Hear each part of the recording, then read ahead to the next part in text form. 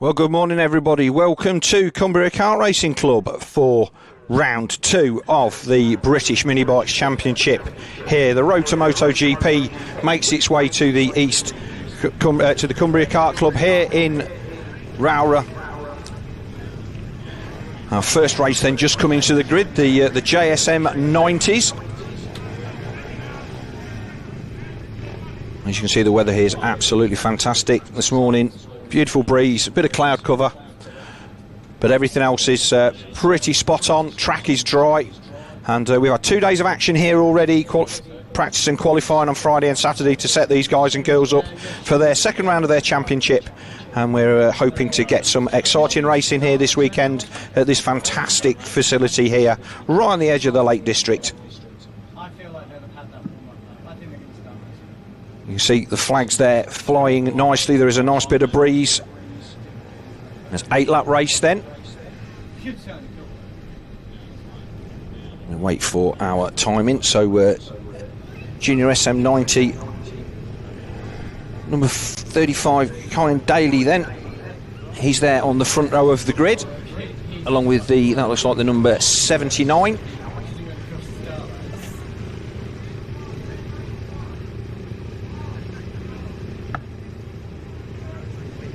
And we wait then just for these guys to go off on the warm-up lap, and then we will get underway. In fact, no, we're straight into a start. Oh, a little bit of a jump there. They come through the chicane for the first time and head off down to McRae's for the first time. It is a nice track to ride, and all these guys and girls have been dizzying themselves around here this weekend. Perfect size track for these bikes, 90cc, and the beauty of this British Mini Bike Championship is that the whole thing is based on equality. All the bikes are controlled as they make their way around. The Stewart S's at the bottom, we're not using the Kart S's there, that lovely triple apex right-hander, and then dropping down the hill through St John's and then into Sunny Corner. And it is the 296 of Carter Spinks that leads away at the moment from the 28 of JJ Manchester as they come across the line. Spinks looks over his shoulder the wrong way, but Manchester there right on his back door. In fact, it's Manchester that leads across the line according to our live timing. Oh, faller there, that's the 73. That's Oliver Med, so Med's gone down. Oh, we've had a tangle at the front as well. So it's Cody Brennan and Simon Daly then that were at the front, and it looks like it's Daly that has come out on top on that one. The 79 of Cody Brennan finds himself on the floor at McRae's at the start of lap 2. So drama already in race 1 here at the British Mini Bikes. They come over this crest, a really difficult corner to get right, this one. The track forces you off to the right and you want to be on the left, but JJ Manchester now a gap half a second between him and Spinks for 3rd and 4th. At the end of lap 2 then.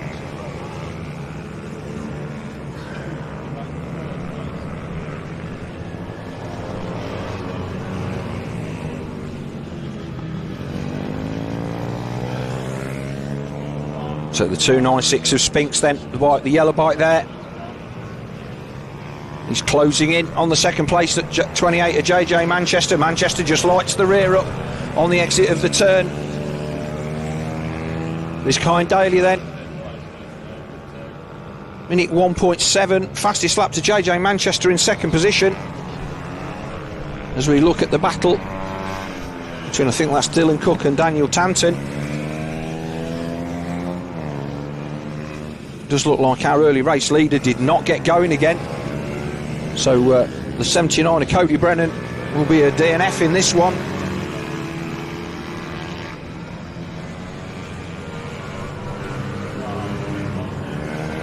So 58.8 the first complete lap then. As the timing updates, and it's still Daly that leads.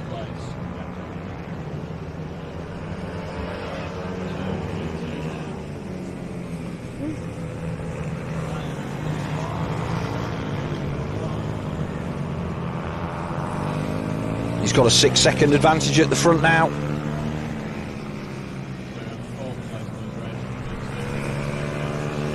We're looking at the battle between Dylan Cook and Daniel Tanton there as they make their way down the back straight to the stewardesses. This camera position then on the top of a big rock face, and you come look at that from the opposite end. It's there, you can see the camera person on the far end there. That's quite a daunting run down to that corner. There's not a massive amount of runoff. Having said that, there is definitely enough, because I've been in that gravel trap more than once. And again, just getting this corner right, getting the line round the paddock bend to get a shot down the start-finish straight. But here is our race leader then, the number 35 of Daly. And he is checking out at the front now, 8.3 seconds the advantage. Manchester on the 28 and Carter Spinks separated by just over a second.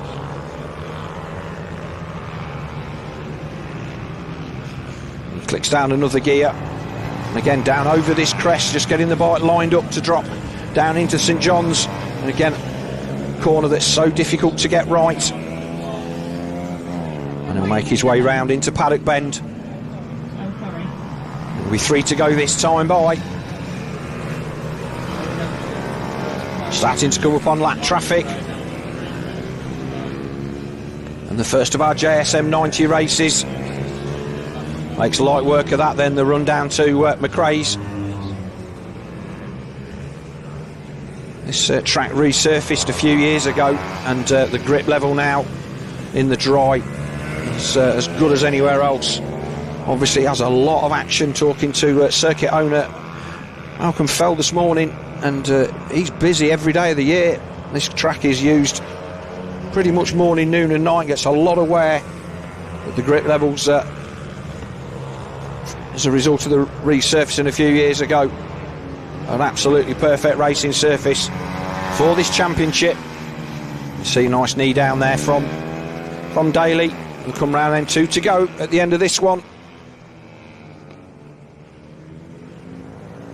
Manchester then still there in second, Spinks third, Cook fourth, Daniel Tanton in fifth.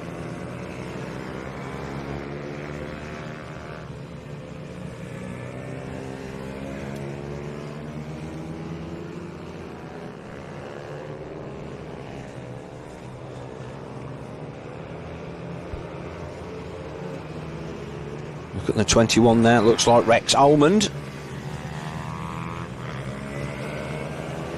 It is indeed, he makes his way down the back straight. Almond then currently 8th.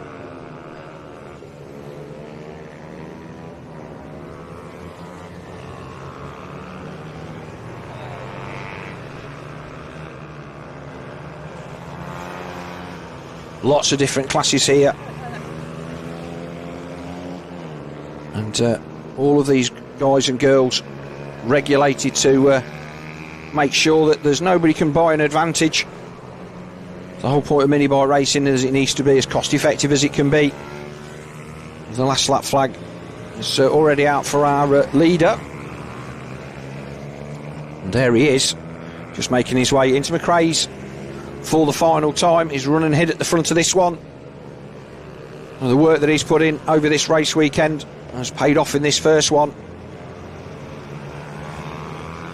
Hawkeye and Daly on the 35.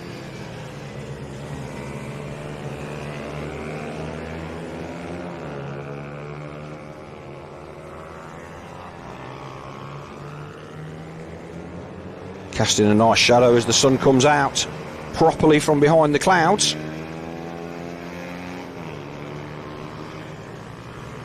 It will be a fairly easy victory then in this first race of our Sunday action here at Road To Moto GP British Mini Bike Championship, our JSM 90 class. Race leader across the line. This will be right. Oh, we've got somebody down on the last lap. That's the number 15. Manchester comes across the line in second. Spinks comes across the line in third. He looks pretty happy with that. And then a race to the line for fourth, and that should go. the way of Dylan Cook, and it does. So Cook 4th, Tanton 5th. Still waiting for Maguire to come across the line in 6th, and Taylor Davis should be 7th. And this is Davis then making his way round for the final time.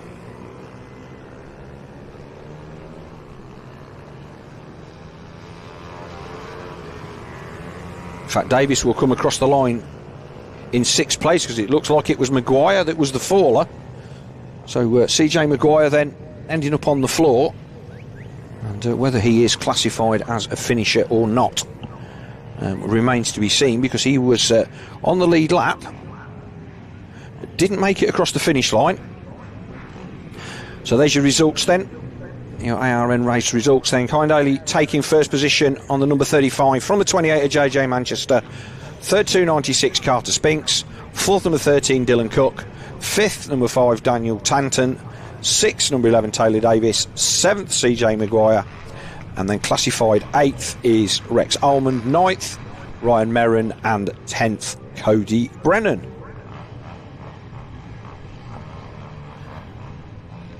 So a few bikes then needing to be recovered. Next race is British Mini Bikes 140s.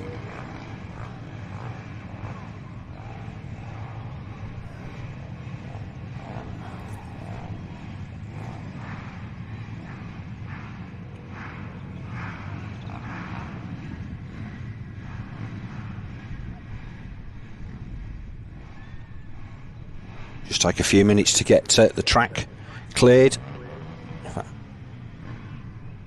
In fact, let's have a look. Yeah, British Mini Bike 140s next race. So the next one will be a 10 lapper.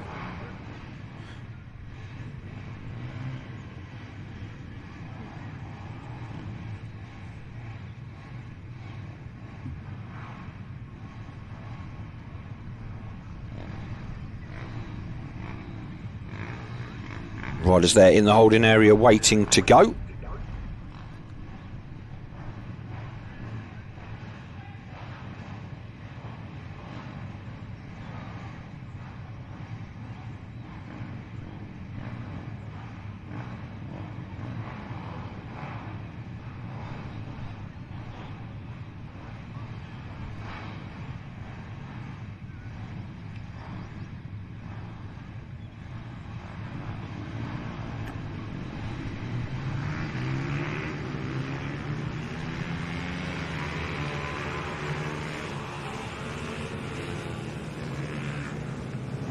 Big grid for this one then as they come out on track.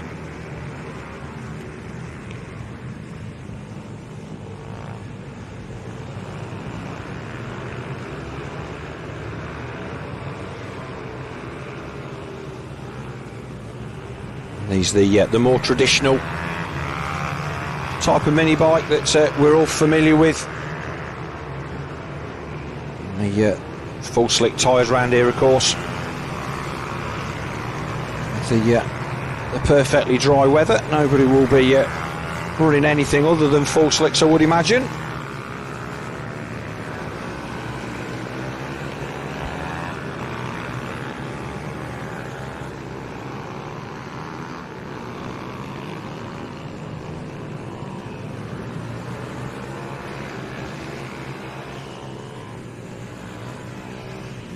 So this corner here that they're coming down into now, St John's, really easy to get that wrong.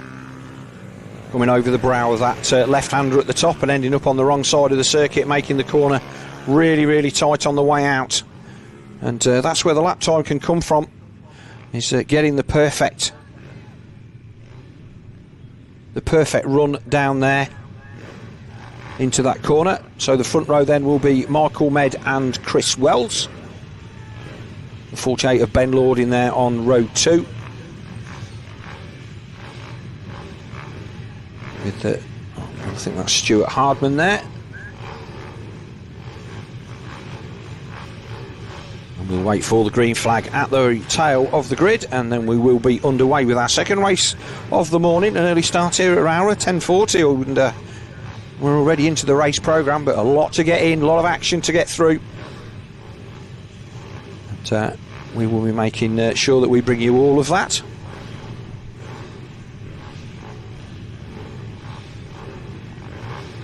Oh, here we go then, going to be a 10-lapper.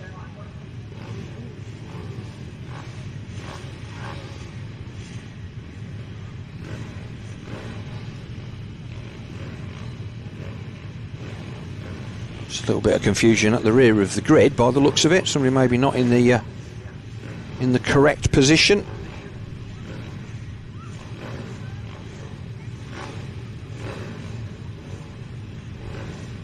But it is a decent sized grid.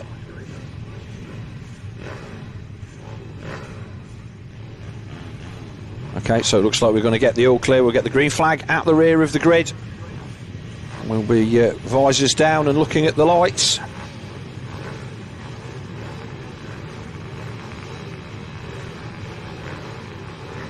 The revs start to rise and see who gets the drop into McRae's on the first lap. Is it going to be the number one of Michael Med? Or is it going to be Wells? Med gets a good jump. Oh, he has a bit of a look down. Wells has got the drop. Into the chicane. And this is where it gets interesting on the brakes down here into the first lap. And it is the 111 of Chris Wells that leads him into McRae's for the first time. Runs a little bit wide then onto the old tarmac. And into Iredale's then. And a look over the shoulder for our number one, Michael Med. Med Racing, then a name synonymous with bike racing at the highest levels. Third place then, that looks like that is the 48 of Lord. Now these guys making use of all of the circuit. You've got to keep your speed up at all costs, and even the slightest bobble, and you'll have 2 or 3 riders coming by you. So it's Wells from Med, then the 48 of Lord, then the number 5 of Joe Dickinson, the 21 of Tommy Almond, 13 of Patterson, and the 104 of Stuart Hardman. That's your top 7. A line astern then out of McRae's. Another look over the shoulder from Med, and he is going to have Lord for company down the far end of this circuit. Keeps looking down as if he's expecting a little bit more from that bike. That was one of the things that mystifies me with Speedway riders. Off the start, they look down at the bike as they go along, and they've got 10 foot to the first corner. Was that a pass? Bit of a moment there. All of a sudden, Lord looking at Racy round the outside, and he's getting shown a wheel up the inside. Oh, it's really tight into this chicane. Our leader then just starting to make a little bit of a break at the front. And it is only a little bit of a break, 2 bike lengths, but he's just... In fact, he ran really wide there, and that's gone. Medi's right on the back of him.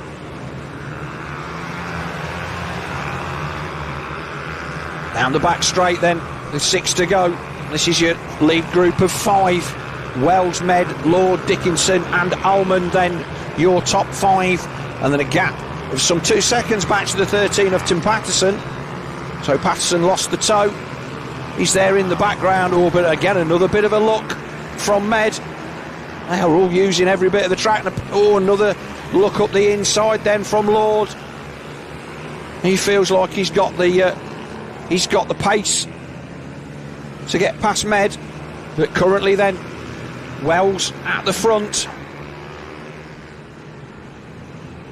still doing just enough. And again, just a little bit of a break this time, and even 3 or 4 bike lengths is a big lead in this class. Just takes the pressure off, knowing that nobody's going to draft past you down the straight, throw it down the inside of you into this turn at the bottom, this Stuart chicane. You don't use the kart chicane there. Just a really almost triple apex right-hander. This is where Lord has been fast out of here and into the paddock turn. He's had a look a couple of times, but not this time.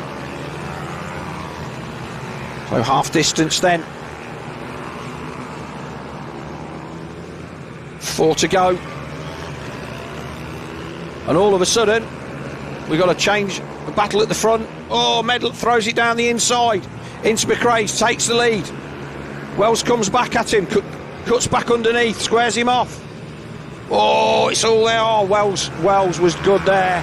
He just closed the door on Med enough not to spoil his speed, and Med's almost putting Lord on the grass. This is a cracking race then. Dickinson is in there as well. Pick up any pieces, as is Almond.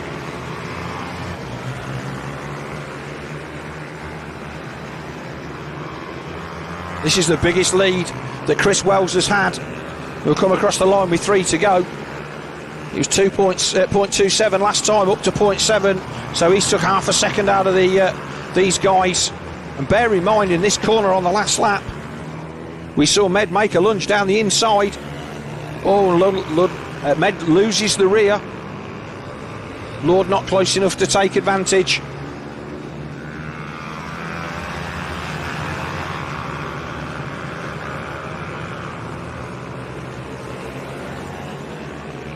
All these riders then needing the dark visor. The sun fairly bright today. Down into St John's, and then sunny corner here. And again, really easy to tuck the front in either of those. A little bit of dust kicked up then. They come across the line. 2 to go.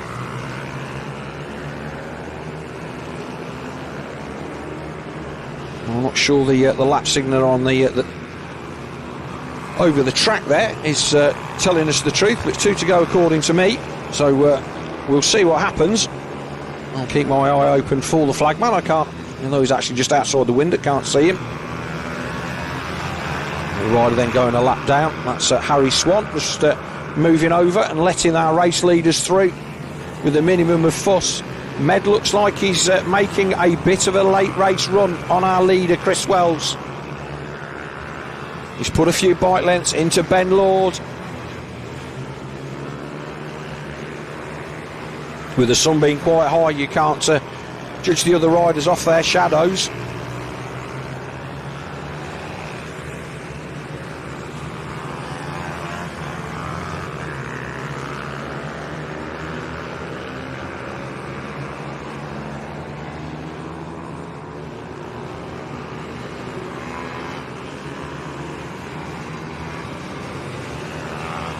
Yeah, as I thought, our graphic then on the screen showing the last lap, but still 7 laps completed on the live timing, so still a couple to go. So our graphic then still set at 8 laps, so we've still got a little bit of this one, a bit more traffic coming up. And will this play into the hands of Michael Med? Oh, he's going to go there, he's going to put... Oh, he's done it. Has he managed to make the pass there? I think he has. So Med forces his way through, uses the traffic to his advantage. They split about. Marco went one side and the other, and Med did what he needed to do. Leads across the line by 0.08 of a second. 8 laps complete. The rest of them are done. Dickinson now up to third. So Lord fallen to fourth. Again, maybe just as a result, as they weave down the back straight. I think that the number 111 has got just a little bit more speed, but that double apex there, really, really easy to get wrong. These bikes do turn on an absolute sixpence. Another show the front wheel job from Wells. They should be coming around, I think, to get the last lap flag this time by. Indeed they are. So last lap then. Fastest lap then. 52.7 from the race leader Med. I'm not sure that... Oh, big mistake then from Wells. I think that's him done. Just lost the rear a little bit on exit. And although he had a straight line speed advantage, or appeared to, he has a long look over his shoulder. As does Med at the front. Well, number 1 is on that bike for a reason. I'll do my best to bring you up to date with the championship positions as they get updated, but we'll concentrate on the on-track action, because that's where it's all at the moment. And into the final paddock for the final time, and the checkered flag then for the number 1 of Michael Med. Victory from pole position. Chris Wells, an excellent second. Dickinson third, Lord fourth, and Almond fifth. And then it's a long, long wait before we should get the 13 of Patterson across the line.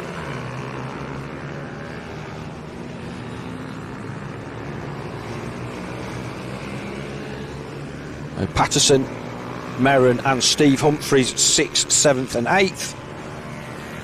And the 9th place should be Daniel Cliff, and 10th Jordan Merriweather.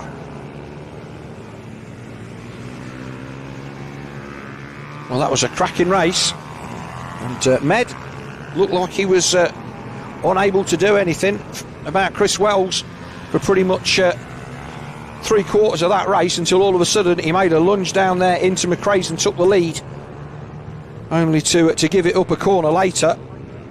But when he got down to the nuts and bolts of getting through the back markers, he certainly had the job covered, and that pass into Paddock Bend with 2 to go sealed the race victory by half a second then from the 1:11 of Chris Wells, with Joe Dickinson, number 5, taking third, 2 seconds adrift. And there you see the results: 48 Ben Lord in 4th, 5th Tommy Almond, 6th Tim Patterson, 7th the 888 of Dan Merrin, 8th 241 Steve Humphries, 9th Daniel Cliff, number 6, and 10th 118 Jordan Merriweather.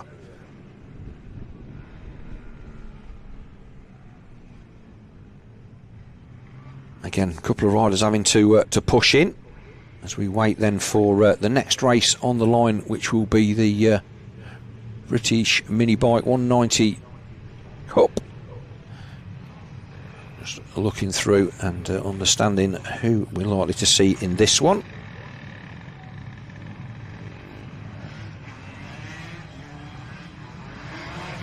And they come, all hiding in the shade of that nice building there. As I was saying to Malcolm Fell, I've been coming to this track now since probably the early 2000s, and it's so nice to see that all of the money that he ploughs back into this excellent facility.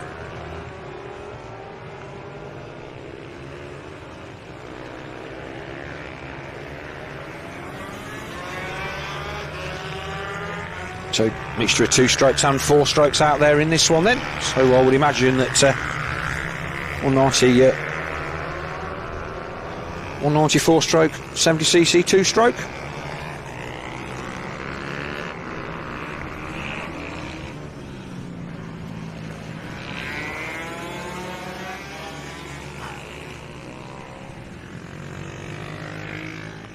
Just got a quick glimpse of the start grid there, but pinged away unfortunately. So let's have a look and see who we get lining up as they come round from their sight lap. This one brought to you by EA Services. I thank all of our race sponsors here this weekend for making this championship what it is. The Ovale, the Danny Webb GP Camp logo there on the front of those leathers.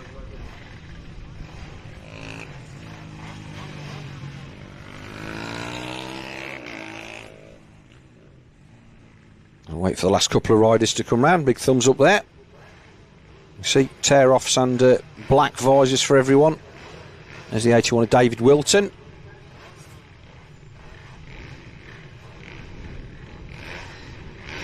Quick chance to have a walk around the paddock. Wasn't on site yesterday unfortunately, but had a walk around the paddock when I got here this morning, and a very full paddock and some excellent setup, some brilliant machinery, and these guys and girls working their way through the classes.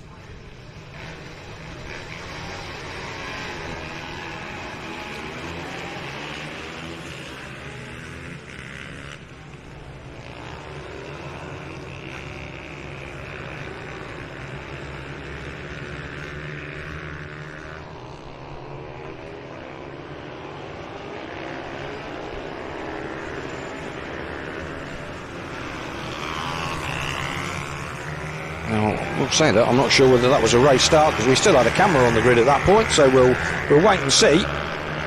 If it is a race start, we'll pick up our race leaders as they come round. And it did seem that there was a couple of riders at the back that were not ready to go.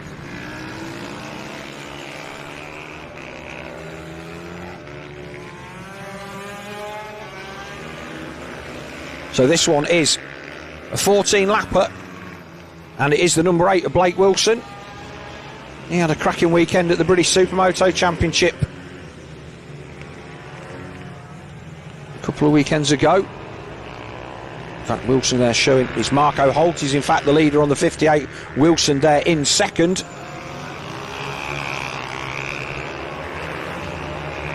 Two lots of time in here on the screen, and one is updated quicker than the other, so I'll try and keep my eye on which one's telling me the truth.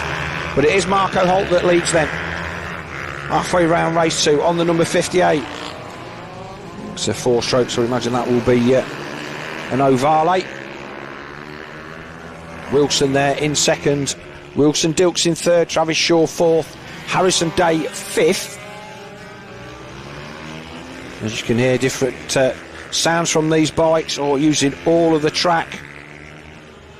Into the doctor's dangle there for the number 58 of Marco Holt. And I would hazard a guess that the name and the number attributes to a certain Mr. Simoncelli, and he's out there leading this one on the number 58. Lovely line through there, drifts right out to the left-hand side of the circuit, and then tips in to get right over to the left to make this corner here. St John's is it's a little bit of a hump in the middle of that turn, and if you go in there too wide, it unweights the front, and down you go. Ask me how I know. Wilson doing his best then, 1.24 the gap. At 14 laps then, one of our longer races. As I say, all of these classes, the youngster classes that are to move these guys up into the Mini GP and the Ovale Cup and the FIM Mini GP 160s. This is our Road to Moto GP, the top guys and girls in that class racing for a chance to ride on the world stage and further their careers. But this Mini GP 190, 170 class brought to you by OMG Racing, one of our series sponsors. Wilson doing everything that he can to hang on. The gap out to 1.7 now as he flicks left right through the chicane. That straight looks incredibly short from that angle. And we come up to again another corner, Iredale's, that can used to be really, really slippy in that corner in the old days before it got the full resurface. And again, easy not just to lose the front on tipping, but also spin the rear up on the way out. And obviously the power that these bikes have, usually not enough to spin the wheels up as such, but with the massive lead angles that they use, as soon as that back wheel breaks free, very, very difficult to get them back. As we see the reverse angle then coming through Sunny Corner into Paddock. The race leader already across the line.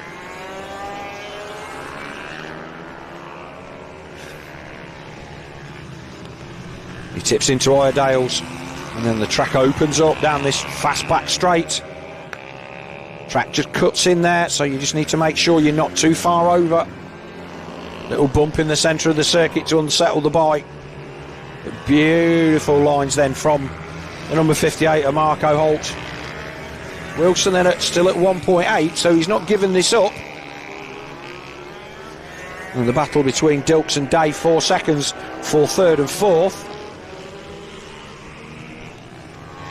Out to 2 seconds, so Holt then fastest lap of 48.6 as opposed to a 49.04 for Wilson.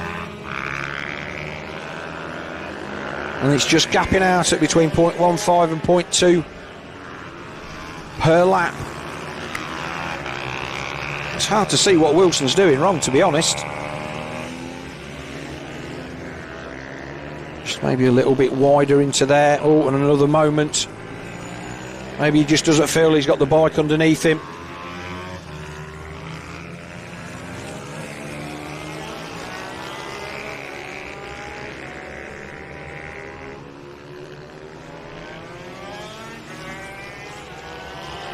Oh, very wide there, almost on the grass.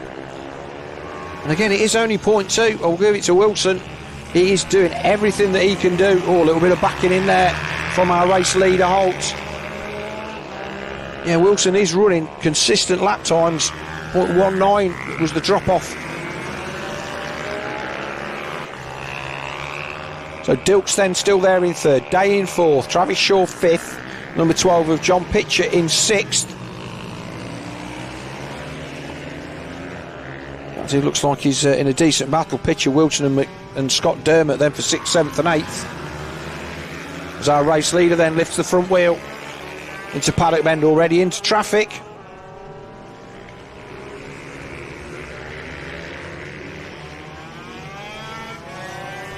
At the end of lap 8.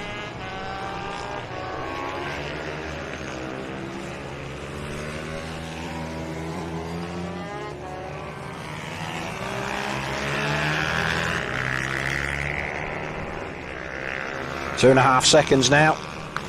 So we look at the battle here.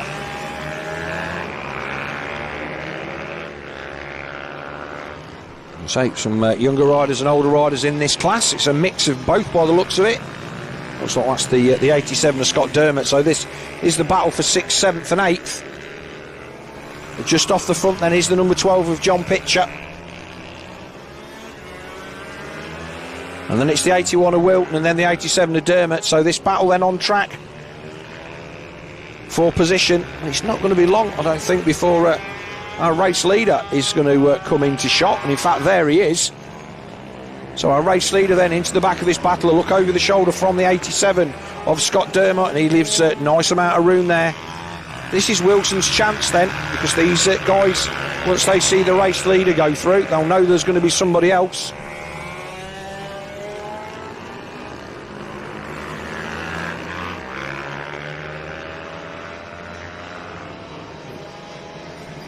Just a little bit of caution there, deciding not to throw it down the inside into St John's.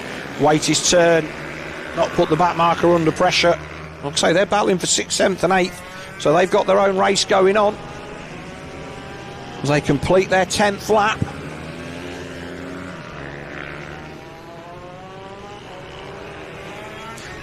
And the gap is back down to 1.9, so Wilson did make a little bit of an inroad.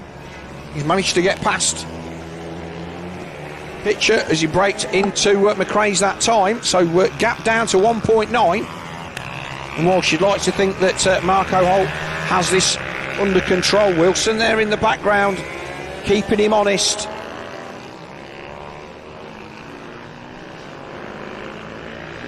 Oh, perfect line through there, just lifting the knee to miss the curbs. In fairness to Blake Wilson, he's giving it everything that he's got, but Marco Holt just has that tiny bit of an advantage, and you can see where I think it's fair to say that Wilson looks inch perfect, but Holt is millimetre perfect. It's the same bit of the track, lap in, lap out.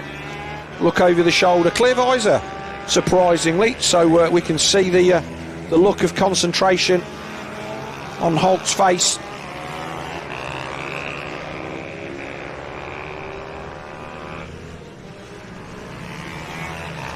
Again, just skipping over that bump. And this there down here, the last lap, is Wilson closing in. Like I say, he's just maybe a couple of inches further out from the curb, making the track just that little bit longer. Holt had to lift his knee up good and proper to clear that, whereas Wilson was barely lifting it off the tarmac. And these are the margins at 0.1 of a second a lap that you're looking for. And it's one of the beauties of this sport, makes it so close. It's all in the setup, little advantages, so hard to come by. Wilson Dilks then still holding on to third position, just by a couple of seconds from Harrison Day. So that battle for third and fourth then, that's still pretty close, but the two guys at the front absolutely checked out.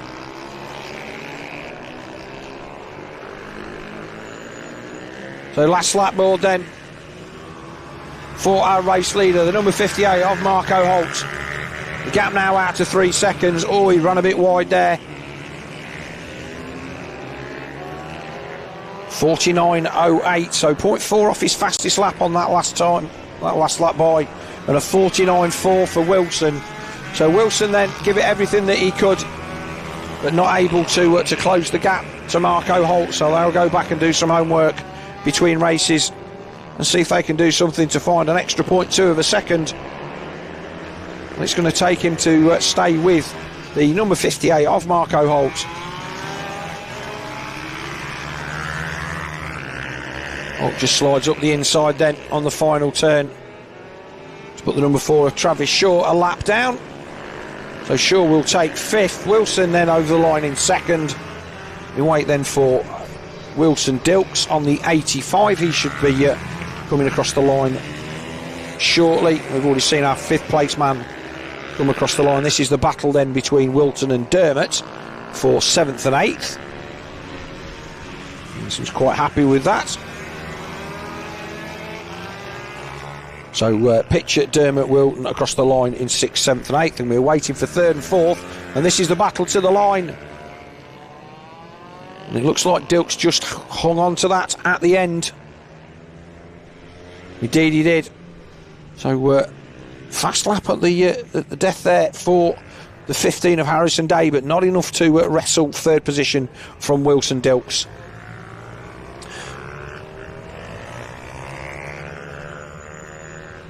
So the first race of the day in the books then for our Mini GP 190s, 170s. Obviously they had a race yesterday as well. And here's the results then. Win for the number 58 of Marco Holt. 2nd place number 8 Blake Wilson. 3rd number 85 Wilson Dilks. 4th number 15 Harrison Day. 5th number 4 Travis Shaw. 6th number 12 John Pitcher. 7th Scott Dermott, number 87. 8th David Wilton, number 81. 9th Rupert White, number 77. And 10th place, number 46, Izzy Carter. So Minimoto rookies out on track next for their 12 lapper. Brought to you by M4 Minimoto.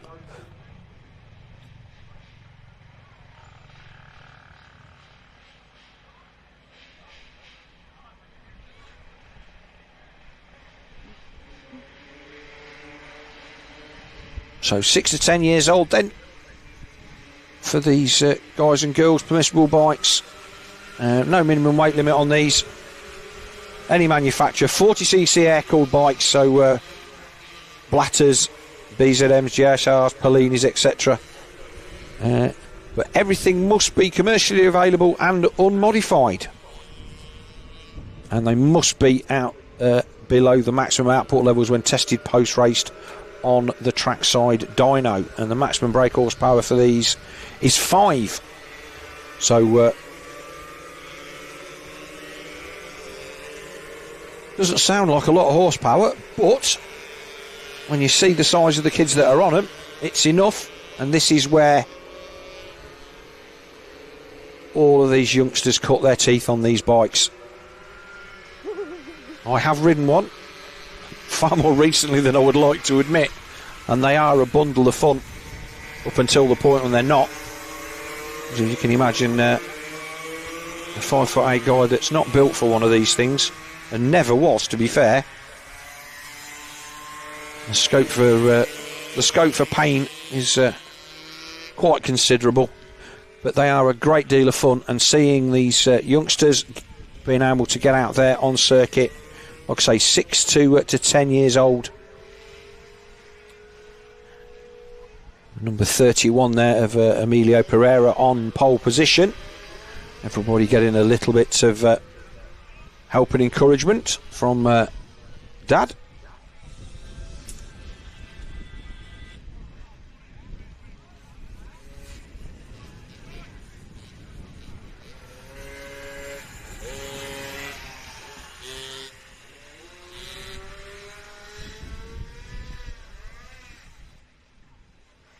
So it's going to be 13 laps then.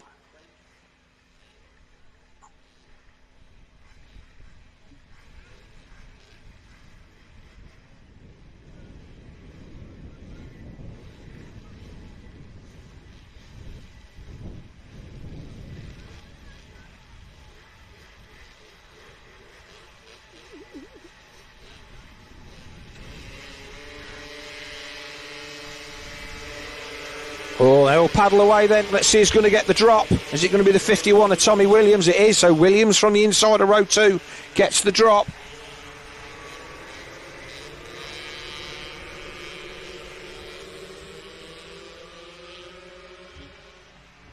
Down into McRae's for the first time then. And it is.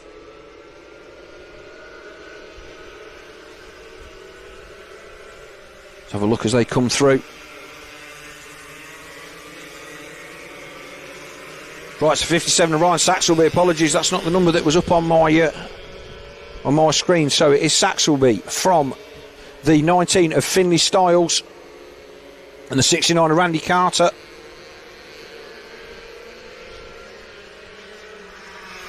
They come down into Sunny Corner for the first time. Interesting to see what lap times these guys and girls do. Austin Dilks in 4th, Freddie Taylor 5th, Joey Aldisic, number 67, there in 6th place.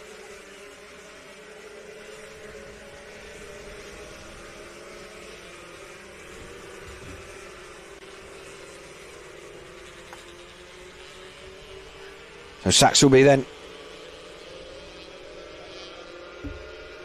All right, so it updates. So it is Williams that leads from Pereira. So for some reason, the live timing telling me lies on 2 screens this time. So maybe I think we got an intermediate split that wasn't quite correct. So it is Williams that was leading. I don't feel quite so bad now. I don't know all these guys off by sight just yet after one race. So Williams then from Pereira. Williams got the drop. And Pereira doing everything that he can to try and keep the number 51 in sight. No fairing on that number 51. Be interesting to understand whether that actually makes much of a difference. Obviously everything at this level will. But with the size of rider and the size of the fairing, I don't really think it's a massive difference. But Pereira then keeping him honest. A bit of a gap back then to Reed Saxelby and Finley Styles in 3rd and 4th as they come through around the hairpin at McRae's. And again, contrasting styles. Oh, big lunge then from Pereira, the clear visor on the number 31. And there's a black visor from Williams. The sun not really a problem at this time of the day with regard to visibility, other than the fact for brightness, because obviously we're just in a big hole in the middle of Cumbria. This is a former quarry that they laid a track out on many, many years ago. And anybody who's anybody in the motorsport world has done laps round here from this part of the world, including me good self, although I wouldn't consider me myself to be an anybody, but we come and race here with the British Supermoto Championship, and I've done for many, many years. I'll be here in a couple of weeks' time. But these bikes really more suited to the size of circuit, and Pereira then doing everything that he can to try and find a way past our race leader, the 51 of Tommy Williams. Williams then looking up the track, not getting distracted by what's going on behind him, just head down and keeping the bike pointing in the right direction. And Pereira doing everything that he can to try and stay close enough to take any advantage. If Tommy Williams does make a bit of an error, I know that these bikes, lots and lots of things that you can change, gearing and all manner of things, just to make the bikes pull out of the turns a little bit better. But obviously anything that you do to increase acceleration will hamper the top speed. So it is all a bit of swings and roundabouts and getting the performance exactly where you need it as we look for the battle then for 3rd, which is Reed Saxelby and Finley Styles. And it is currently the number 57 of Reed Saxelby in that 3rd position. 0.3 of a second between these guys. A little bit of a wobble there from Saxelby.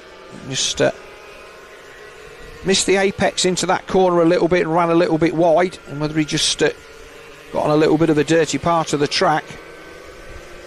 Back to our race leaders. 0.17 over the line last time by.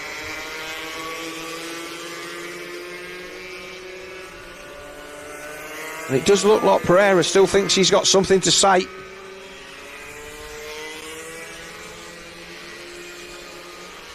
So it's 12 laps then, this one.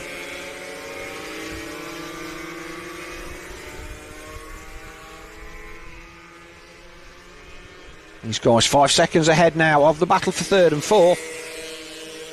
But it's too close to call at the moment.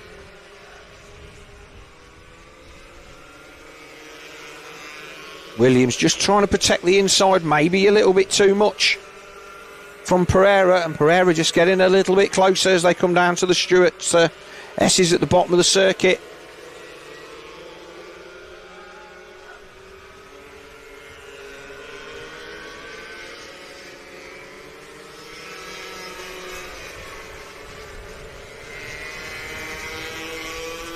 I have to say that Williams is hitting his marks down this end of the circuit, but he was just a little bit wayward in Iredale's that last lap by, and all of a sudden Pereira then right on the back door of our race leader, number 51, Tommy Williams. And if Williams starts to go defensive, which he has, it's going to leave the door open as the following rider. You can go where you like.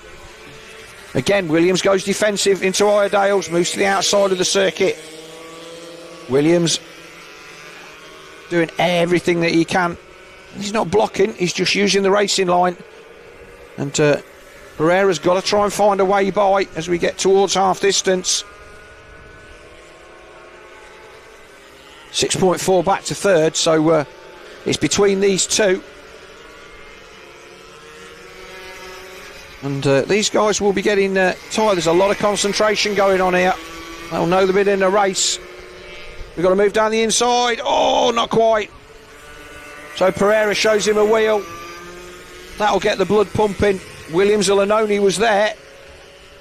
But if he's showing you a wheel down into paddock, that's telling you that he's thinking about a pass everywhere. So this will send Williams a little bit defensive again. A better run through the turn for Pereira. Is he going to make a run down the outside as they come down to Iredale's with 6 to go?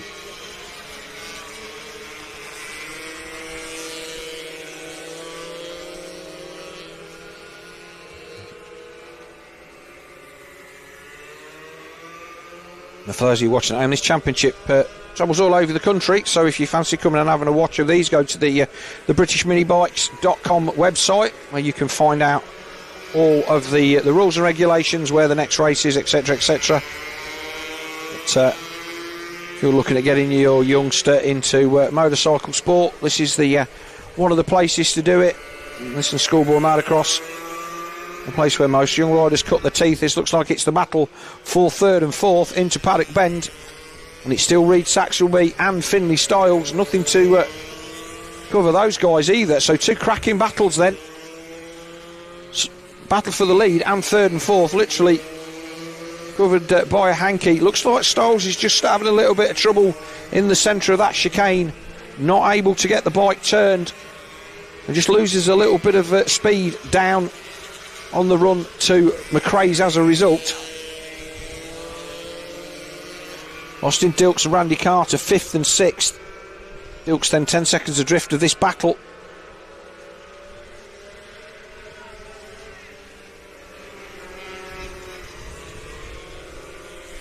If this is where you can just see the difference between these two guys here and the two guys at the front. The consistency of the lines, or a little bit of a bobble there from Saxelby.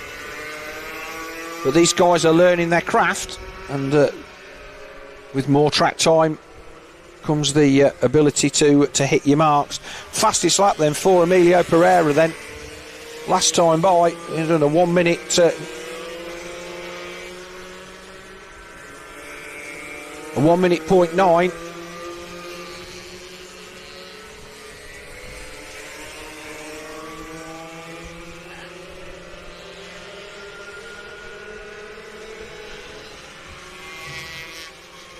But still unable to find a way by the 19 of Finley Styles. And here's the battle for the lead. They come down into St John's with 4 to go. And still, Pereira not able to find a way past. In fact, he's just dropped off a couple of tenths. It was 0.1 over the line last time. So that gap has opened out a little bit. Half a second this time. So all of a sudden, after putting in the fastest lap of the race, first man into the 1 minute with a 1 minute 9, Pereira had a mare on that one, did a 1:01.5, dropped 0.6 of a second to our race leader. So although Williams not breaking into the minute barrier, on the minute flats, he's just done enough to put half a dozen bike lengths between him and Emilio Pereira in second position. Difficult to know where to look at this one because, well, Saxelby and Stiles are going at it. We don't want to miss anything at the front. But it does look like Williams has just managed to break enough to make Pereira chase hard now for the last 3 or 4 laps. It looked like Pereira was stalking Williams, but now it's the other way round. He's not trying to hang on, and here comes the 67 of Adasic and the 118 of Freddie Taylor. So they're having a great battle for 7th and 8th. So battles all the way down through this field with 2 to go. But the battle at the front then, Williams out to almost half a second now. And Saxelby and Stiles 0.2 between them. So there's lots of action on track for all of you trackside following your charges. You'll be jumping up and down, no doubt. See a few people getting excited at the side of the track. I'll say this is the battle for 7th and 8th.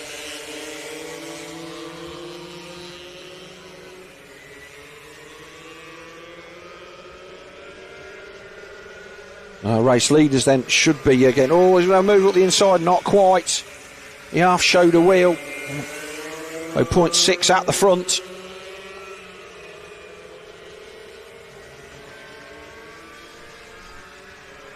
Race leaders then on the last lap now. Here is what's number 85. That's Dilks and Carter. So that's the battle for 5th and 6th. But there's our race leaders then for the final time down into the Stewart chicane at the far end of the circuit. And although it looks like Pereira has done a little bit on that last half a lap or so to try and get back on terms, it is going to be barring disasters in this final turn go round paddock corner for the 51 of Tommy Williams. In fact, no, he's got last lap. He's out, so we've got 1 to go.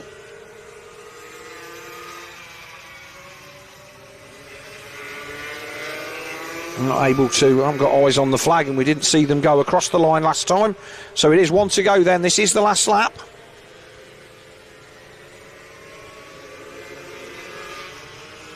.7. It doesn't look like 0.7 now, though, does it?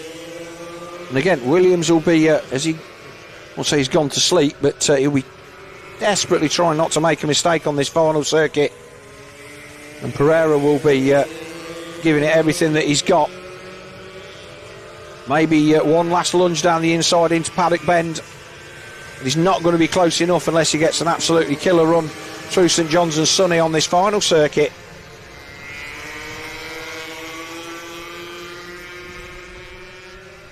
Oh, he's close. He's right there.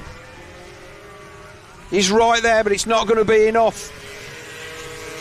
And a win then for Williams. I think Williams was just, like I say, be controlling the race, but he made sure he didn't make any mistakes. Then here's the battle then between Saxelby and Stiles. Oh, covered off the inside then did Saxelby. Didn't give Stiles anywhere to go. And they're going to come to the line. And they've had a good battle for the whole race. And they'll cross the line in 3rd and 4th. So Reed Saxelby then 3rd. Stiles 4th. And is this the battle? This is Dilks, I believe. This is Adasic and Taylor. Dilks is just coming across the line now because he's just managed to hold off Randy Carter. And here we go for the final time. Oh, nearly chopped the nose off there. So Adasic and Taylor come across the line in 7th and 8th. Now that was a cracking race. Pereira then sat there on pole and didn't get the jump. Henry Cooper and James Dermott come across the line in 9th and 10th. So that's your top 10. So another cracking race then. The riders come down on their slow down lap, but Williams and Pereira, they were going at it at the front, and it was the start that did it, because Williams got the drop, paddled away, and Pereira had nothing for him over the length of that race. Managed to show him a wheel just the once, but he was on him for the whole race. And there is the Minimoto rookies then, powered by Race RQ, our M4 Minimoto race results. The 51 then of Tommy Williams taking the lead, 31 Emilio Pereira second, third the 57 of Reed Saxelby, fourth the 19 of Finley Styles, fifth the 85 of Austin Dilks, sixth the 69 of Randy Carter. Those two guys having a good battle as well, and also a great battle from the 67 of Joey Adasic and the 118 of Freddie Taylor, and 9th and 10th Henry Cooper and James Dermott, and 11th and 12th Oscar Rowland and Charlie Bunn. Well, it's non-stop action here, and the next class already, and this is the mini bike 160s and vets. Two classes in here, and they're nicely split up on my screen as well, so we'll be able to see who is doing what in this one. As with most things, it'll be a race on the track, and we'll split them up afterwards. We'll try and give props to the old guys, seeing as I'm one myself. And these vets classes across pretty much all motocross and supermoto and various other sports now, these are the guys that are keeping the doors open. People riding a lot longer than they used to, riding for fun, coming to relatively cheap motorsport, which this Minimoto is. If you've ever been road racing, you'll know what kind of costs are involved in that, and Minimoto racing, whilst it isn't like any motorsport, no motorsport is cheap, relatively speaking. You can do this for less money than you would spend on a decent mountain bike.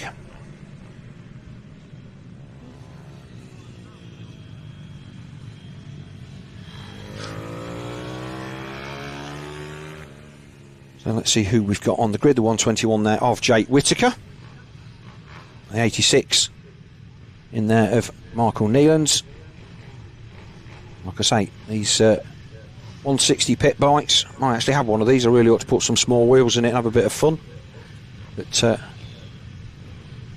lovely Castrol colours there. That's a beautiful bike. The 164 then of Tony Reveley. That's a nice bike. And again, walking around the pit, so many of these bikes, these Simotos and all that, so nicely turned out.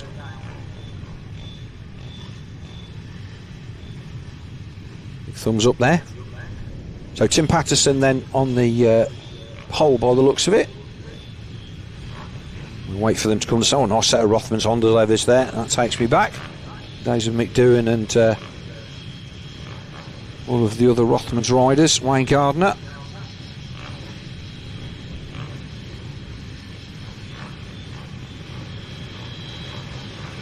We wait for the lights to change then.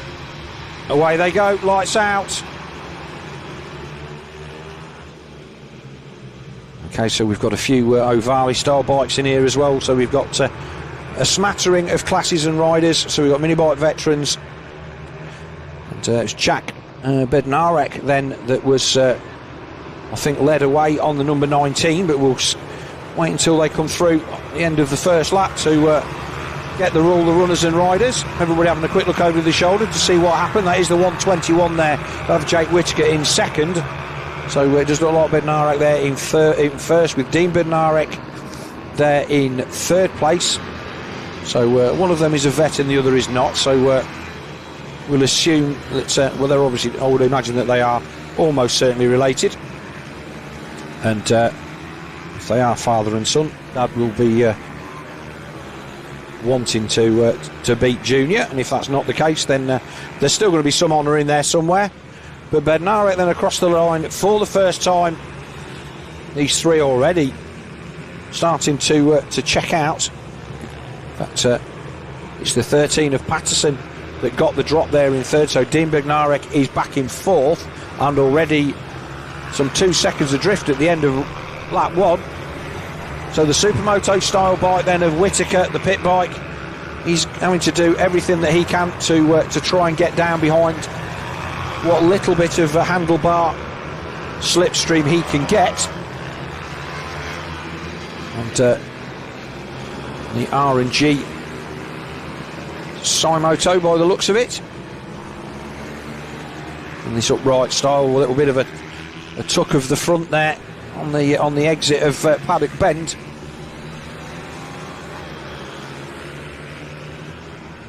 Our race leader then, Jack Bednarek, 53.58, fastest lap of the race.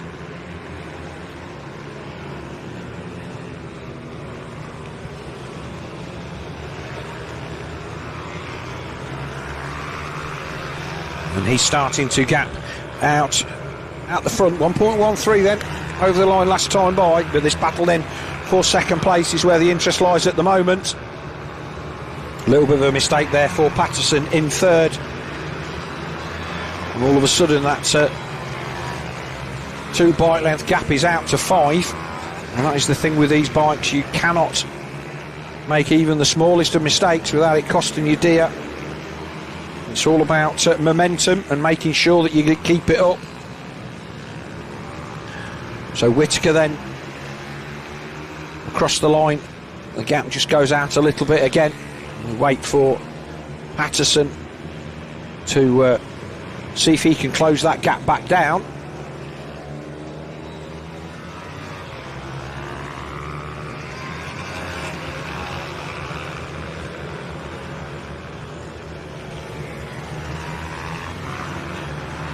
So fourth place now is showing the 86 of Michael Nealon's.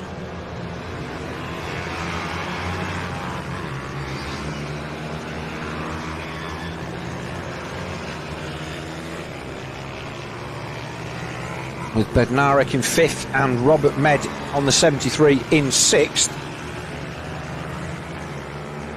There's Patterson then. No, that's not Patterson, that is the 19 of Bednarek, so that is our race leader. And he is now starting to move off at the front, 2.7 the gap.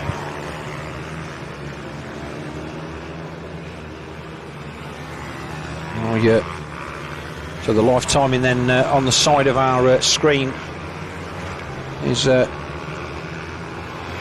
more up to date than the live timing that I have on my laptop. So again, just flicking from one to the other. But, so Bednarek and Robert Med, then our vets racing in 5th and 6th, are our current 1 and 2 in the vets class, with Tony Reveley, the guy there who was in the beautiful Castrol colours. He's currently running 10th on the track, but 3rd in the vets. So he's only, in fact, just right on cue. There he is, behind the Rothmans Honda. So yeah, there's a few Honda colour schemes there, but it is the 164 then of Tony Reveley that moves in front of the 97 of Michael Judkins. But Bednarek out the front by 3.6 now. These two are having a right back and forth, aren't they? Bit of a look across. And the size of these bikes and the size of the track, this racing is as intense as anything you'll do. Oh, a bit of a touch there. So this is our battle for... Well, this is our battle now for 2nd and 3rd, and it looks like we've had a change.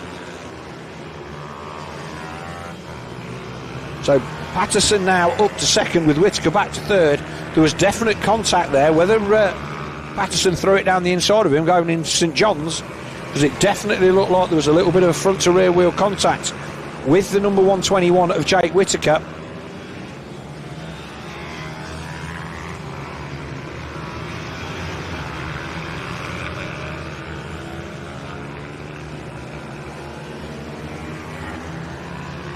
Now that's Bednarek and Med.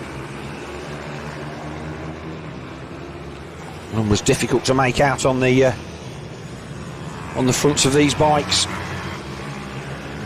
Like I say, I'll get a little bit more familiar with them as I've been on track a couple of times. But there was definite contact there, and Med was sitting there in 6th anyway, so Cook doing all that he can. Come across the line. That's the 73 of Med. We'll get looking down then onto Dean Bednarek.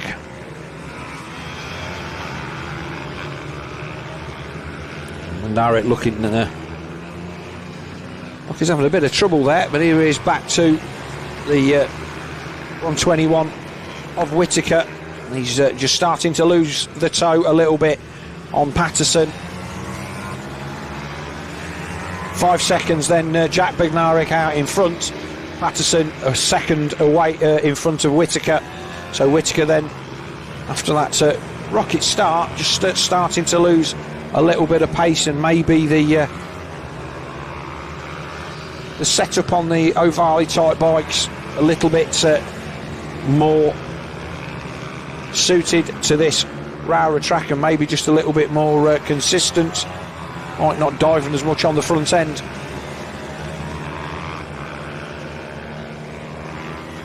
We're cracking through the classes, no mistake. This one is a 10 lapper and just a couple to go. Bednarek is spoiling it for everyone at the front.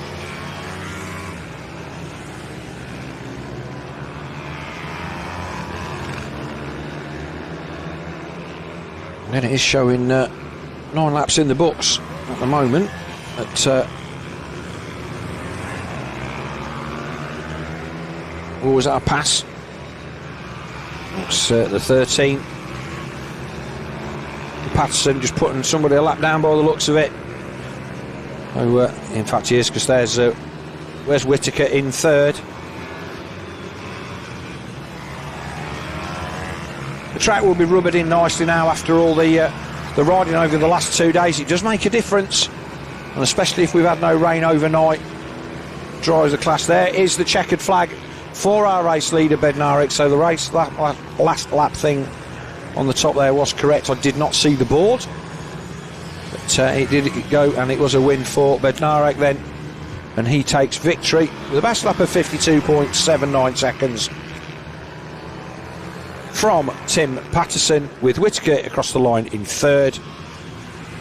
Michael Neal's and Raid 6 across the line in 4th, and it's Bednarek and Med after that good battle. Don't forget, that was only 0.15 of a second, and that was for the win in the Vets class.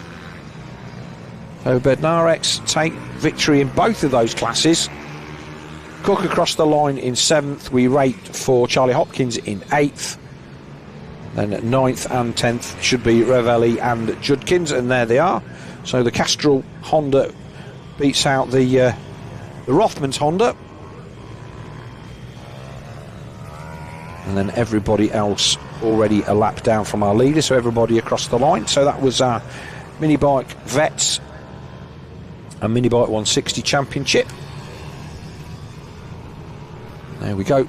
A race win then for the 19 of Jack Bednarek. 13 Tim Patterson second. 3rd place number 121 Jake Whittaker. 4th number 86 Michael Nealans. 5th place leader in the Vets, the 69 of Dean Bednarek. 6th place 73 Robert Med, also in the Vets, so he finishes 2nd. And it's the 78 of Dave Cook. 8th place 189 Charlie Hopkins. 9th Tony Revelli, he takes 3rd in the Vets. And 10th place 97 Michael Judkins.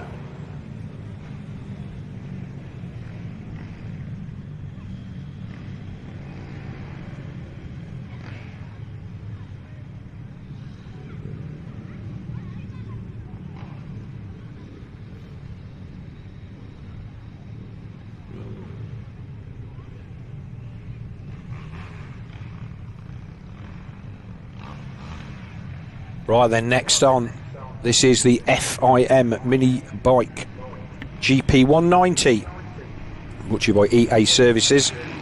This will be a 14-lapper. So this is the one of the big ones. This is the one that they all want to win. And at the end of the year, this championship then will garner a couple of places into the European FIM Mini GP grid. It is actually slightly uphill from McRae's to Iredale's. I've never actually realised that. There is just a little bit of elevation change there. A number of times I've raced here and never clocked on. You always think it's flat. So all of these bikes then ovale. They are all current model year and identical as far as they can be. So this is again purely down to the rider.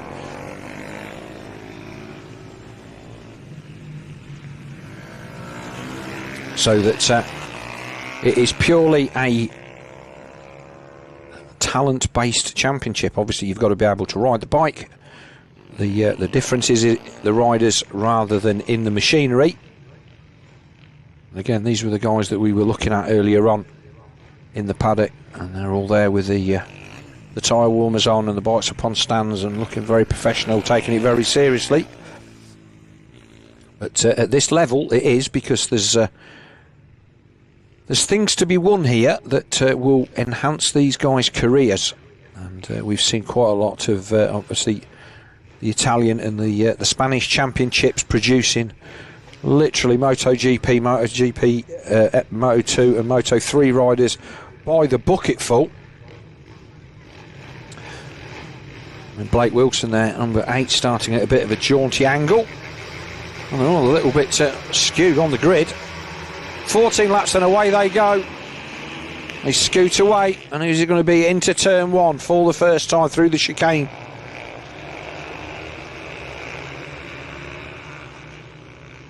Oh, Wilson down the inside into second. But it is the 31 that leads them away. Oh, big lunge down the inside. In fact, that did look like the 31 of McCartney.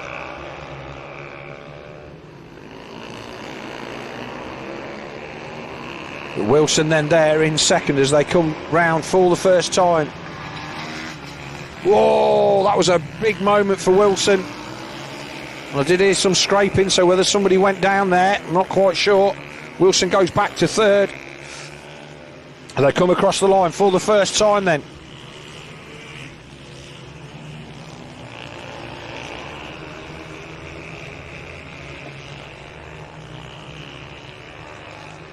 My live timing showing me that it's Henry McCartney in the lead, but that looks like the 58. With McCartney there in second, so whether there's a transponder issue. So it is Marco Holt. He pops up on screen, so it is the 58 of Marco Holt from Henry McCartney from Blake Wilson. Whether we lost somebody on that first lap, because I did hear some scraping down here into St John's, whether that was just the footrest of Wilson. He did really, really well to hang on to that.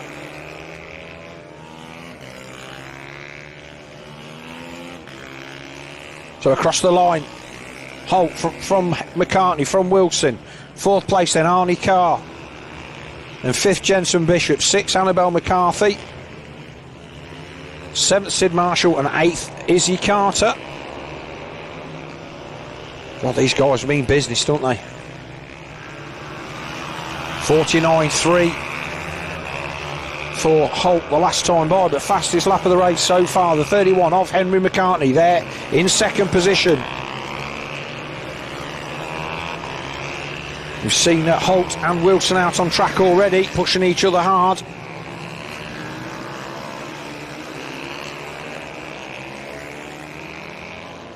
Whether Holt will be using the same bike for this race as he did for the other one, I would expect so, because obviously the more track time that you can get, the better it is, and you don't really want to be changing bikes unless you have to.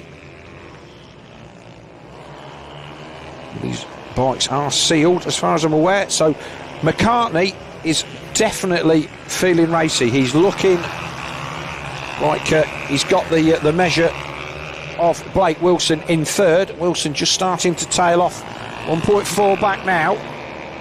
So that will free up McCartney to have a run at our race leader Marco Holt without fear of leaving the door open.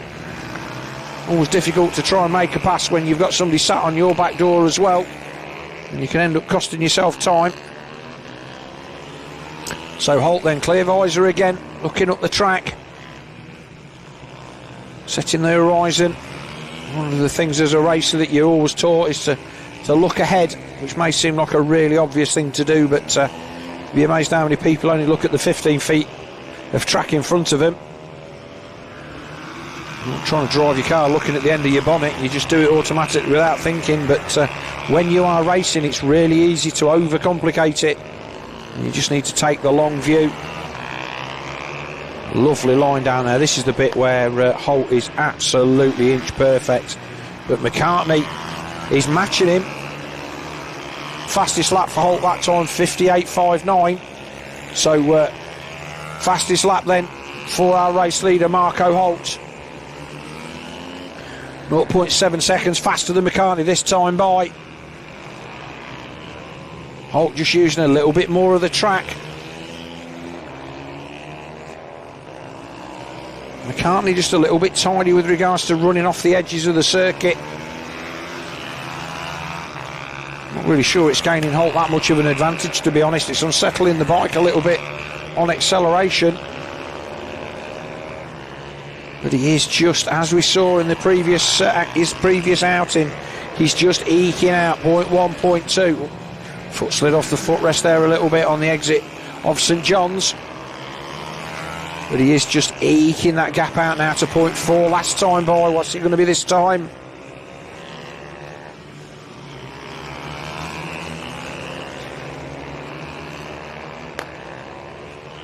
It's out to 0.8, so he is just doing the do again.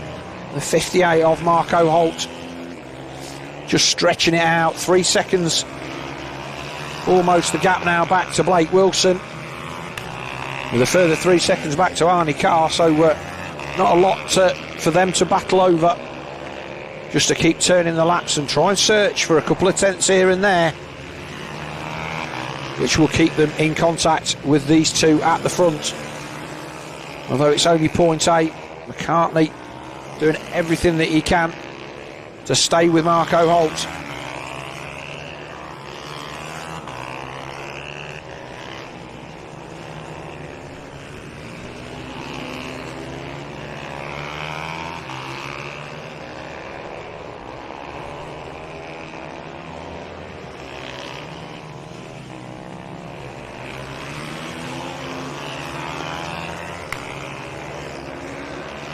Like I say, the top two in the championship at the end of the season for this one will go to the European level, where they will fight for honours and hopefully a next step on the ladder.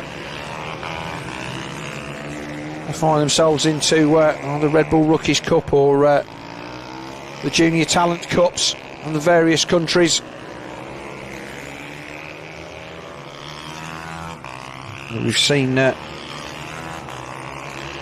Pedro Acosta come through the mini bike classes through Moto 3, Moto 2 and into Moto GP. He started on these bikes, and that's what all these guys and girls are looking for, is the chance to race against the best.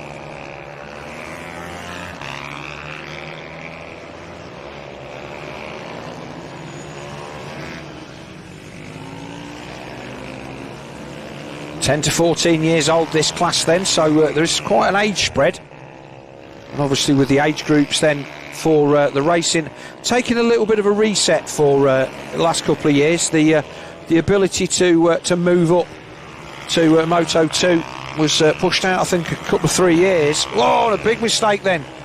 So just looked like that back marker just took the eye of Holt there. And he just got it moving a little bit on the rear. Did he tap himself on the head there? I think he did. Or did he pull a tear off? I don't think it was a tear off.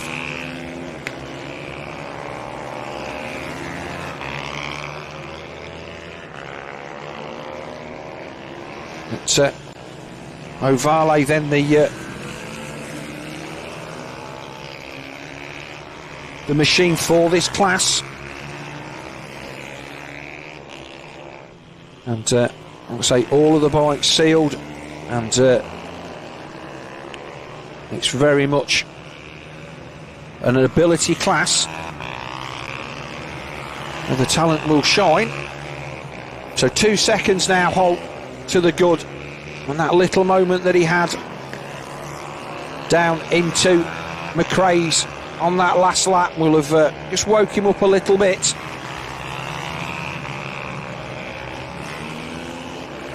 Wilson tailed off now by almost 5 seconds in third, but he's given it a decent go.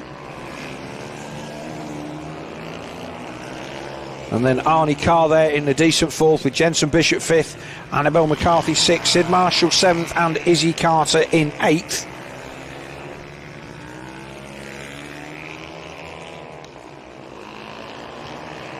So here is Wilson. As I said, he had a good weekend at the British Supermoto up at Teesside. Yeah, that was last weekend. I should know, I was there.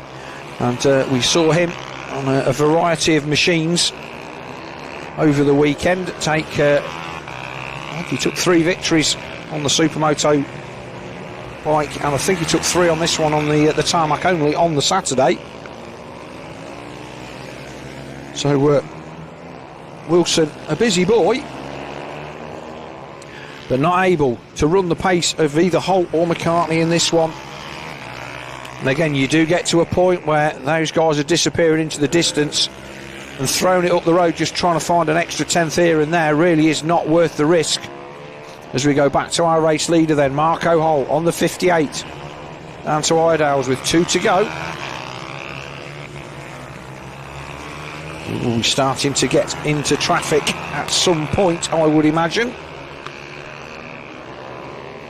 But still got a decent amount of cloud cover out there today, so not as nice a day as it was on the drive up yesterday. It was a beautiful summer's day. And whilst it's warm and dry, and definitely very much the onset of summer in this part of the world, we don't have the it is a real sun trap here. As I've said, this is an old quarry from back in the day, so when it's warm here, it's proper warm because there's very little in the way of breeze. We're in a big hole in the ground. It almost has its own little weather system, to be honest. I've been here when we've not been able to see from one end of it to the other, and had to wait for the fog to rise before we could take to the track. But not today. Beautiful clear day all the way to the coast. And our race leader then for the final time, it's going to be the 58 of Marco Holt, taking an easy victory. He's happy with that.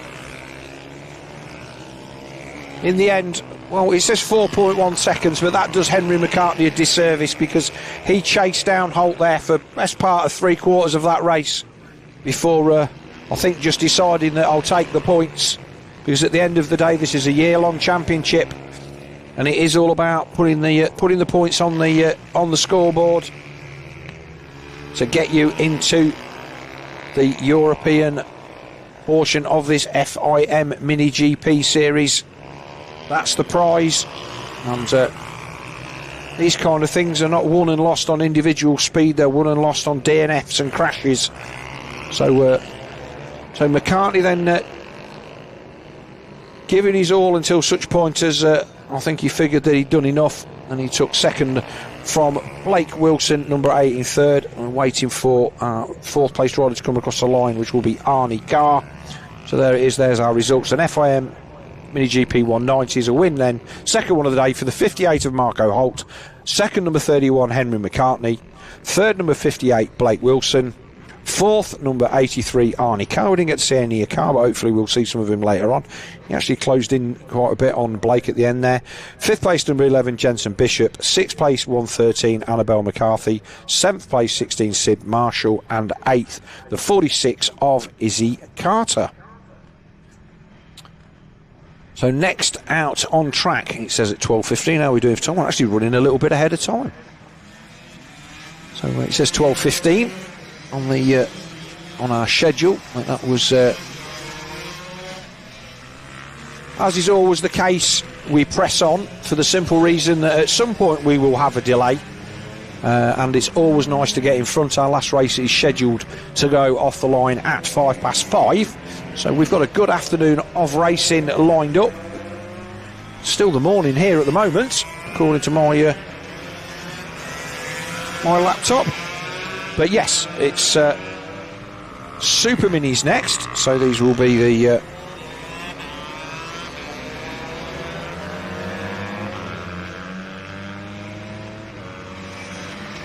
next race on track.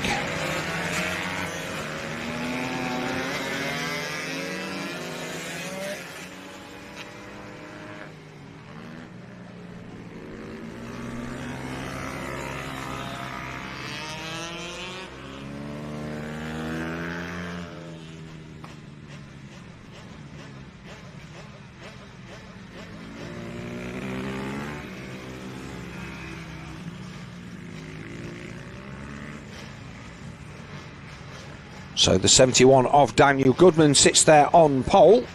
66 of Louis Smith there on row 2. These are all 85cc two-strokes as far as I can see. Apart from the number 79 there, which is clearly a 150 Honda. That is the 79 of Harley McCabe. So this is the quick way into mini bike racing if you don't want a pit bike. A converted 85cc or 150 Honda. And that opens the doors to get you on track. Away they go. Oh, a few wheelies there, and he's going to get into their first turn first. It is the 79 of Harley McCabe then that takes the whole shot. They run down into McRae's for the first time.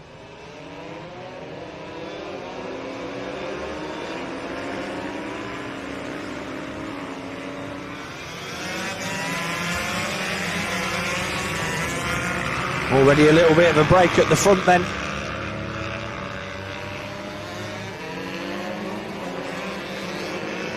They find their way back down towards us for the first time.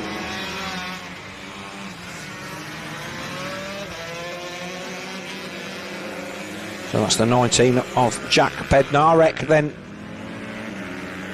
Comes across the line first from McCabe, then Louis Smith, then Jake Smith, Lawrence Wardle, number 4 on 4 in 5th, and Jamie Callan in 6th.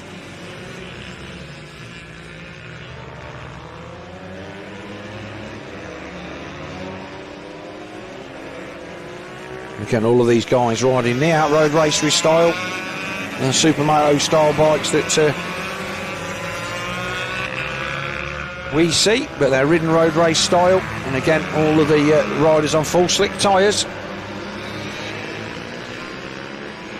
And again, see a few guys out there doing double duty, different bikes and different classes, making the most of their trip up here to the Lake District by getting plenty of track time. This is a 14 lapper, so across the line at the end of lap 2.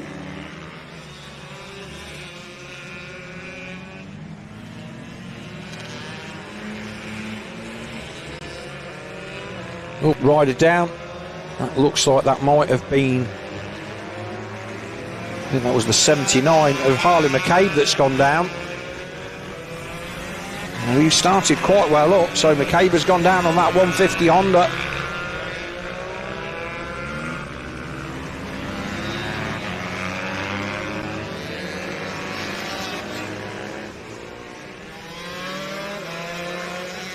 It is race these then, Bednarek under pressure from the 71 of Daniel Goodman.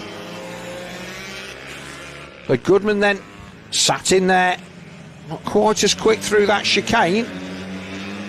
And that's where you need to be quick to put the pressure on down into this sharp left-hand hairpin.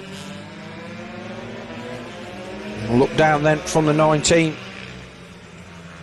A lot of them look like they've got little mini dashboards on there, so whether they've got a lap timer. There's a GoPro then on the handlebars of the number 19 as well. Now all the gadgets on the, I want to say that's a Husqvarna, but they're all Husqvarna gas KTM. They're all pretty much the same. Looks like a gas there in second.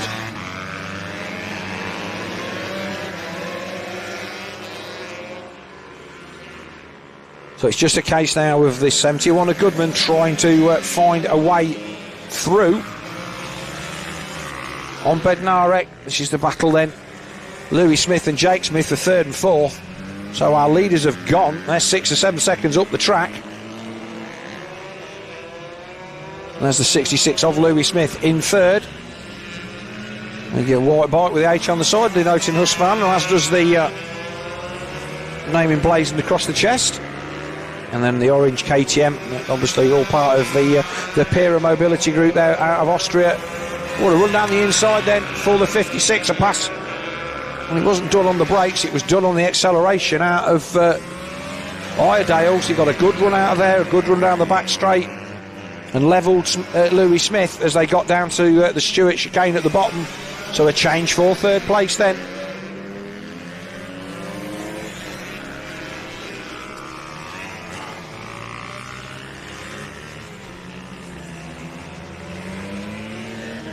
Nine to go. 0.2 then the gap at the front.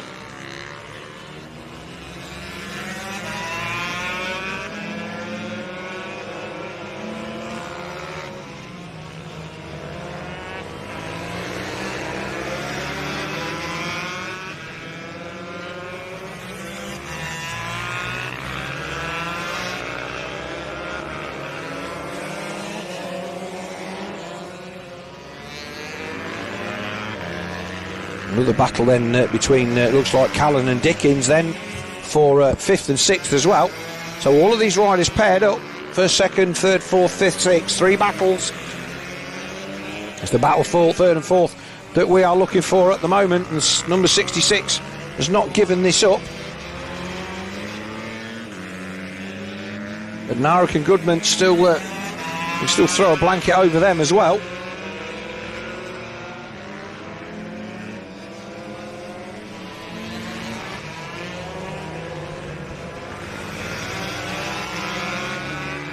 Fastest lap of the race then to our second place man at the moment, the 71 off Dan Goodman, and 48.629 to Bednarek's 48.633. So absolutely nothing in the lap times for those two guys.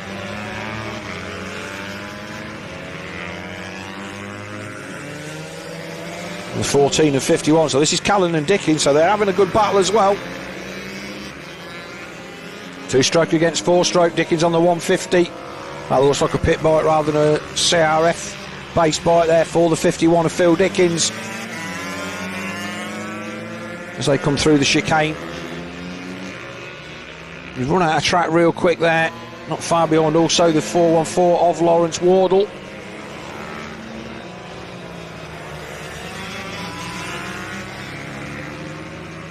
He's trying to get on the back of this battle, but the 14 of Jamie Callan then 5th place at the moment. It says Yamaha on the leathers, but I'm pretty sure that's an 85cc Husky that he's on. So it's quite a long way back on that. Knees forward, whereas the rider behind him, Phil Dickens, kind of rides out the side of the bike. There's a battle for 3rd and 4th again across the line. Bednarek and Goodman 15 seconds up the track now.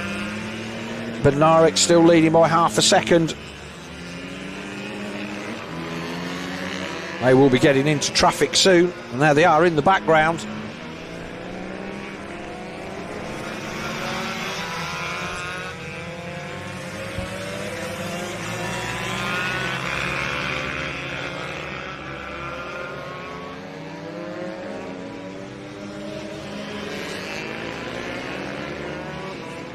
There's a move there from the 66 of Smith.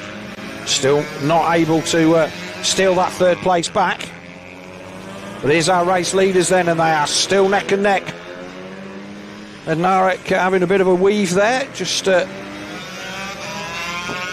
not giving Goodman an easy way past. Ties down to the inside there, moves back. And the thing is there, if Goodman just keeps the straight line down there, it sounds daft, it's a little bit further, but what happens is these guys come out the corner, as you stay on the side of the tyre, it just helps the bike accelerate. You sit it upright, the rolling radius of the tyre changes, and just drops the revs off a little bit, makes the bike work a little bit harder. If you notice in MotoGP, they always tend to come out of a corner and then move across to one side and then back to the other. It's just to stop the bike, just kind of dial a little bit on the revs coming out the turn as they get onto the larger rolling diameter of the tyre. Whilst I'm sure it doesn't make as much of a difference on these bikes, we can see that Bednarek is doing that down that back straight. So 4 to go.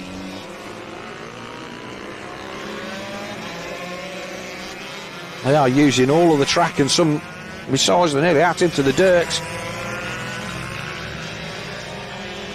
So if Goodman's got anything for him, he needs to do it now, because they're running out of laps.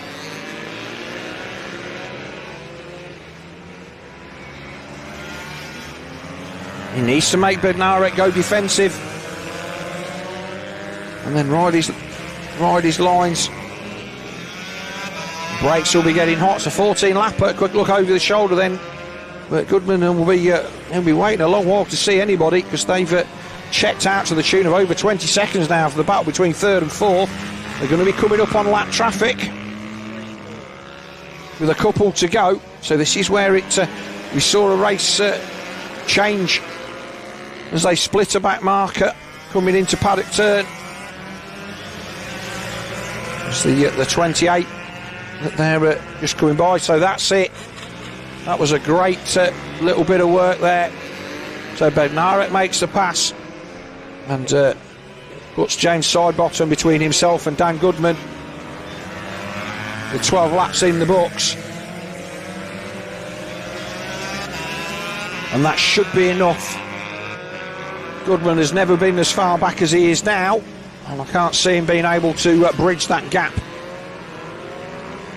in 2 laps, unless another couple of slower riders coming up.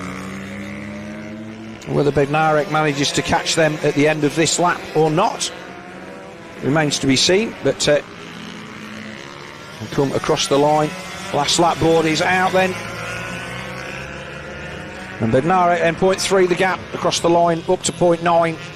So Goodman is really pretty much done for the day on this one. It's going to take a mistake from our race leader, and he's done 14 laps without even a slight bobble. Down the back straight for the final time.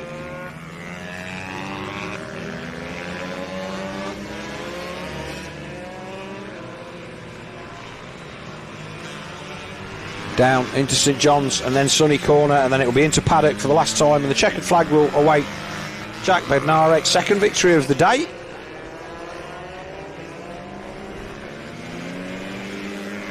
Are we pleased with that? Second place then for Dan Goodman. Those two guys absolutely disappeared. Fastest lap of the race for our second place man, 48.562. So about 0.06 faster. This is the battle for third then.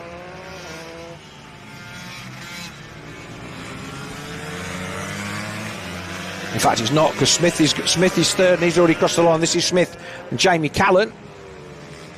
So Smith coming across the line, he takes third. Fourth place then to Callan. So Jake Smith third, Louis Smith fourth, Jamie Callan fifth, and 6:51 Phil Dickins.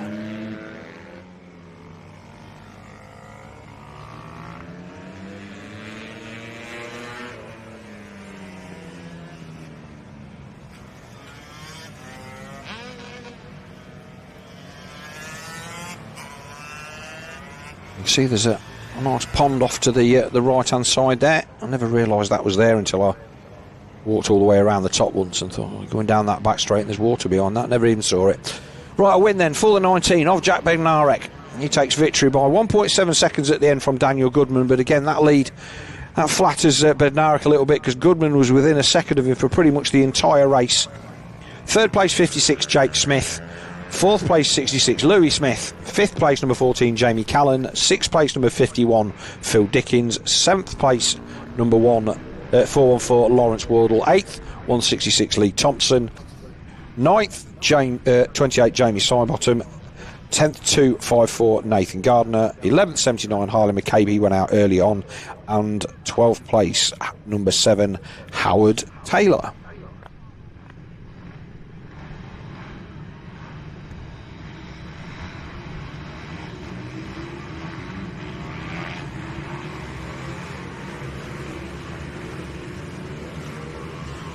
So, quickly on then with the great motorcycle giveaway, Mini GP 110 Ovale 110 Cup.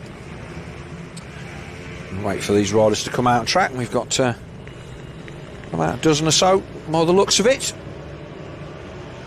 And again, these classes all split to give everybody a decent chance. Not having too many different sorts of bikes out there on track that are not compatible with each other and so on. So, yeah, decent field in this one.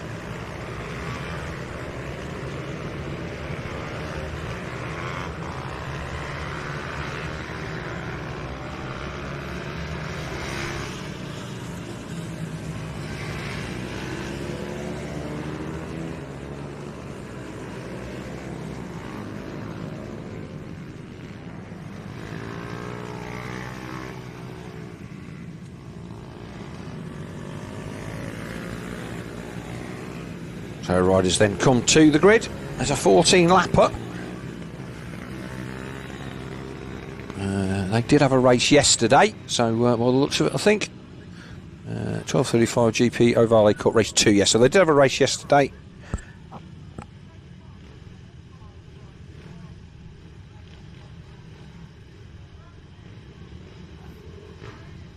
Is that the 99 there on pole position? Sorry, on the certainly on the front row of the grid. Well, quick stall there from our pole sitter. Just popped the clutch there while it was still in gear.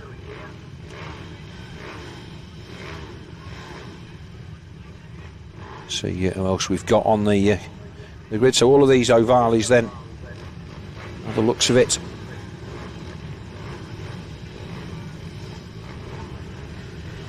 all very similar.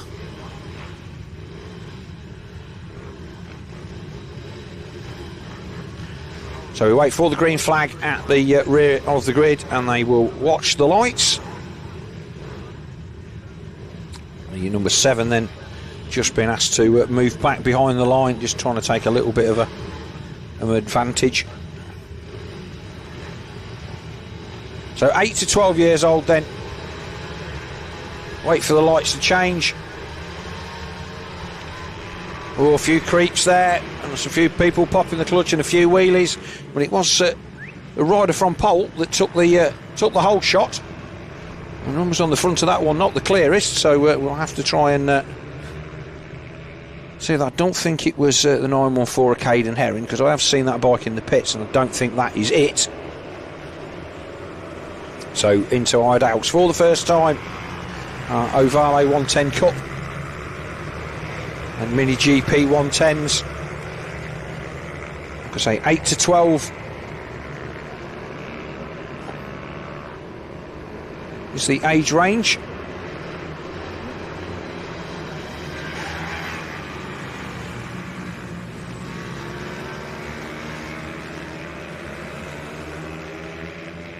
They're already round at the end of the first lap. So 110 4-speed, 64 kilos, the bikes, and again sealed engines.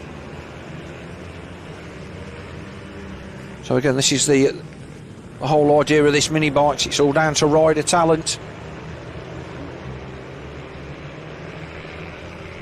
And whilst there's always little things that you can do to make advantages, they all have to be within the spirit of the law, of the rules.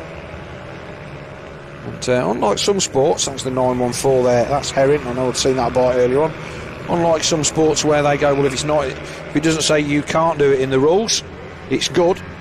These rules are, if it doesn't specifically say that it's allowed in the rules, it is not allowed. And it does make for a leveler playing field, and give the guys out there a chance to show what they can do. And it is the 99 of Max Robinson that leads across the line at the end of lap 2, from the 64 of Sebastian Gass, the 94 of Caden Herring, and the 36 of Leo Solyu. And then 5th place, the 50 of Max Frederick, and 85 of Leon Simpson.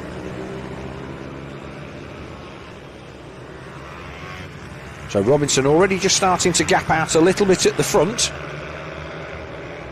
Has that Herring gone up to 2nd position? We have a change there, I think we did. No, our race leader is out the front, so yeah, there's the race leader, there's 2nd, then the battle for 3rd and 4th comes down into St John's. Herring then holding off the 36 of Solyu. Herring thought about was going to drop it across the front there, just gave him a little bit more room on the way in. And that's really what you have to do, is just try and put yourself in a position where the other guy just wants to not take the risk, and you open up a gap. Mason Frederick then in there in 5th. He's still part of this this battle as we make our way around the 3rd lap. Max Robinson then already starting to toddle away at the front. And, Sebastian Gass there on the 64 in 2nd. Say the way that these guys and girls absolutely inch perfect on the lines, and this is where the lap time comes from. Road racing is all about the small details, hitting the same part of the track, lap in, lap out, not upsetting the bike, keeping your speed, scrubbing off too much thing. A look over the shoulder then from our race leader. You'll see that he's got a decent gap, 2.5 seconds, so he'll be at the point now where he won't really have to look over his shoulder. He can see him coming the other way as they come out of Iredale's. So Gass, Herring, Solyu and Frederick, the battle then for 2nd, 3rd, 4th and 5th.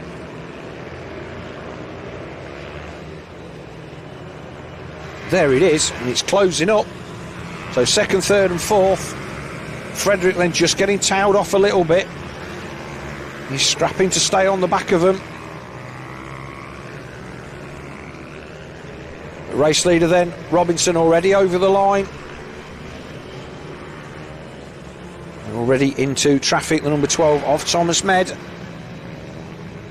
Oh, Herring went the wrong side there. He was in a position where I think where he didn't have a lot of choice. Oh, that's a great move down the inside then. Frederick then up to 4th. He puts a pass on the 36 of Leo Solyu. Just took advantage of that back marker. So a 4-rider battle for 2nd place then down the back straight.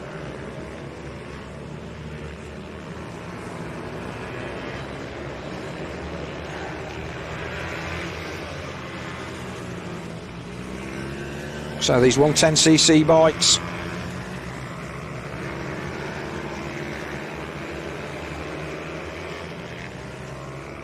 great fun to ride, and it's all about the details in the setup, getting the suspension to work how you need it to, and it's set for your rider's weight, getting the gearing sorted out.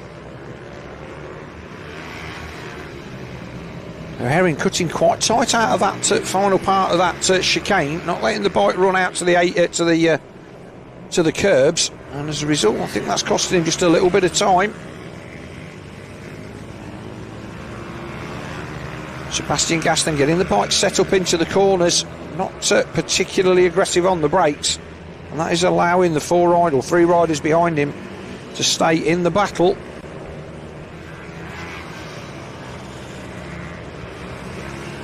So Simpson then in 6th place. He's the next rider on track after this battle, but he's been tailed off. Once you lose the toe, you're racing the time. Oh, another move up the inside. So Frederick has another go. Is he going to push Herring out? He's not. He's going to have another go down the inside here. Still not quite close enough. But this will take the attention of that 914 of Caden Herring.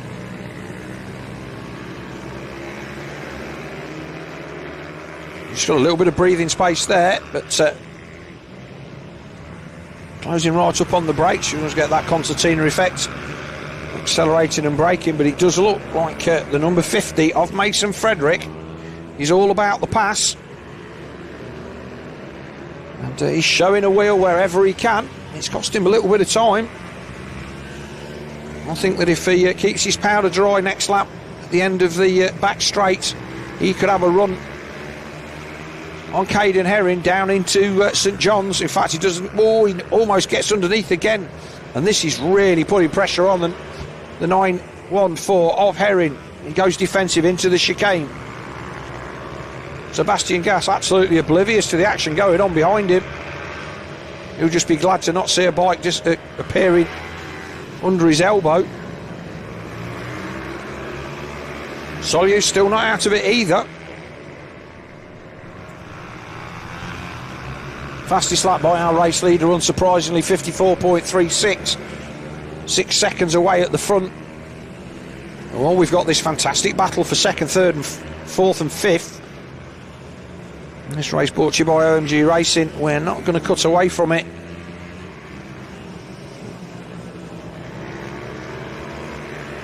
And this is where these guys, the racecraft, he's had 4 goes up the inside here and not managed to make any of them stick.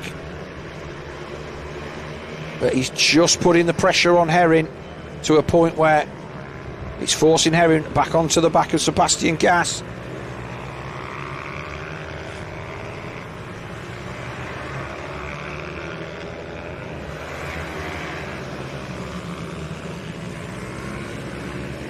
Like I say, these bikes not blessed in the horsepower department, but they've got whatever they've got, they've all got the same.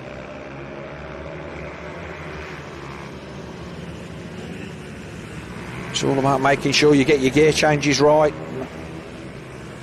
Our 5th place man then, the 36, still sitting there holding a watching brief, looking for any kind of mistake that'll give him that 4th place back that he held at the beginning of the race. At some point there, I think that Frederick's just got to let the brake off into that pit corner. I think he needs literally another wheel, and I think he's there.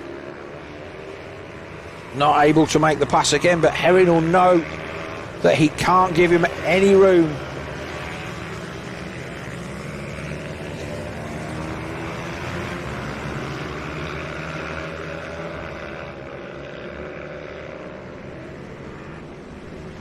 Got a yellow flag, so we've got a rider down, like in the centre of the circuit. Somebody's low-sided off there, so our marshals will recover that.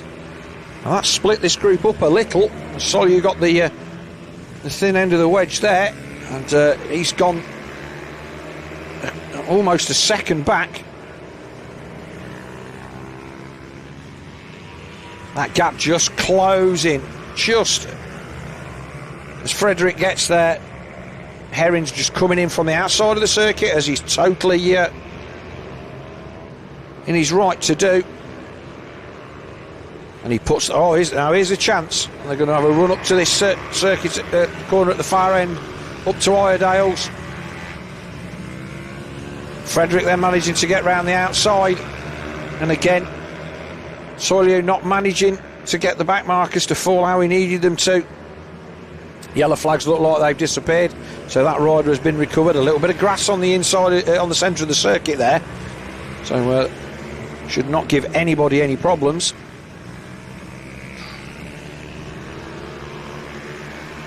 Well, I'll give Mason Frederick his... I think he's there. He's there this time. He's there this time. He's got it done. So after what feels like an attempt every lap, Mason Frederick finally makes that that pass stick. He's worked hard on it, and the next question is, has he got anything for our second place man, Sebastian Gass, just with a couple of laps to go? They're closing in on some more traffic. Oh, it looks like Gass is going to have to sit this guy up into Iredales, and he doesn't. So now it's all going to be down to the Stewart chicane down the back straight. And I think, we got Herring's coming back down the inside. This is going to get tight. Frederick gets through and the other two don't, so it's now going to be a two-rider battle for second position. Mason Frederick all over the back of Sebastian Gass. Here's our race leader. We've not really looked at him. He's getting the last lap board. He's ridden a flawless race, Max Robinson.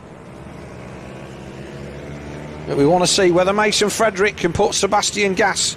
They cross the line, 0.2 of a second apart.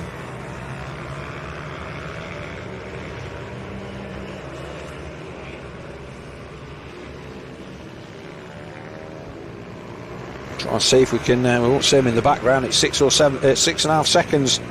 There's a quick look across. So Frederick will try and make that pass into the pit lane.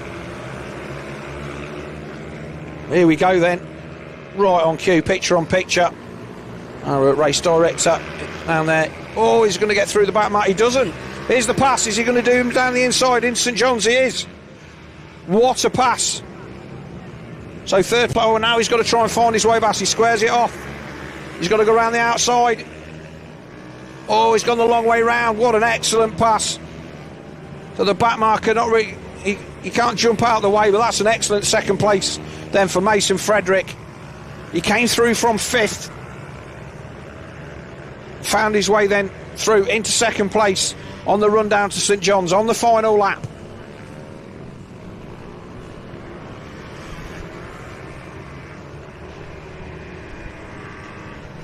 So Frederick then, he will take second, some 8 seconds down on our race leader Max Robinson, but that was a fantastic ride from the number 50 of Mason Frederick to take second. Sebastian Gass then, he was under pressure the whole race from Caden Herring, and Herring didn't have a chance to make a move on him.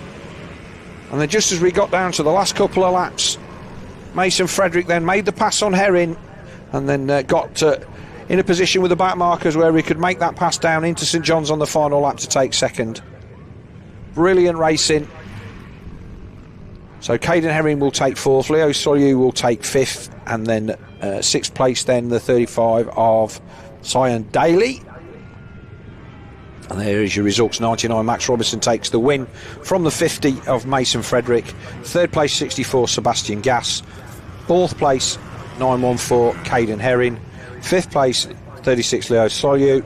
Sixth place 35 Cyan Daly. Seventh place 85 Leon Simpson. Eighth 41 Harvey Saville. 9th, the 178 of Jasper O'Neill White. 10th, Mason Hams, number 7. And then 11th, 22, Ella Musgrove. 12th, Thomas Med. And 13th, 81, Austin Wilton. That was a cracking race. That's the best race of the day for me. And, next, then, British Mini Bike 140. I think this is the final race of our first group of races, because it looks like we're back to JSM 90s again. So this will be the final race of our first set of races. BMB it says 140 Cup on my list, so we'll see. Well, they look like grown men, don't they? These are the Clydesdales. These are just normal sized blokes. I'm just that used to seeing very small people on very small bikes. And we'll see who we've got out in this one. Come to the grid. They'll be enjoying the shade offered by our nice big garage building over there. Like I say, all the money that's been invested in this facility over the last couple of years, the new garages at the side there and all of the workshops and everything, none of this was here when I first came. We will wait for our race controllers to give us the all clear on circuit. Other than that, I think we're probably just going to have to get that bike recovered from the far end of the circuit that went down at Stewart's. I'm not quite sure who that was. It may have been the 81 of Austin Wilton. He shows us 5 laps down.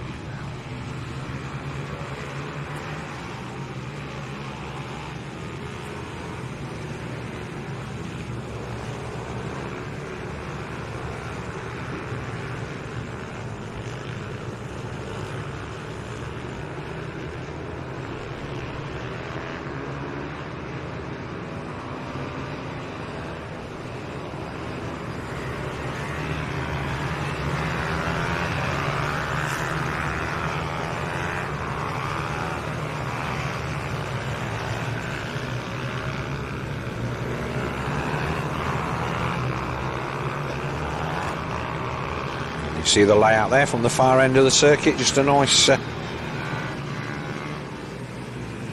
strip of tarmac in this saying what was once a quarry. Not particularly deep, fortunately, but it is an absolute sun trap. It's actually quite cloudy and overcast, although still quite warm. As I said, I made the call for the in fact this may be their second race. No, Mini Bike 140.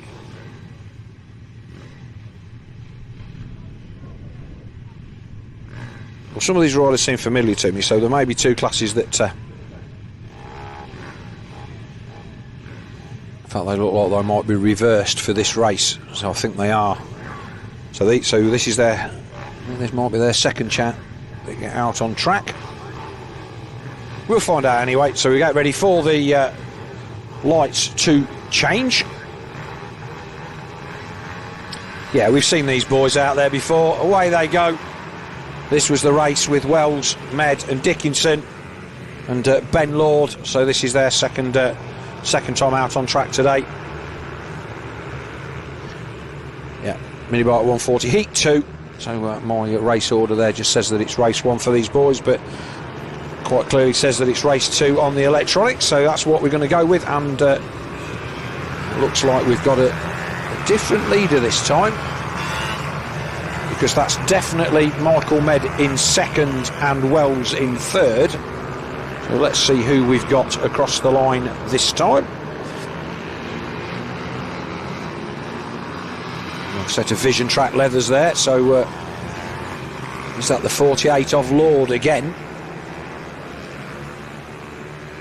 We'll wait for them to come across the line for the first time. This should be a 10-lapper. Joe Dickinson then that leads. Name that rings a bell with me from road race. Oh, that was close. Med nearly clipped the back of Dickinson. Lucky to get away with that one.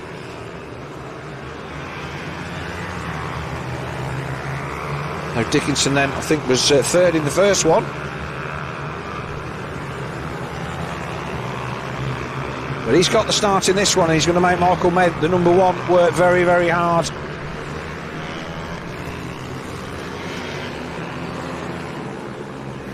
And these sliders earning their money, although our race leader appears to not have any. Oh, here we go. Big lunge up the inside from Med into the paddock turn. He runs wide, and our race leader comes back at him, so Dickinson briefly back to second. Med did the Hail Mary up the inside. He looks like he's going to come down the inside again. Bit of the doctor's dangle there, and he runs right out wide onto the grass almost.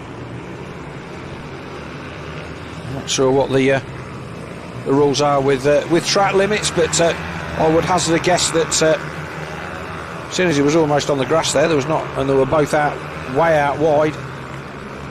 So Med then just squares that corner off a little bit and spoils the run of Dickinson. Wells there in third. Fourth place rider Ben Lord. So these were the guys that we saw at the front of the first one.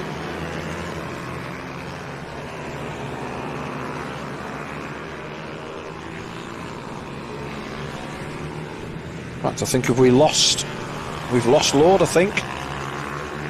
Lord has gone missing, indeed he has. So the fourth place rider then, Ben Lord, falling down the order. So he's tipped off somewhere or had a mechanical. Not seeing any yellow flags. So he may well have remounted, but showing 14th. Top three all having a look over the shoulder to see what they've got to deal with. So it is Med then that leads. It's 7 to go. Brought his way back to the front then. And he will use any bit of tarmac you can find. That pass that he tried up the inside there on the last lap unsettled Dickinson. He managed to get back underneath him as they went into McRae's.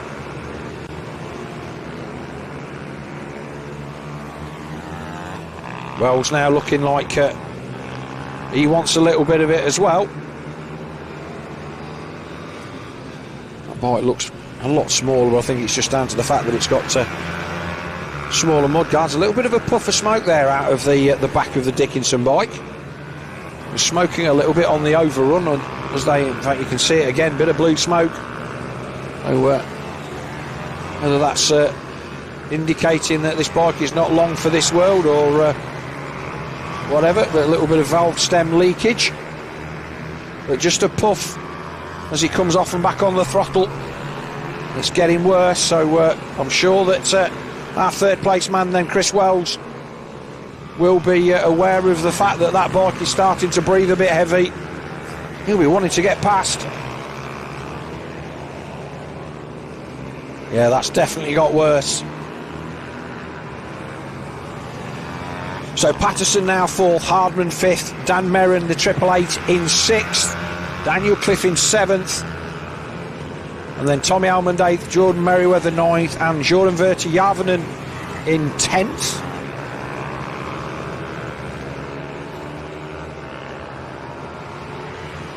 Med now away to the tune of just over a second, but that bike definitely puffing hard now. And here we got the pass up the inside. Oh, not quite. Was our race leader then already into lap traffic? I'm wondering whether if he does make that pass, that Wells is going to give Dickinson some kind of signal to tell him that his bike's not in the best of health. There's a look down.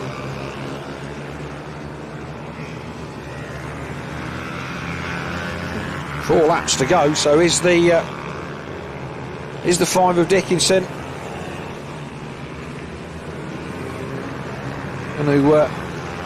gonna last. Made up to 1.4 away at the front now. Get back to Patterson, as you can see on screen there, almost 6 seconds. Here he goes again up the inside, and this time he's made it stick.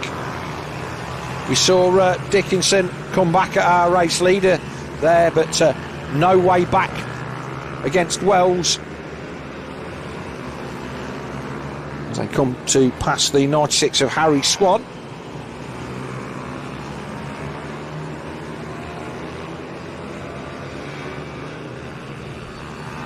As is always the thing, it's alright when they smoke, it's when they stop smoking that it's the problem, but that's definitely chucking a bit of oil out the back on closed throttle.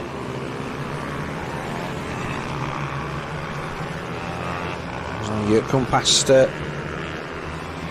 not sure who that is, the 184 of Dean Carver. With 3 to go then. And this Mini Bike 140 Championship Race 2. I'm also going to keep you up to date on all the championship positions today, but the race action absolutely non-stop. Trying to keep on top of the timings and everything is as much as we can do. We'll get a bit of a break later on, we'll try and update those for you. It's still early days yet to be really thinking about a championship. It's only round 2. Obviously the winners from round 1 will be happy to be leading into this race, but this is where rounds 2, 3 and 4 are the ones that set the championship up. It's easy to have a surprise at round 1 or a little bit of bad luck, but it's the consistency over the first 2 or 3 rounds that builds a series. And the number 1 there on the Michael Med bike, telling us that he's the man to beat in this class. The gap down to 0.9. So Wells, after struggling to get by Dickinson for about 4 laps, has managed to close that gap down to under a second.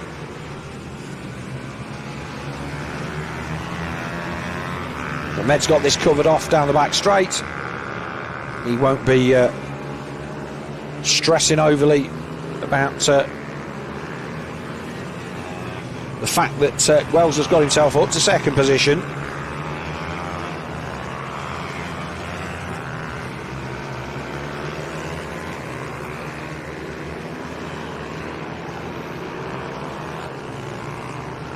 And there is the checkered flag then.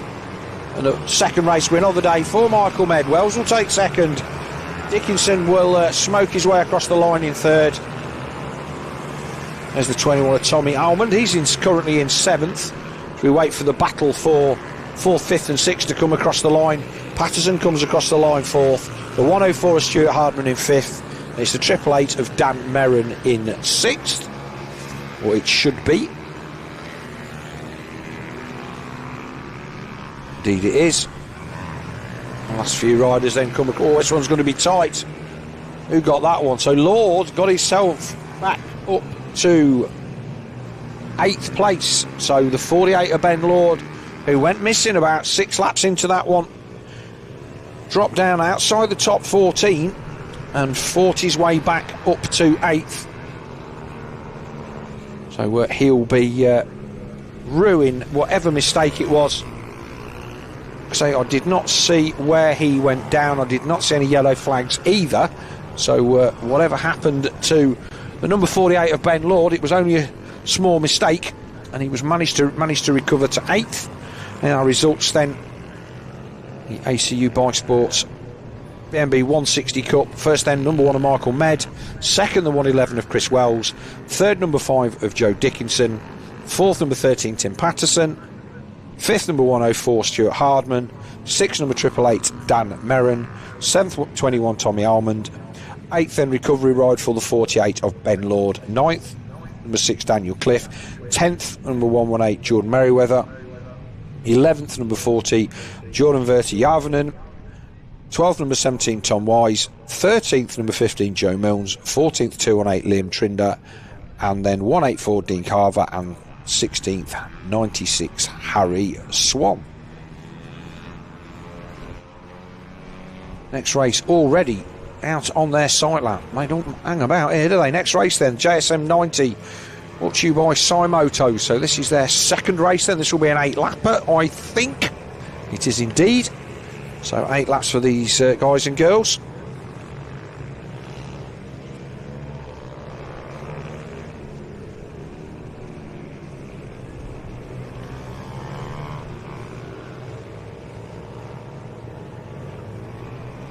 And again, the difference between the 90s, the 140s, the 90s, the 110s, the 140s, it's size and horsepower. Well, the engines don't vary massively, to be fair, but the power output and the size of the chassis suiting these smaller riders. Ryan Daly then, he was our first race winner. I believe that Cody Brennan 79 was in there as well. Try and get an update on some of our earlier race results, but as I said, we're cracking on through the races here. We're already into our second group of races now. Time is 1:45.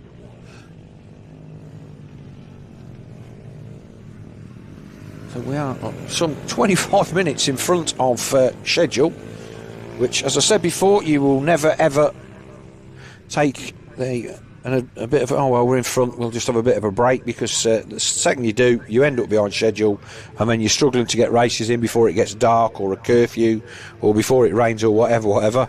So you crack on, the races are there, everybody knows what race they're in, and you get down on the line and you get it done. So our parents on the line sorting them all out.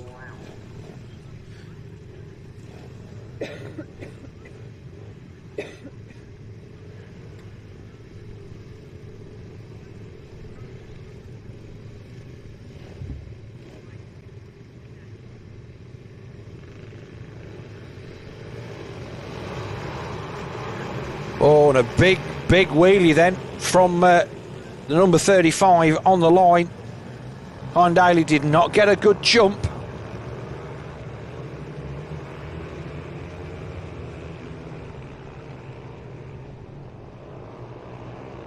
Looks like it's the 28 of JJ Manchester in second. Here comes Daly up the inside though. It's that Dylan Cook then that's leading the 13 as the rest of them stream through Iredales for the first time. And already the 35 is into the lead as they come through the Stuart S's.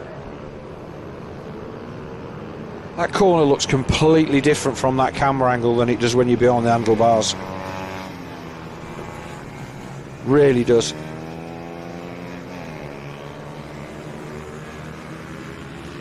Oh, stamping on the gear lever, so whether they've got a reverse shift or a rock and roll gear lever on that one, but he's certainly making it work hard.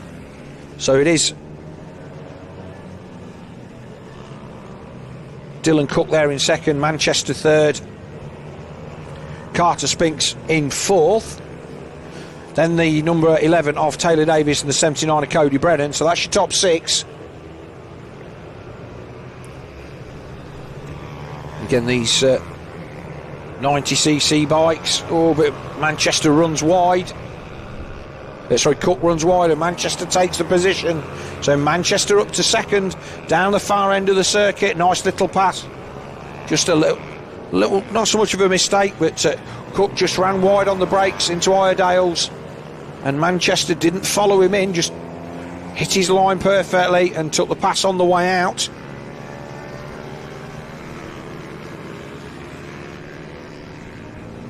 .296 of Carter Spinks there in fourth.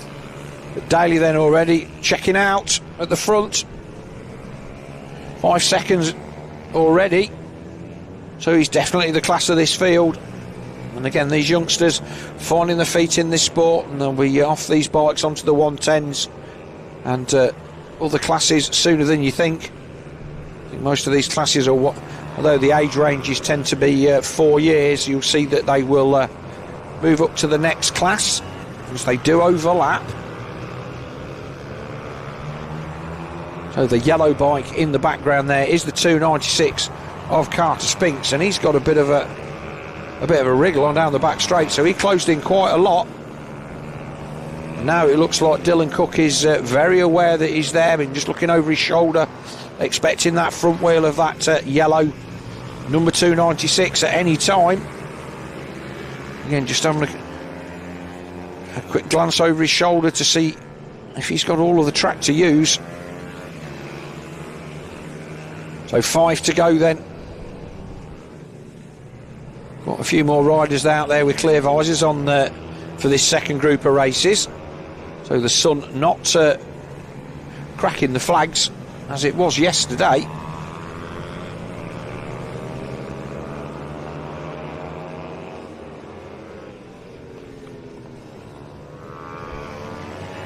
So this is Iredale's then. It's one of those corners that the grip level can go away, and a nice pass then for Spinks. Cody Brennan then closing in as well. So Cody Brennan on the 79, he's in there as well as they come over the crest down into St John's, and he's looking like he's fancying a bit of this as well.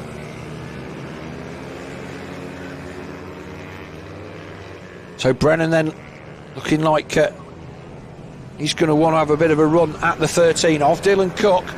They come across the start-finish line, and he does. He looks like Cook just doesn't seem to have the straight line speed. He was completely outgunned there. And whether he's got a bit of a problem, he's looking over his shoulder. That may explain why the number 13 is a little bit wary, or a bit of a mistake then. Missed gear then for Spinks. So Brennan makes up 2 places in the course of a couple of corners, and he's gone from 5th to 3rd, and he's now got the 28 of JJ Manchester 1.5 seconds up the track, and he's closing at quite some ratio of speed. It's quite funny to watch these guys changing gear. They have zero mechanical sympathy, although that's a nice back shift there from Carter Spinks, to be fair. But I think the road race setup tends to make you be a little bit more precise, whereas the supermoto style handlebars, everybody's a bit aggressive with that. So here comes then the 79 off Cody Brennan, 1.1 the gap as he closes in. Oh, a bit of a smoke there from the 28 as well. So JJ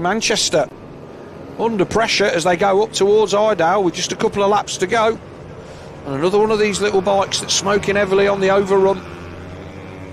So Brennan then has pulled some serious time back, and here he goes down the inside.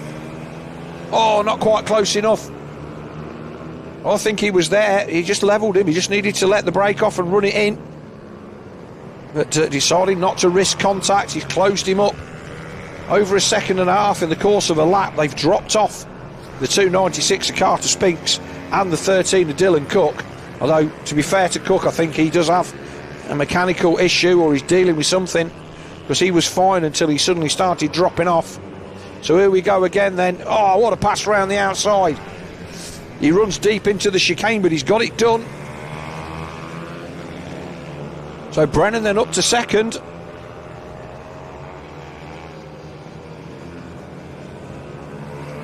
One of the old style helmets with the chrome around the top of the visor. Like an old Griffin replica. Not sure whether it is or not, but that's certainly the vibe that it's giving me. And the clear visor then, you can see that the concentration levels are there. And he started to pull away from our third place rider then, JJ Manchester. Our race leader then, Kyan Daly, 17 seconds away at the front. We've not seen him. I think he's already started his final circuit. And there he is, right on cue, making his way down to McRae's for the final time.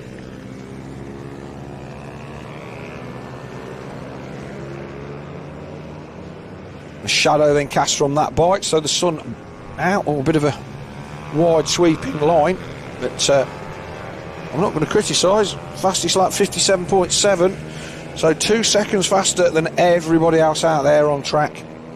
So young Daly then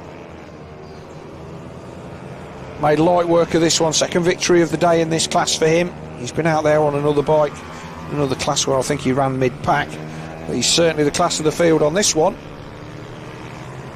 He's got a rock and roll gear lever on there, I think, so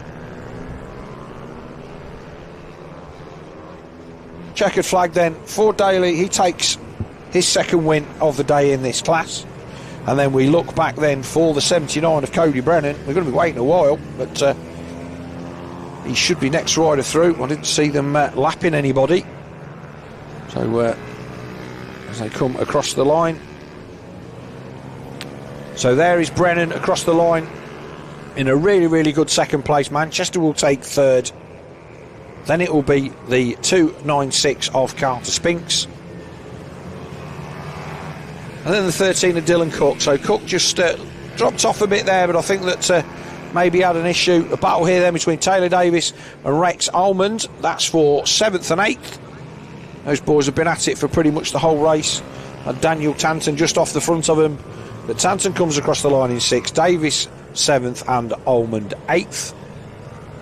9th should be CJ Maguire, and Med and Merrin were a lap down, so they have already finished. So that is the end of our SM90 Championship Race 2.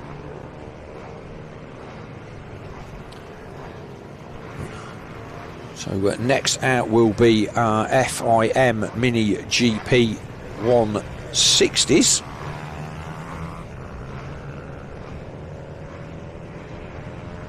But our Junior Super Mini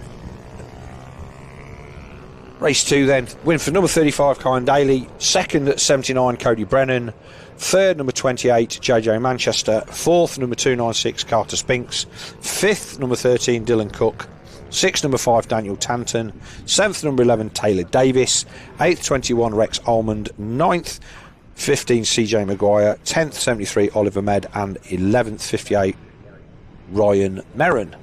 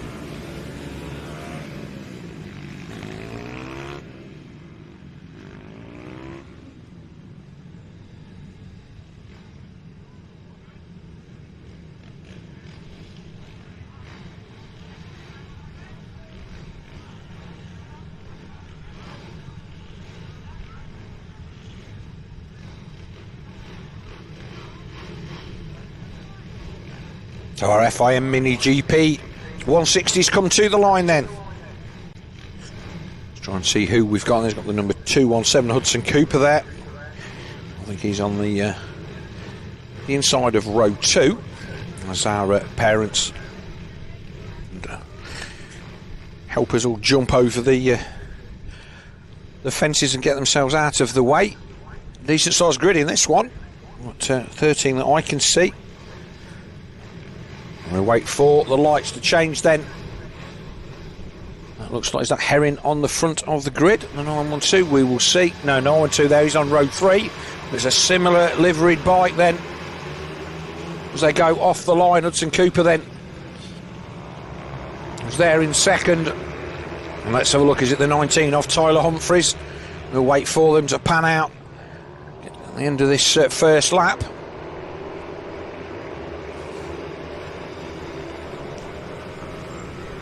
Into Ardhouse for the first time, then everybody's safely through onto the back straight.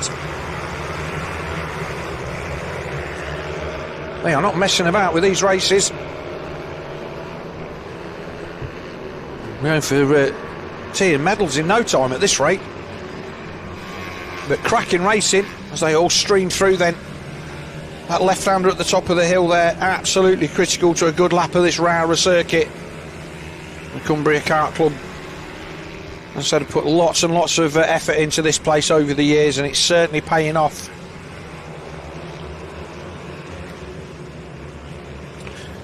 So Tyler Humphries is who is showing top of the time screens there on the number 19.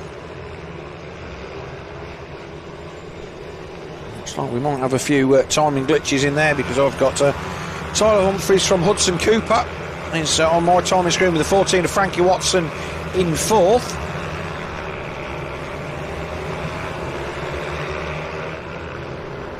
Fastest lap was Hudson Cooper, 53. It is the 19 then on the back of the leathers there of Tyler Humphries, being chased by his teammate on the 217 of Hudson Cooper. Frankie Watson there in 3rd.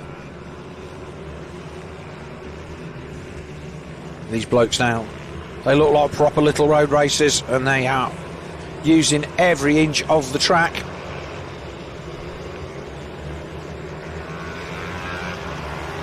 So Tyler Humphries then from the 217 of Hudson Cooper, is 85 of Wilson Dilk showing in 3rd, with Watson 4th, Herring 5th and the 912, and the 25 of Chloe Gleeson. Then it's the 18 of Daniel Stevenson. But Humphries then inch perfect, running the front brake saver there on the right hand side of the bars then to stop the front brake getting pulled on if they happen to have any contact. 217 off Cooper, keeping him honest, but the gap's already out to over a second with just a couple of laps gone. Our timing tree on the side then updated. I'm saying this pulls from the lifetime into the circuit, so if there's a bit of a delay, unfortunately there's nothing we can do about it here. You can follow the live timing on live.alphatiming.co.uk, and that's what we pull our feed from. So our race leader then, spoiling it for everyone at the front, Tyler Humphries, is out to just over a second. But the battle here then for second and third, and a big lunge up the inside then by the number 14 of Frankie Watson. So a great move from Watson to take second from the 217 of Hudson Cooper.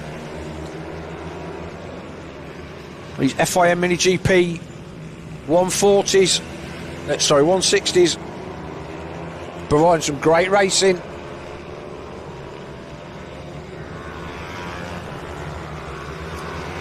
So has Watson got anything for our race leader Tyler Humphries? Gap is just under 2 seconds as they sit at the moment. So Cooper 3rd, Wilson Dilks in 4th, and it's Josh Herring on the 912. Chloe Gleeson having a good run in 6th. She's just there in front of the 18 of Daniel Stevenson. The 16th of Lucas King 8th, Ollie O'Gorman 9th on the 88, and 10th of 36 of Leo Solu.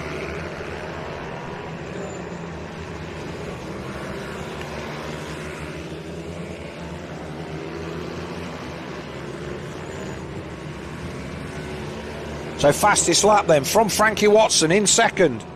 So he's definitely got a wriggle on at the front. We look there at the number 85, that was Wilson Dilks, all over the curbs.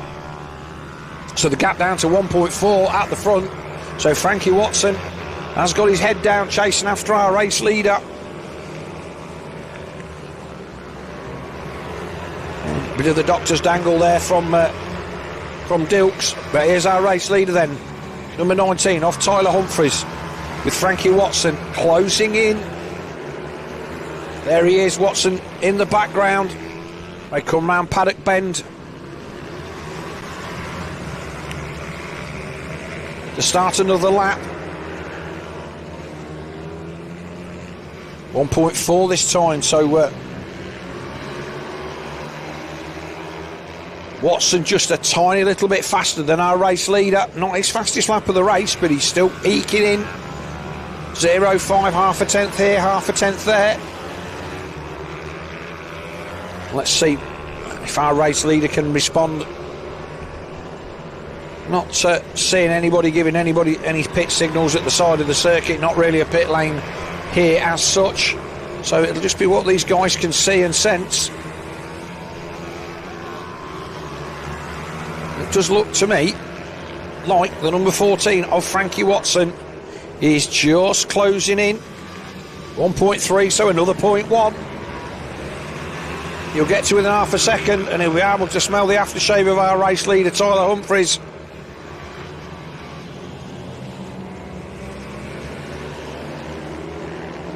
Like I say, key to this track, perfect lines, a lovely run through Iredales there for Watson. And they're both in shot now.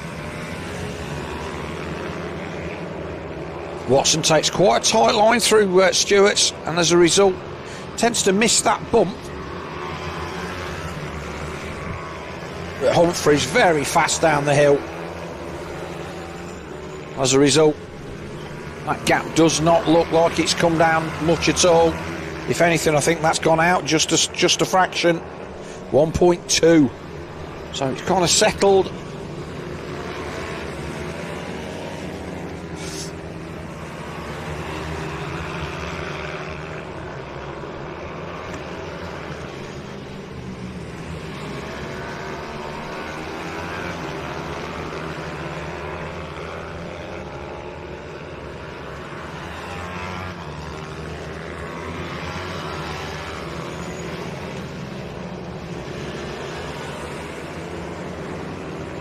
That back view coming down the hill. Always a big battle in the middle of the pack. Well, these guys are battling down in the bottom end of the leaderboard. The 99 of Max Robinson. We saw Robinson take a fairly comfortable win in a different class. So, just to show you.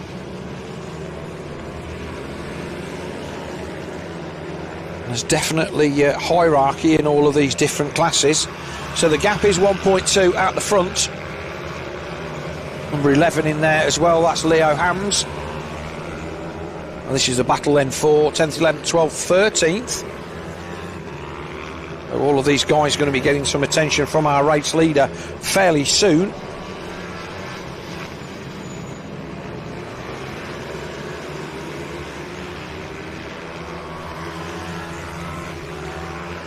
Still showing 5 to go then, so plenty left of this one. They come across the line. So Humphries then is going to be coming into shot any second now.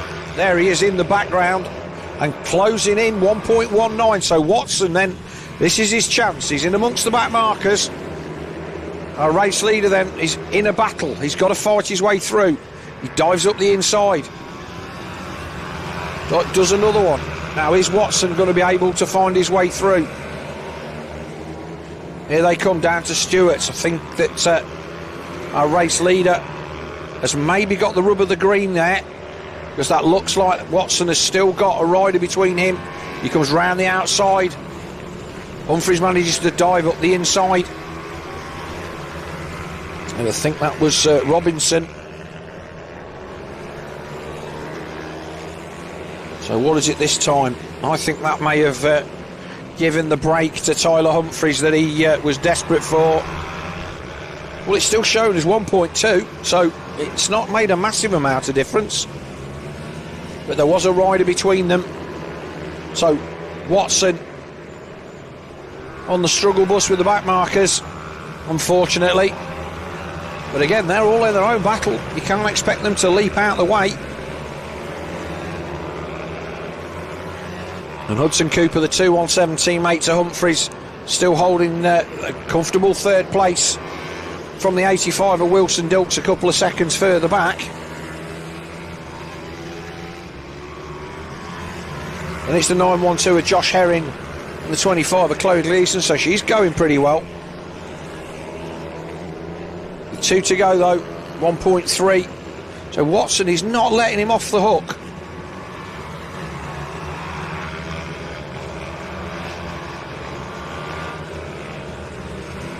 Head down behind what passes for a bubble on these 140s. Sorry, 160s. Nowhere near as aerodynamic as you would think, but I'm sure it makes a difference and gives the rider the feel that he needs on these bikes. They just look, without the fairing on, it's very looks a bit odd. They should be getting the last lap ball this time by. I just don't think there's anything to, and it is indeed last lap, there's anything that Watson can do. It's been a valiant effort, to be fair. Humphries was away at the front, and Watson made the pass on Cooper and immediately started to make inroads into the lead, but has never got it down to below a second. He's down to 1.1 now. You look at the inset, that's the battle now for third place, I believe, between Dilks and Cooper. In fact, that was Herring and Gleeson, so Gleeson all over the back of Josh Herring. But here is then our race leader on the final lap, Tyler Humphries, number 19. This O'Varley Mini GP 160, he'll take a victory, a deserved victory, but pushed hard for the whole of the race by the number 14 of Frankie Watson. We get a battle coming into the pit turn. Is that for a change of place? Hudson Cooper across the line. Wilson Dilks takes fourth.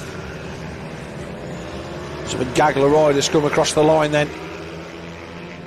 And here we go, another pass up the inside. Oh, that's really tight. Right on the edge of the track. Which way is that going to go? Oh, that's changed, that's a change. And that was Dan Stevenson just nicking sixth place on the line from the 25 of Chloe Gleeson. She'd had a great race. She'd been on the back of Josh Herring for most of that race and not been able to find a way by.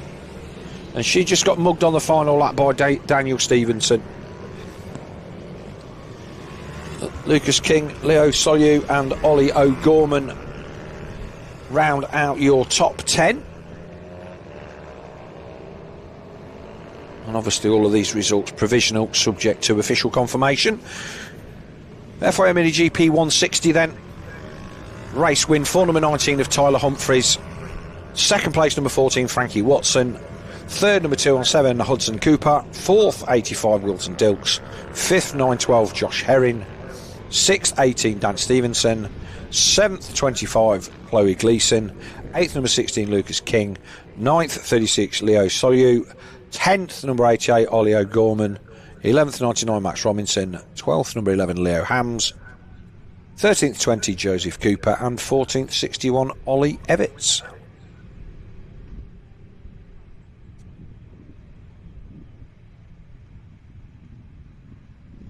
So Minibike 160 and Vets up next. We'll wait for them to come out on track. I will just grab a quick drink and I will be back with you in 2 seconds.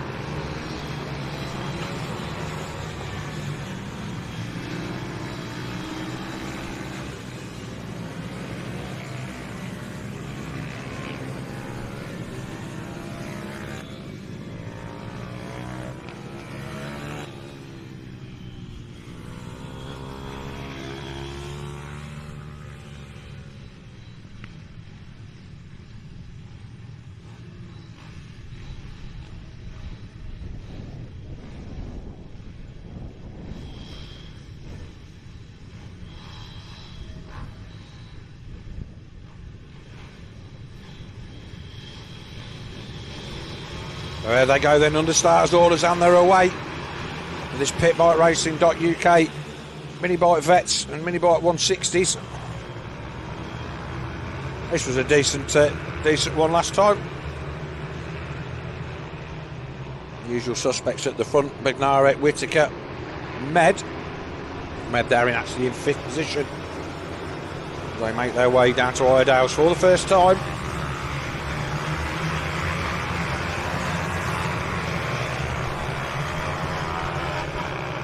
Whittaker looking a bit racy into the Stewart chicane at the bottom of the at the back end of the circuit there. You can see the Recticel barriers at the back of the runoff area. There's about 2 or 3 metres of stones and chip bark there to arrest any errant riders. So you're on the brakes from quite a long way down that straight as well, so you're not actually going that fast when you get to the tipping point of the corner. It's still not fun to fall off there.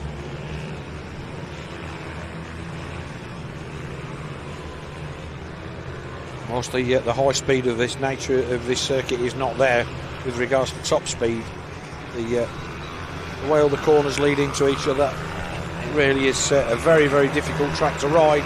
As we see a pass in the background then, so it looks like Whittaker got the move done on Tim Patterson. So Bednarek then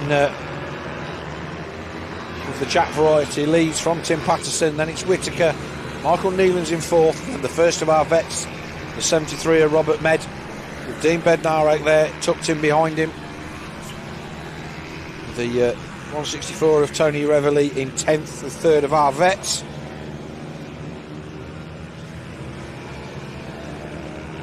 The race leader Bednarek then, again just easing away at the front. Look over the shoulder then from Whittaker. And Patterson will be, yes mate, I'm still here.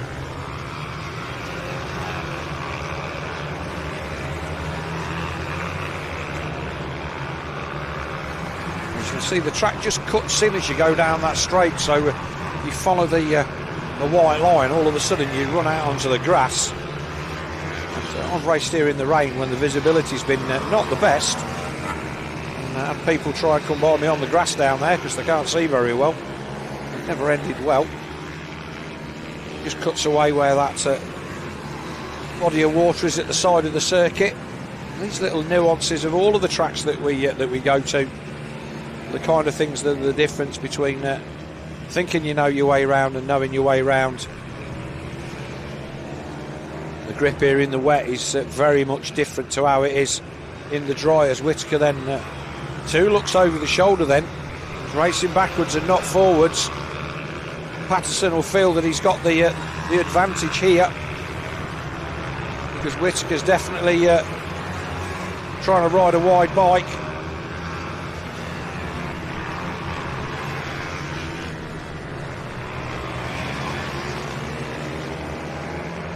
Muck-off livery then on the number 13 of Patterson. One of the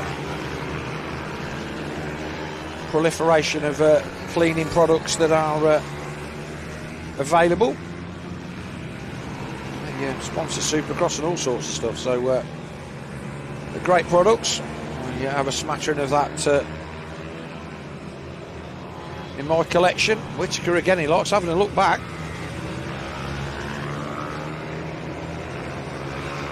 It does make a difference if he knows he's got another couple of 3 bike lengths. He knows he hasn't got to defend. Whereas at the minute, the fact that Patterson is all over the back of him, even the slightest of mistakes will let the number 13 through. Oh, what a lunge! Oh, he set that up from a way back. Now he's going to send Whittaker around the long way. So Patterson just needs to get his head down now for the next half a lap or so to try and break the 121. Already gone out to a couple of bike lengths. As we go back down the field to pick up this battle. 2-1-3. Coming across the line, Johnson, Clark and Dean Quincy. They're battling for 11th, 12th and 13th.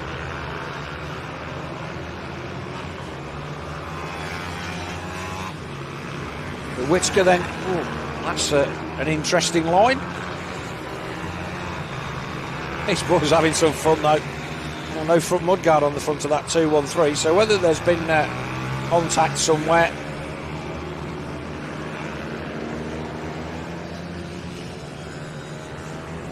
Looks like, for whatever reason, Pete Johnson then dropping to the back of this group. So Bednarek, fastest man on track at the front, on the number 19. There he is, right on cue. It's almost like we know what we're doing. So Bednarek then down the inside, and again, you just ride the right line all the time, and it just gets drummed into you. 52.7, fastest lap of the race last time. So even though he's under no real pressure from Patterson at the front, he'll be out there chasing his lap time and his setup. So there does come a point when you give it up and you go, well, I've got the win. And if you're trying to get a bike dialed in for the rest of the season, or dialed in for a particular track, unless you're on it properly, you can't really learn anything. And one of the things that I've always decides to switch sides at the last minute, and a little bit of it again. I'm just wondering whether these things do that. He's just had a good look back there, so whether he's feeling that the bike is not running particularly well. But there's a couple of these that we've started to see breathe a bit heavy. Again, a little bit more. I can't recall if it was in one of the other races. Got a bit of a smoke on. Whilst they're all have engine breathers and everything, all go to a catch tank, stop them dropping stuff on the track. Once they start breathing through the piston rings and the valve stem seals, so you will see the smoke on the overrun, on the brakes into the turns. Comes past the 35 of Jamie Bunclark.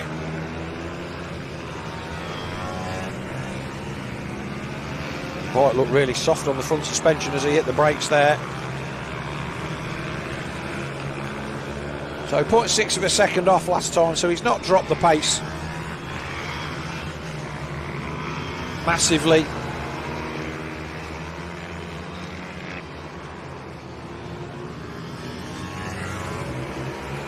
Last lap then.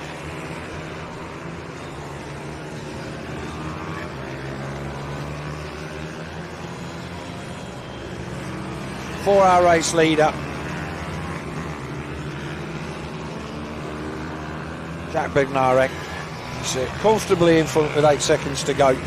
Sorry, with an 8-second lead with just the remainder of this last lap.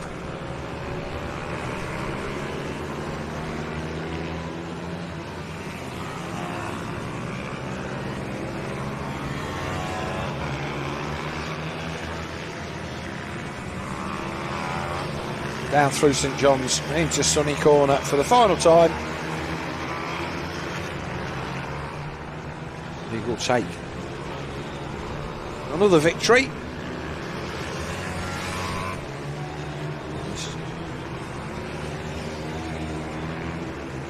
And then it should be the 13 of Patterson. Comes across the line. Whitaker will be third. There comes the 121. Then it's a decent gap back then to Michael Nealons. He comes across the line in fourth. Then it will be Robert Med, Dean Bednarek. So those two guys in the vets separated by just under 2 seconds at the end. Robert Med in fifth, Dean Bednarek in sixth. Seventh place to 189 of Charlie Hopkins. The rest of the risers stream through at the end of this race 2 of our mini bike veterans and mini bike 160 championship race 2.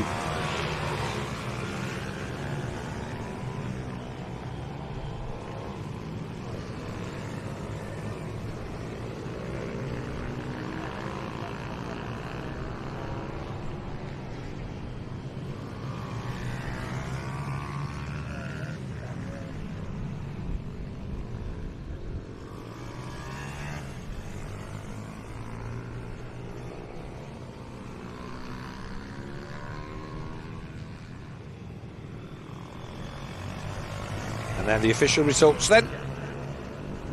Subject to official confirmation, of course. But first then 19, Jack Bednarek. Second, number 13, Tim Patterson. Third, 121, Jake Whittaker. Fourth, 86, Michael Neelands. Fifth, 73, Robert Med. Sixth, 69, Dean Bednarek. Seventh, number 189, Charlie Hopkins. Eighth, 78, Dave Cook. Ninth, 97, Michael Judkins. 10th, 164, Tony Reveley. He takes third place in the Vets. 11th, 287, Dean Quincy. 12th, 213, Pete Johnson. 13th, number 88, Barry Clark. 14th, 11, James Jarvis. And 15th, the number 35 of James Bond Clark.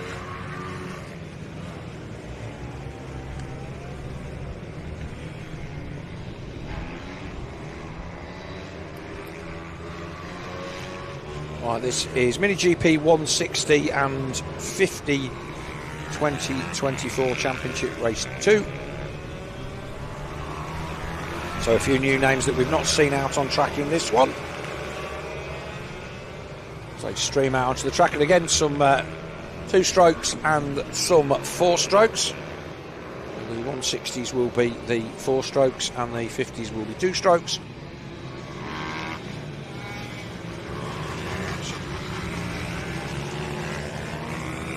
Hudson Cooper out in this one. Frankie Watson also out in this one. So those guys had a quick turnaround if they're doing double duty. Let's see who comes onto the grid. Pole position, number 71 there. That's Bradley Curtis. Is that on the front row of the grid? Oh, there's a GoPro camera there. That looks like that might be the 83 of Arnie Carr. He's there in second position, waiting to see who our pole sitter will be.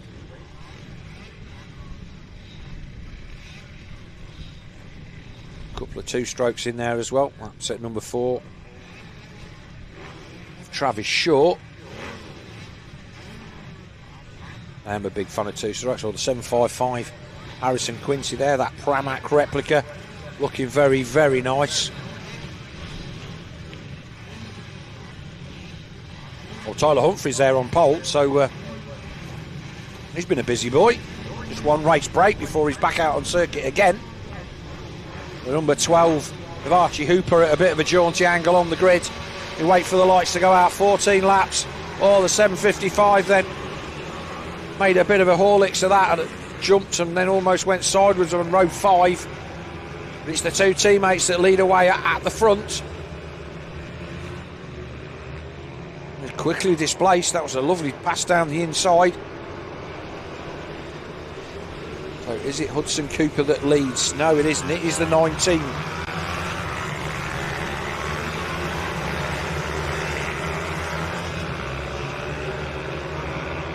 They make their way down to the far end of the circuit for the first time.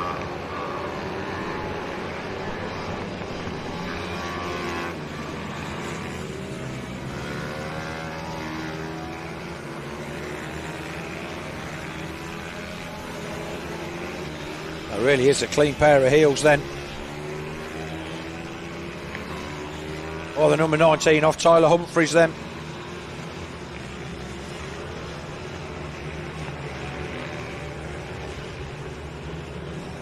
Cooper in second.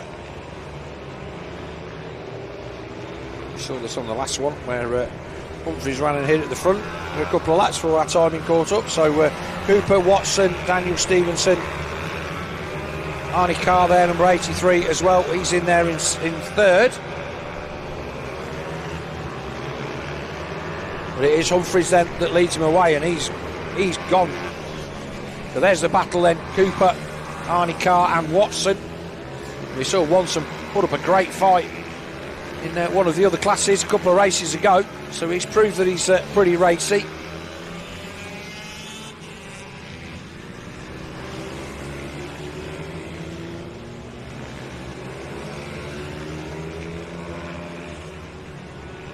Or pass down the inside. Oh, that's a lovely move. He did that on the first lap. Didn't make it stick. So Carr then this time into Iredale's. The cutback then from Cooper, and they're going to run down here. Cooper's going to make himself a nuisance. No, he's not. Just slots in behind Cart, so he drops back to third. He's going to come under pressure from Watson very, very soon. No, race leader then Tyler Humphries.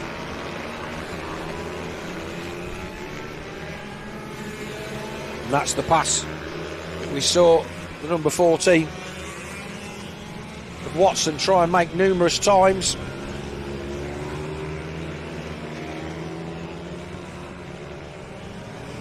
For some reason our race leader Tyler Humphries, he's got a transponder on because he's showing us doing the fastest lap of the race, doing a 51.13, but showing us a lap down, which he clearly isn't. So maybe just not picked up on that first lap as he went across the line. He is our race leader, and already he's down there in the distance. As we follow this, the battle for second and then third and fourth. So Watson then is going to try and put this pass on Hudson Cooper.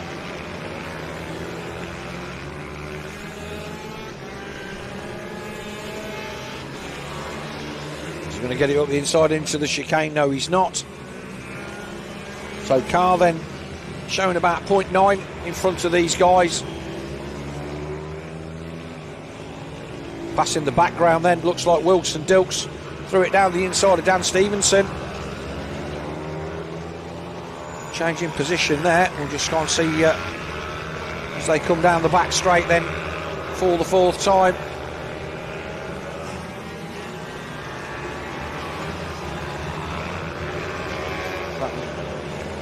Looks like that maybe went back the other way then, because they're still in the same order as they were when they came across the line with the 18. In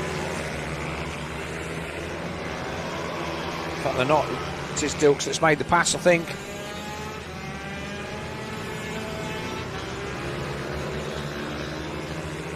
As it is, so it is the 85 then of Wilson Dilks did indeed make that pass on Daniel Stevenson.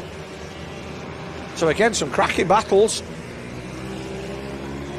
Has Dilks got anything for Hudson Cooper and Frankie Wilson? Humphries appears at the top of the timesheets. So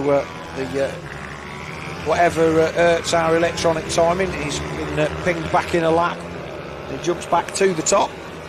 The last lap then, fastest lap again, 50.81. He's got about half a second on the rest of the field. So this is the battle then for third position. Got to pass up the inside. He's tried this numerous times and he just hadn't quite got it done. In fact, if there was an award for the most persistent attempts, I think that Frankie Watson would get that, because he tried it numerous occasions. But it's good that these guys know that you can't be making contact at any speed. I've been impressed with the level of riding here this weekend. It's my first foray into the mini bike world. And what tends to happen when you've got equal machinery and lots of people all fighting on that equal machinery is the racing gets a little bit physical, but the standard of riding has been absolutely first class. Not really any silliness. And whilst there's always going to be instances where racing incidents do happen, there's been a few times when, certainly with Watson, he's had the opportunity just to let the brake off, but he's not wanting to risk the contact, and that says a lot about the standard of riding in this championship. But, people are not wanting to make any unnecessary moves. But while we talk about the battle between Cooper and Watson, Wilson Dilks is closing in on the number 85. There he is in the background. He's tracking along Daniel Stevenson. After making that pass, Wilson Dilks is just starting to chip away. 0.4 of a second faster on that lap than the two guys in front of him. And faster again was Stevenson. So he was the fastest guy out of that group. Oh, and again,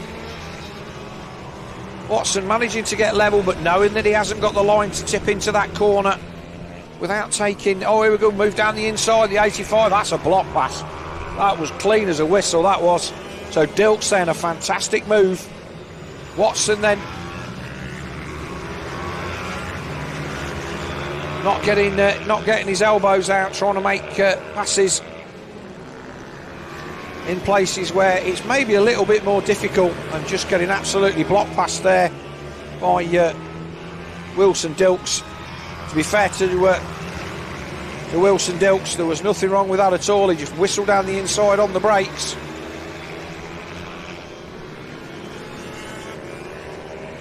Our group then putting a pass on Belle Wingate on the number 8.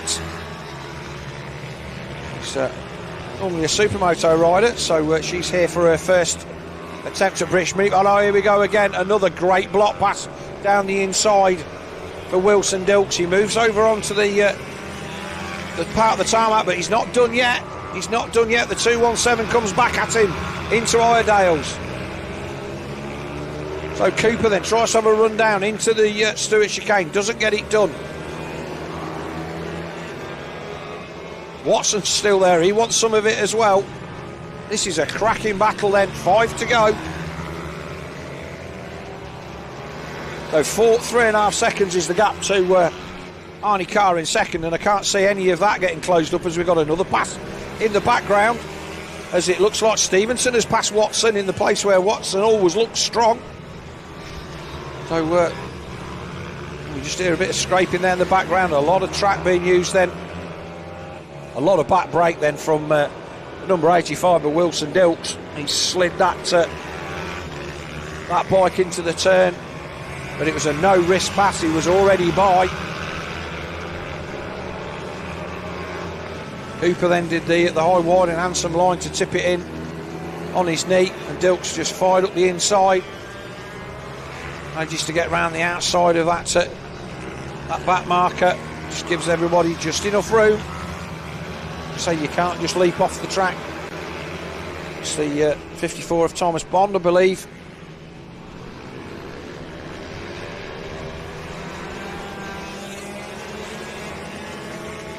A great ride then from the number 85 of Wilson Dilks. Obviously our race leader, Tyler Humphries, number 19. He's checked out at the front to the tune of 8 seconds.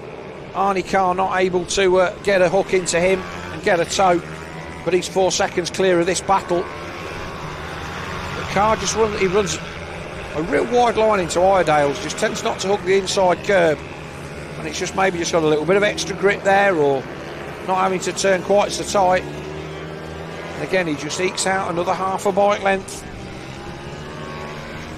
Half a second last time over Hudson Cooper. But, he's made some cracking passes. Are we going to see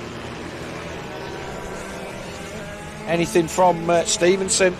Is he going to have a go at Cooper on this last couple of laps? No, he's not. Oh, he almost comes to a dead stop there, and that didn't help Watson at all.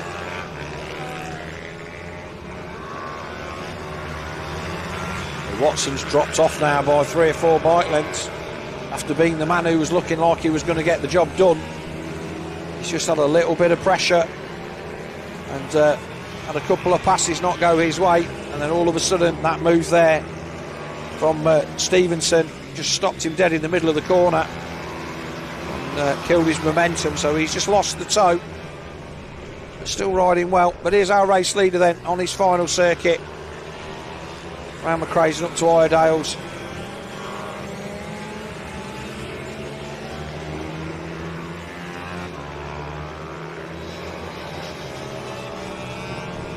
The number 19 of Tyler Humphries. 51.3 the last time by then, so within half a second of his fastest lap. And he doesn't need to push. He's got all this in hand.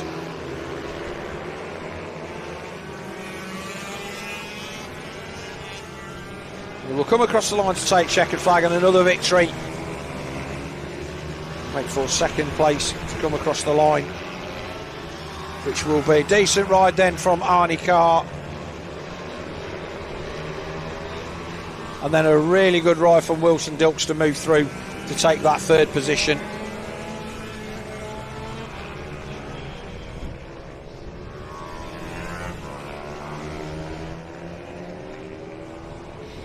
Cooper will take fourth, Stevenson fifth, Watson sixth, Curtis seventh, Shaw eighth. We'll wait for the official nod on that as the rest of them come through. Well, another great race. Wilson Dilks then making that one interesting for everybody. And the results then powered by Race IQ of our British Mini Bike 160 and 50 Cup, brought to you by ACU Bike Sport. First, number 19, Tyler Humphreys. Second, number 83, Arnie Carr. Third, number 85, Wilson Dilks. Fourth, number 217, Hudson Cooper. Fifth, number 18, Dan Stevenson. Sixth, number 14, Frankie Watson. Seventh, 71, Bradley Curtis. Eighth, number 4, Travis Shaw. Ninth, number 755, Harrison Quincy. 10th, number 88, Ollie O'Gorman. 11th, number 12, Archie Hooper. 12th, 111, Harry Rafferty.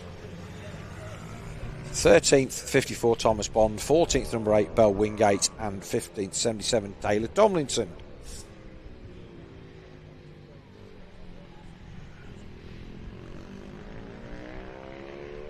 The sun moving around nicely so I can actually see the screen in here really quite nicely now. So Minimoto rookies next up. That is race, there's going to be there race 3, I believe. We're absolutely on a rip here. It's 20 to 2 and I think we're about 35 minutes in front at least. So Minimoto rookies brought to you by M4 Minimoto. Next out on circuit, we'll wait for those guys to appear.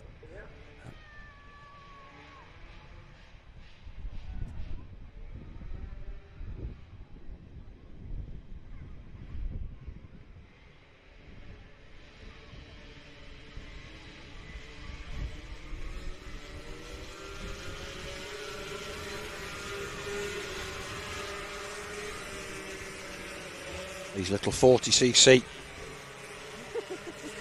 bikes. There's loads of entertainment last time out. It was a great race last time, if I remember rightly. Tommy Williams and Emilio Pereira gave us a proper battle, so we'll look forward to that one happening again. And I think we also had a couple of other battles down the field. I think Reed Saxelby and Finley Styles were going at it. It was, I think it was three groups of three pairs of riders all battling first and second, third and fourth, fifth and sixth. So hopefully we'll have that again. Makes my job a lot easier when the racing is interesting. And Pereira did everything that he could, but didn't have anything in the end for Tommy Williams, other than making sure that he didn't have a minute to not be concentrating.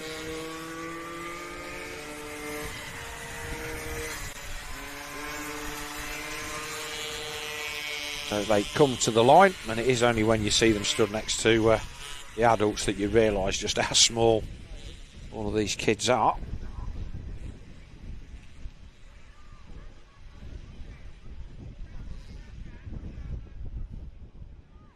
Yeah, so what tends to happen is I think that where the start-finish line is, it can trigger the transponders. These have electronic timing boxes on them, a little orange box that you'll see on the usually on the right hand or left hand side of the top of the forkleg, and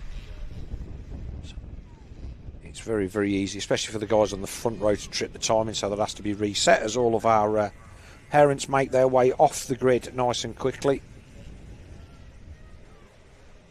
Far more organised than motocross. They tend to be all over the place with that. So we wait for the lights to change then. Paddle away. Let's have a look. Oh, a great start by the 57. And he's got the whole shot. So Reed Saxelby then, from row 2, absolutely flew then.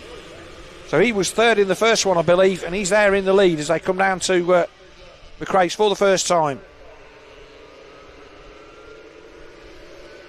Oh, it's nice to see a new name at the front, and it's Saxelby it is that leads then.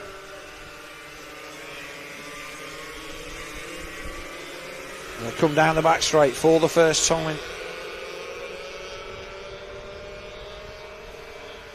commentated on it multiple times, and usually from up in the cafe. Obviously, when we don't have the live streaming, you can see you can kind of see what's going on, but having these cameras in the live stream certainly brings a whole new angle to it, as all of these riders then streaming through.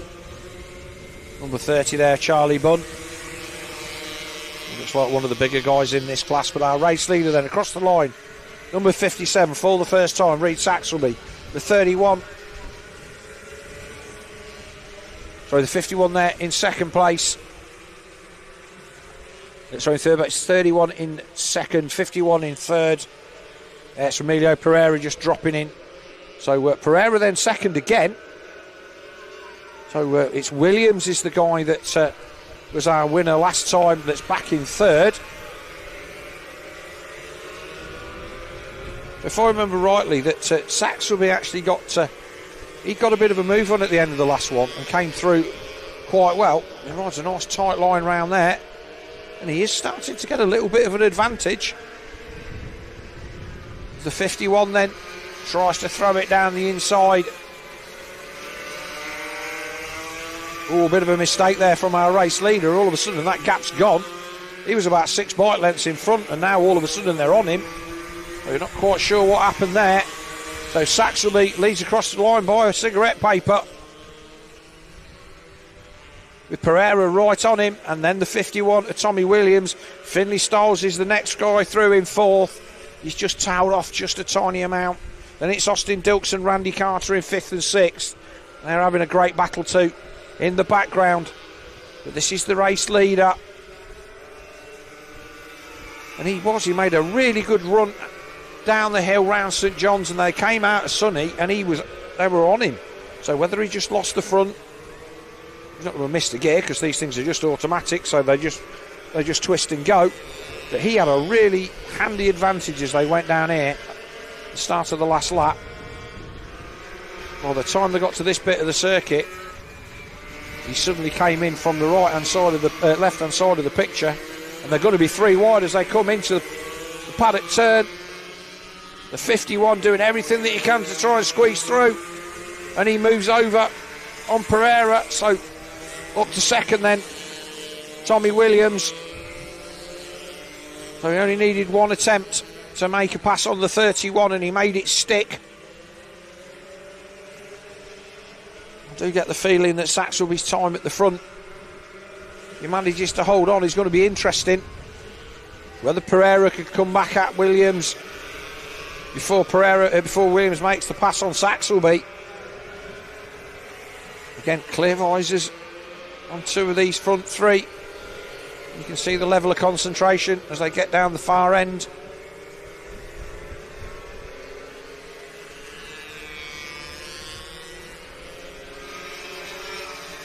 Yeah, that's where Saxelby hasn't got the speed out of St John's. He just doesn't seem to carry that speed through that turn. So we maybe just got it right a little bit wrong. And Williams then back to the front.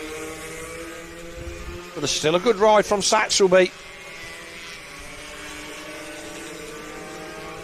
So Pereira will be wanting to make a move now, otherwise Williams will be running and hiding at the front.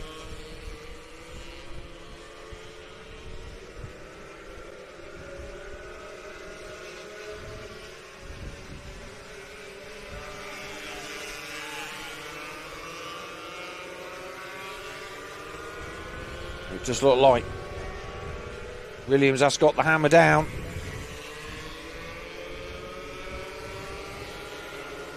Yeah, for whatever reason down the bottom there, Saxelby just doesn't let the bike run out over that bump. And that kind of makes a difference to his speed all the way down this section. He did seem to make a really good job of it a couple of laps ago. And now he seems to be a bit of a sitting duck. Drops it across the front of Pereira though. Oh, again, is he just having a bit of trouble with his riding position or something? He just seems to be not comfortable as he tips it over in the turns.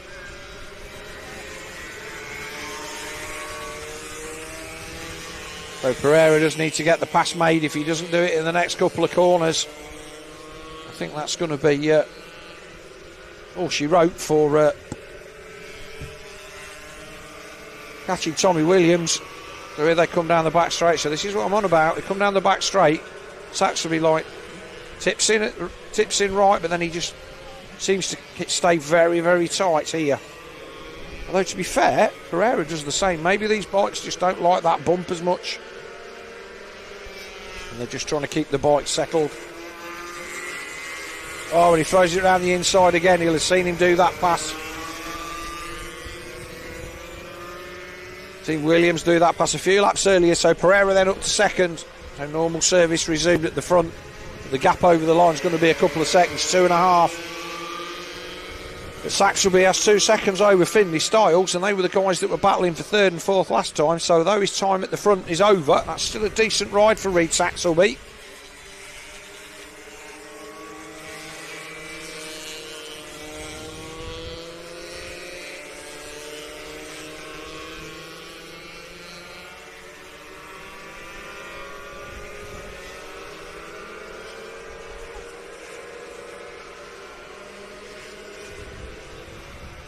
There he is, just moving his body weight around a little bit. Even the tiniest little bits of movement make a big difference to how these bikes handle. And the battle further down the field, it looks like that might be Joey Addisish and Freddie Taylor. The race leader across the line then.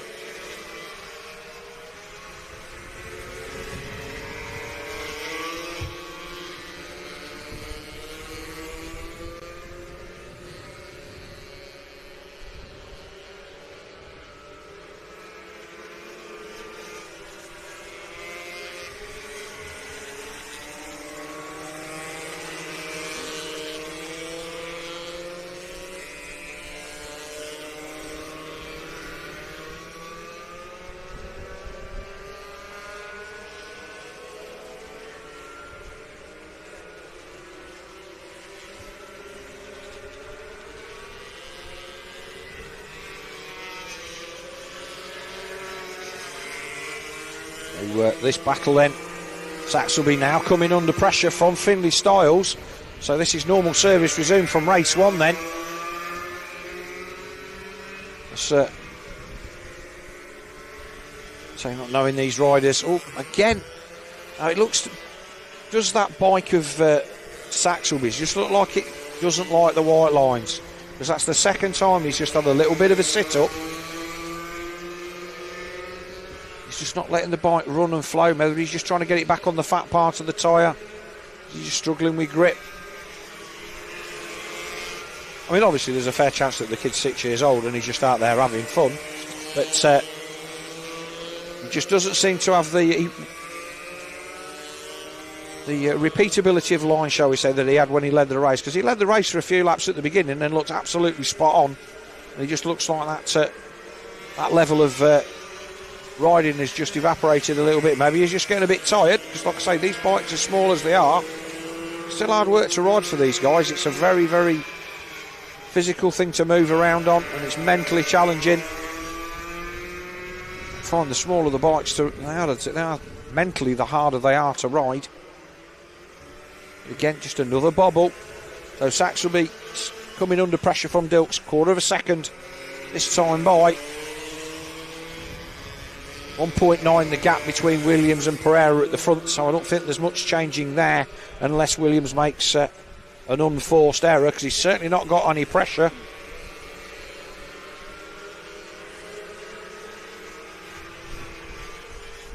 Addisish and Taylor having a decent battle for 6th and 7th, but this is the battle for 3rd and 4th.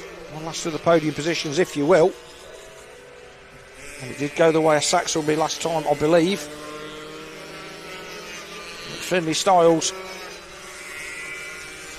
looking all over to try and find a way past. Got the bike on the hop a little bit there. He probably won't have seen the fact that Saxby's been mugged twice going into Sunny Corner. So he's going to have to work that one out for himself. They come across the line with 4 to go. This race brought to you by M4 Mini Moto.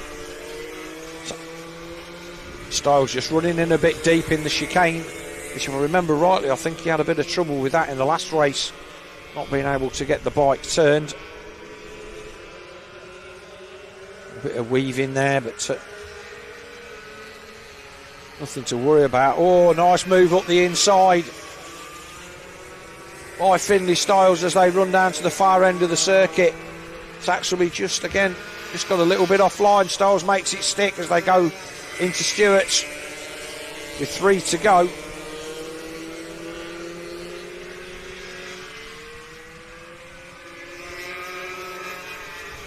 Like I say, it'd be interesting to know whether there is a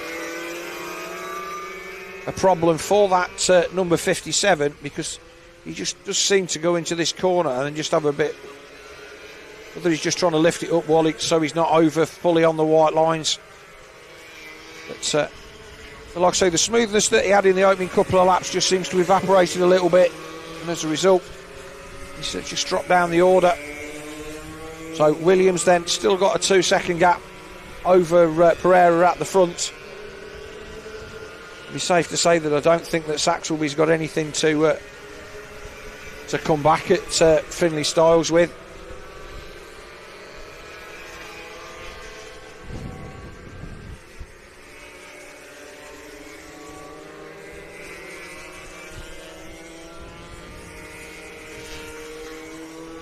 You can see the line on the track where it's starting to rubber in. A yellow flag there. This is the 27 of Henry Cooper and James Dermott coming across the line through the chicane. They're having a decent battle. Our race leader then just comes into view behind them to put them a lap down. He's on a rip. Having said that, best lap of the race so far is the 31 of Emilio Pereira. He's done a 1 minute 0.69 as our race leader then splits Cooper and Dermott.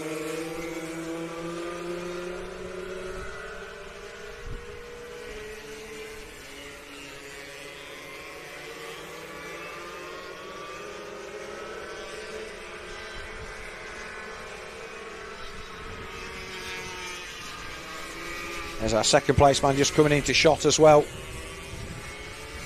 Cooper and Dermott then. Who's that one there? Is that the 85? Numbers are so small on these, but oh, what a beautifully turned out piece of kit that is.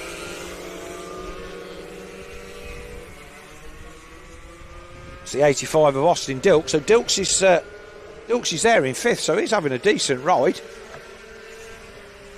Beautifully turned out bike that is, looks absolutely lovely.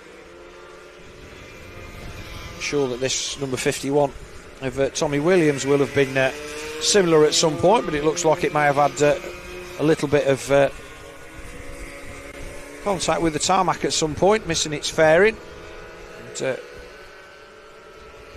but if all the bits that matter are there, you can still win. And Williams then out 3.5 seconds. He's got a better run this time. Not under pressure from Pereira as he managed to get past Reid Saxelby and pull a bit of a gap early doors, and as a result he's had a relatively trouble-free run to the flag, which will be waving as he comes across the line. So another win then for Tommy Williams. Pereira will take another well-deserved second position, and then we will look back and see next two riders across. That's Cooper and Dermott there a lap down. Styles comes across the line, then Saxelby, fair to say faded, but I think that it's fair to say that the other two guys have got the legs on him for him to lead for as long as he did. He did it well, and he got they sussed out where the pass was easiest to be made, and then pulled away, and Styles did a good job to catch up and nab that third position. Just watch this last battle come around the paddock bend then. That should be everybody over the line. So that was Adasic in 6th. He got the better of Freddie Taylor, so that was quite close. Everybody else already a lap down. So our results then for Minimoto Rookie, that is their third race, and They had a race yesterday. The 51 of Tommy Williams wins. Second, then Emilio Pereira. Third, the number 19 of Finley Styles. Fourth, the number 7 of Reed Saxelby. Fifth, the number 85 of Austin Dilks. Sixth, the number 67 of Joey Athersich. Seventh, 118 Freddie Taylor. Eighth, the number 20 of Henry Cooper. Ninth, the number 27 of James Dermott. 10th, 30 Charlie Bunn. 11th, number 69 Randy Carter. And 12th, number 12 Oscar Rowland. Well, next rate up sounds like Super Minis. We'll see what comes up on the legend. Oh, get me, yes. Next race, Super Mini Sports, due by Brat Bikes. I know that they are the purveyor of lots and lots of nice little aluminium things, sprockets and all sorts of stuff, specifically designed for Super Mini, Supermoto and all that kind of stuff, to convert these bikes, to make them nice little bikes to run in this British Mini Bike Championship. And so give them a look up if you need anything. We've got a couple of traders down there in the pit area selling their various wares, so as always support the people that support the sport. That their internet is alright, but there's nothing better than walking up to a guy and giving him money and getting stuff. 414 Lawrence Wardle.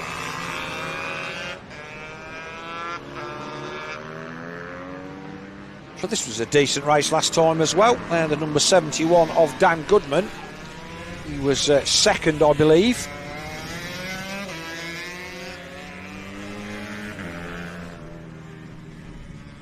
Arnie McKay on the 79 150 Honda was going well until he wasn't. Whether he had a fall as a result of a mechanical or he fell and didn't restart, he was there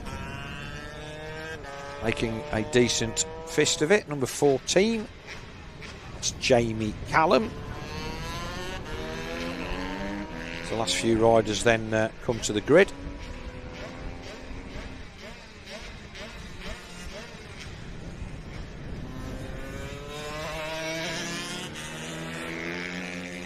I'm not sure whether there's a couple of guys just coming round. Yes, there is. So we've got, we should have Bednarek in there. There he is. Comes to pole. So it was Jack Bednarek then that was our.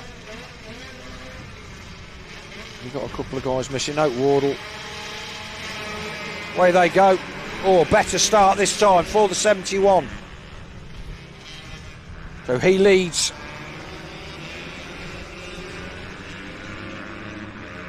Into McRae's for the first time. A few guys missing from this one, I think, this time. It was a bigger field last time. A few crashes and mechanicals.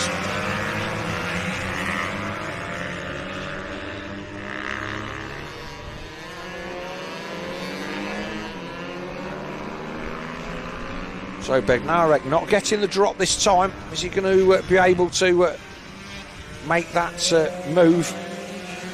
So last couple of guys come through. 254 Nathan Gardner, but it is across the line for the first time.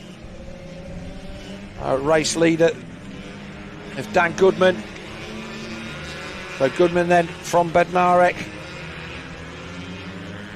Again, just wait for our electronics to catch up. There he is, pops up at the top. So Goodman then.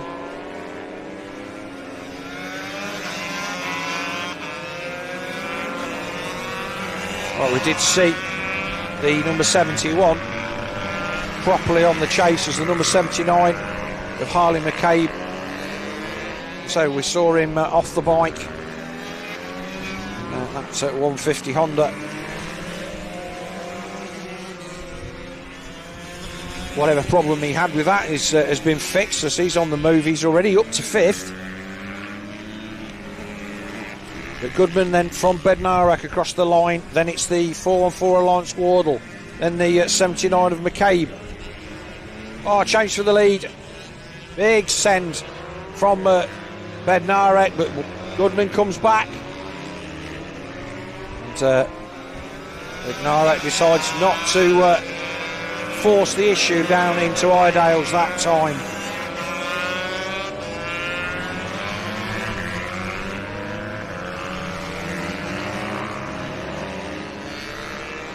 Goodman will know that he's there. Can't give him the room down the inside again, because sure as eggs is eggs, if he's not closed that off this lap, number 19 of Bednarek will throw it down the inside, and if he covers the inside, Bednarek will go wide. He's not close enough this time.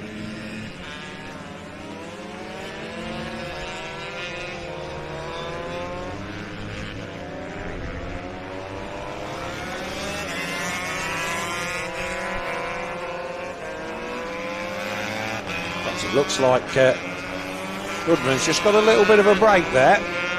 That's 5 bike lengths. He's not had that much of a lead. He comes down into St John's. Is the battle for third, and that looks like McCabe up to third. So if he hadn't have stuck it on its ear, I think he'd have had something for these guys at the front. Well, he certainly looks an all-action rider, I'll give him that.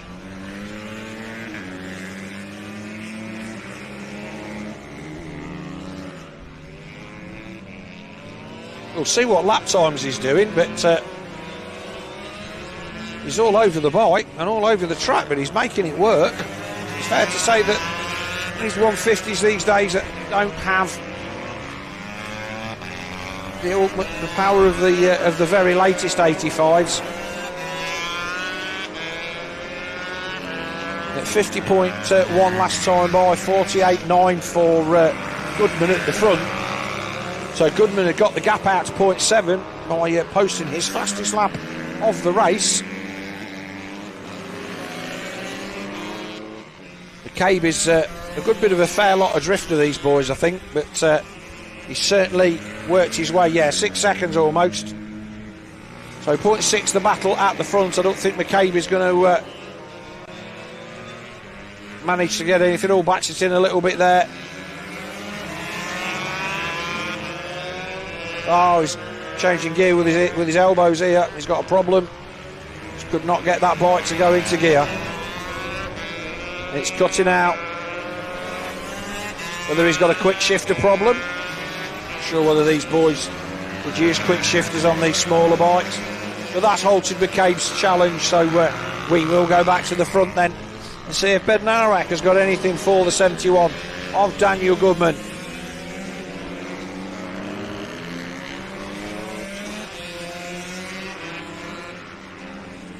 He's not close enough to mount any kind of challenge at the moment. But having said that, the gap is 0.7. It was up to 0.9. And once you get within 0.5, you can literally almost will your way past.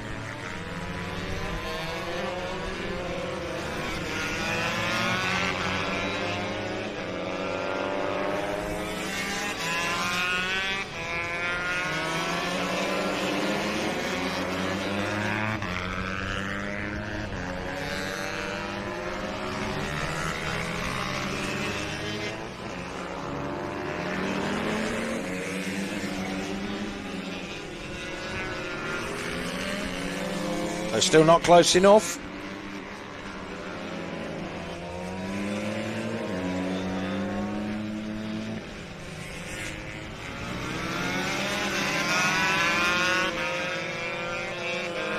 There's a battle between Gardner and Sidebottom, the 7th and 8th, but it is the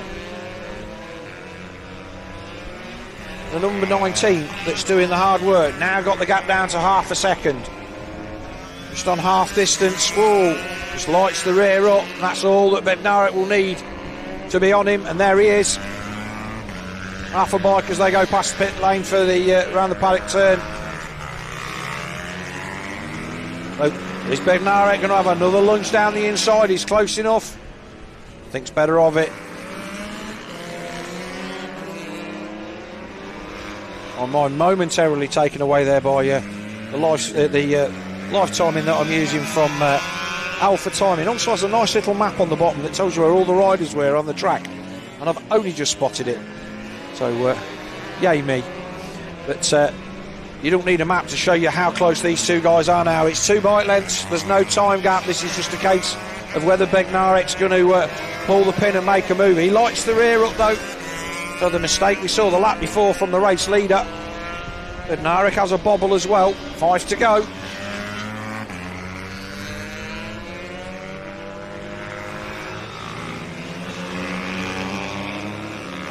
Again, 71. Oh, he's run wide. Run wide, missed his braking point on the way in. That's all he needed. So Bednarek back to the front.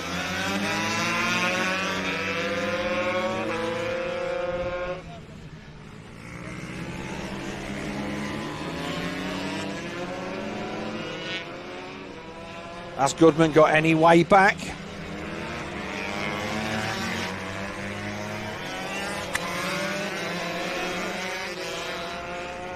Oh, it looks up the inside. 4 to go.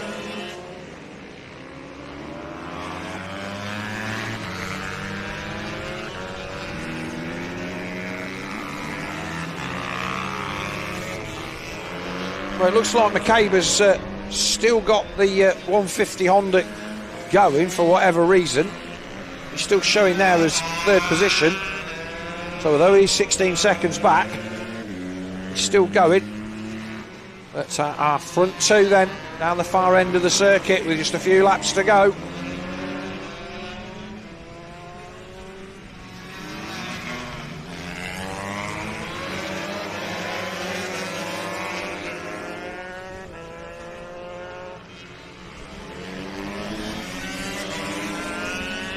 Bednarek's defensive. That's what Goodman needs to see. Bednarek can't do his best times. Fastest lap then 48.36 from our race leader. The fastest that time, well, the identical lap times 48.601, 48.602. And again, Bednarek. Oh, that was a bit choppy for me. Goodman wasn't close enough for it to be an issue, but had he have been, it would have been. Goodman will need to be aware of that next time by. I would suggest that maybe if that happens next time, as Bednarek comes out to tip in, Goodman needs to have a look down the inside, put a bit of pressure on with 3 to go. It's a great race. As I said before, standard of the riding here this weekend is pretty good. It's McCabe there in third. Picture in picture, but here's our race leaders then. We're going to come upon the 254 of Nathan Gardner. Well, they've got a little bit of traffic now, so this is but now it's going to have to get down the inside, and he doesn't make it. Oh, so the back ball. So Gardner then well, he jumped out the way, which sometimes ends in tears, but once he was aware there was one guy there, last lap board goes out. So now we've got one more rider to find their way past. That's James Sidebottom. So Bednarek's going to lift him up. So Sidebottom should know he's coming, but he doesn't give the room to the number 71. And that may be all he needs. And this is the biggest gap that we've seen between these two for the whole of his 14 laps. And as usual, it's not the battle at the front that settles it, it's how they deal with the traffic. Little wheelie then. Bednarek throws it into paddock turn for the final time, and he will come and take yet another win to add to his tally this weekend. Goodman can't be too displeased with that, but I think he will feel that he had a chance.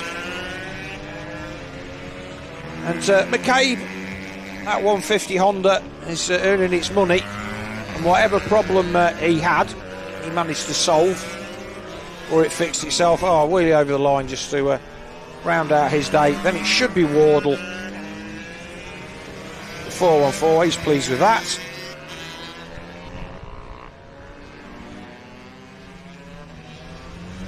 Said we are motoring through the races here at Cumbria Kart Club today, and British Mini Bike organisation run a very, very slick programme. And we are a long way from home here, most people, so if we get an early finish, that would be great. We've been here all weekend. So first then, Jack Bednarek, number 19, takes the win. Second place, 71, Dan Goodman. Third, number 79, Harley McCabe. Fourth, 414, Lawrence Wardle. Fifth, number 14, Jamie Callan. Sixth, number 166, Lee Thompson. Seventh, number 28, James Sidebottom. And eighth, 254, Nathan Gardner. So as I said, it's been here all weekend. There was practice and qualifying on Friday, practice and qualifying on Saturday, and a few sprint races yesterday evening as well. And this, we're right on the eastern side of the Lake District then, just a few miles from the coast. A beautiful part of the world that it is, and managed to trundle through some of it on my way up here.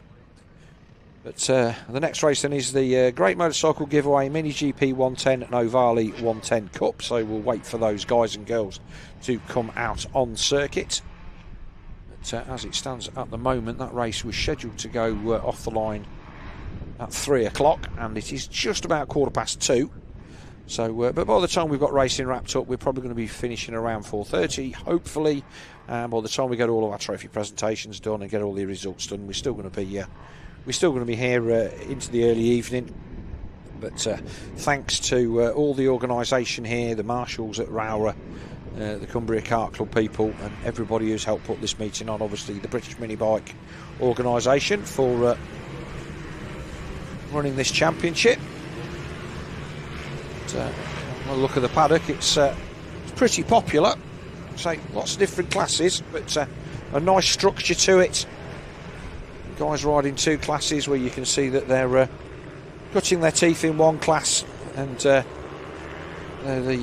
bell of the ball in the other, so to speak, and it gives them good progression. Now this was a cracking race last time, if I remember rightly. We've had a few today, which is always great when you're sat on the mic on your own. Nothing makes the day go fast. Better than good racing. I think the 99 of Max Robinson was the class of the field in this one. 914 of Caden Herring. But we saw Mason Frederick have a really, really good run through the field in this one. And see if he can manage to have a repeat of that. These Ovale 110 Mini GP bikes then come to the line. Paddock then starting to thin out as people starting to get everything packed away. In the background, it does make life easier when the last race of the day, all you've got to do is just put the bikes in. We're lucky enough to have had great weather up here all day, and so no need for shelter as such from the rain. Believe me, when it rains here, it can be the most inhospitable place on the planet. But when it's sunny, it's a beautiful place to be. So 99 Max Robinson then on the front row of the grid. Away they go, and Robinson gets an absolute screamer of a start. He outruns Herring into turn one.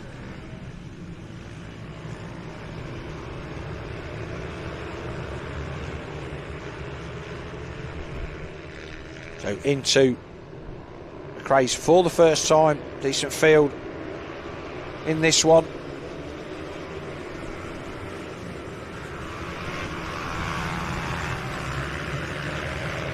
We wait for them to come across the intermediates.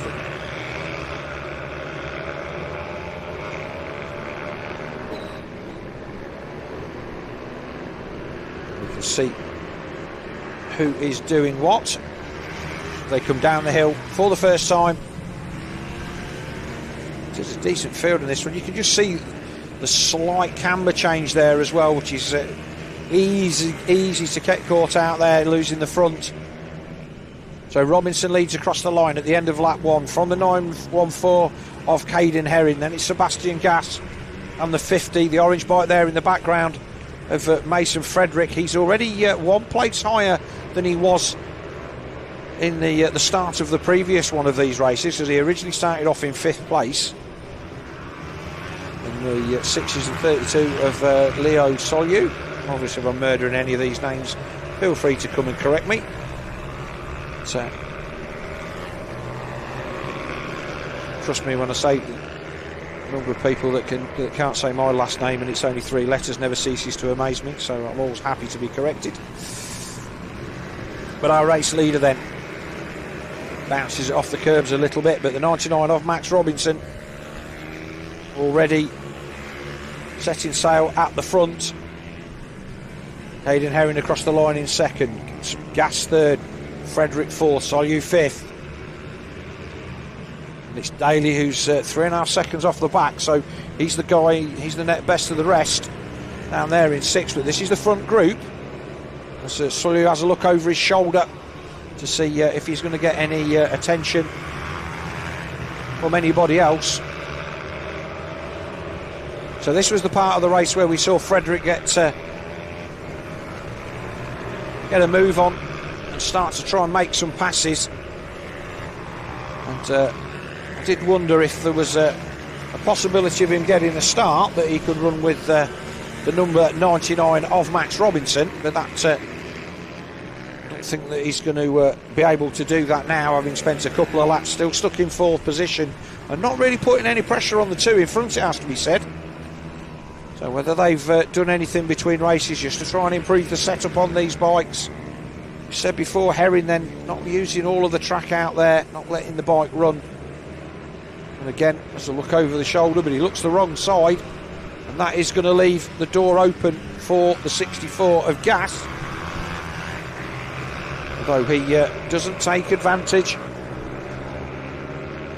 They are starting just to put a couple of bike lengths into Mason Frederick. Run out on the curbs there for the 64. To be fair to him, he didn't get out of it. He just, well, I'm here.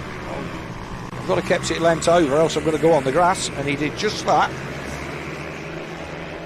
And he's going to turn that into a pass. That was a good move. That came from right down the bottom end of the circuit. And here comes Mason Frederick down the inside. He's going to get a twofer into the chicane. So after looking like he wasn't putting pressure on these guys, Gas made a bit of a move. Oh, then bar to bar. Gas has come back at him. What a pass. That was really... Oh, Gas, was there a little bit of contact there? Was it just Frederick just trying to avoid hitting the curb?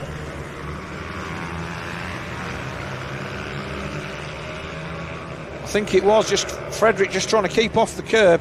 So Sebastian Gas then, he made a bit of a mistake here on the last lap, got right out onto the curbs, stayed in it, and it gave him a lovely run down the hill here, where he managed to put a cracking pass on the 914 of Caden Herring into the paddock corner. And while all that was going on, as you saw, Sebastian Gas was having none of it and threw it up the inside of both of them. Sorry, Frederick threw it up the inside of both of them, but Gas came back at him. Sawyer now moves up to fourth, so Herring starting to succumb then to the faster riders behind. He got beaten up a little bit there, and as a result he's lost the toe. They're already into traffic as well. That's the number 12 of Thomas Med. So there's plenty of Meds here this weekend. The clan is having a good outing, enjoying the racing. Oh, mistake there. Will that let the 914 of Herring back down the inside? No, it doesn't. So still 9 laps to go. Let's see whether Mason Frederick can have a run. He's got to close the gap down to Sebastian Gas though, because he has gone. 2 laps, he's put almost 1.6 seconds into this battle here. There he is, and there's the gap. And the 36 is looking racy now as well, and he makes a pass down the inside. So the 36 of Leo Sawyer makes the pass. Frederick tries to come back at him as they come into Iredales, but doesn't make it stick.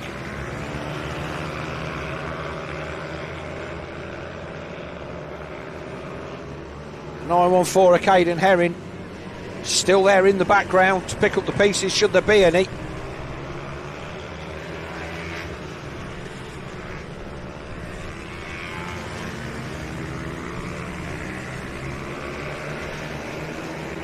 So I just thought I heard a scrape in the headphones there, but obviously not.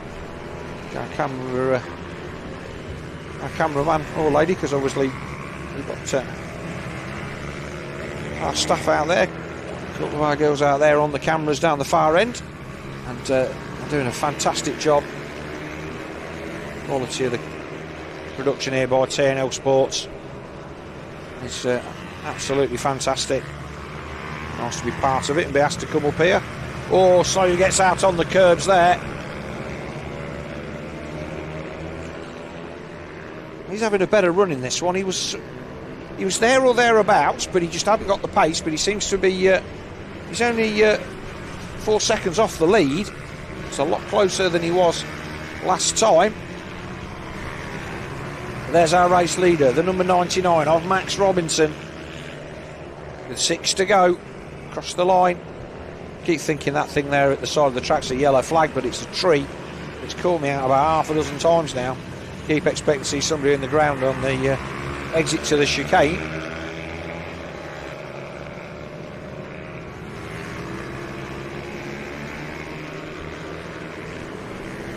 The race leader Robinson then, he's not had it all his own way. Sebastian Gass has kept him honest. Gap is 2.5 seconds.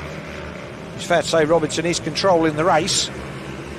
And again, I am impressed by how little these guys worry about what's going on behind them. We've seen a couple of riders that have just had a bit of a glance here and there, but compared to motocross riders whose heads appear to be on a swivel half the time, everybody racing forwards and keeping an eye on business, no silly crashes and stuff like that, because people aren't paying attention.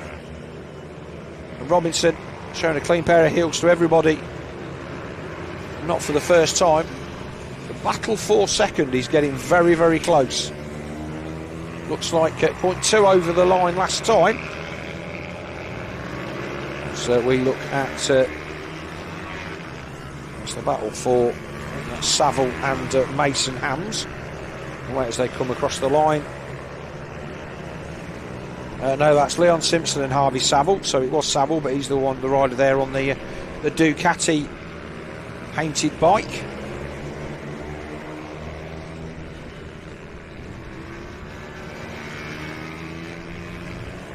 And number 85 of Simpson holding him off.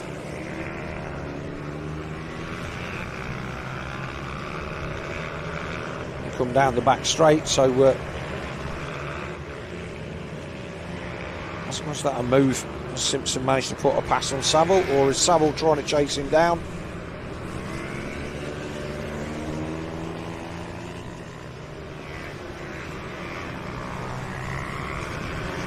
Looks like a bit of a battle stalemate, but it looks like both of those guys arguing over the same bit of tarmac, with neither of them having an advantage. Both running 57.1s. 56.9 the fastest lap of Simpson, 57.1 the fastest of Saville, so not a lot between them.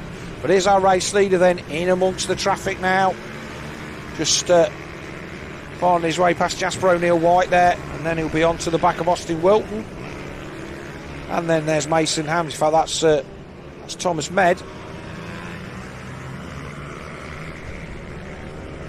Like I say, all ages and abilities in these classes, but the idea is that riders get to cut the teeth and move and progress. Long look over the shoulder from Robinson.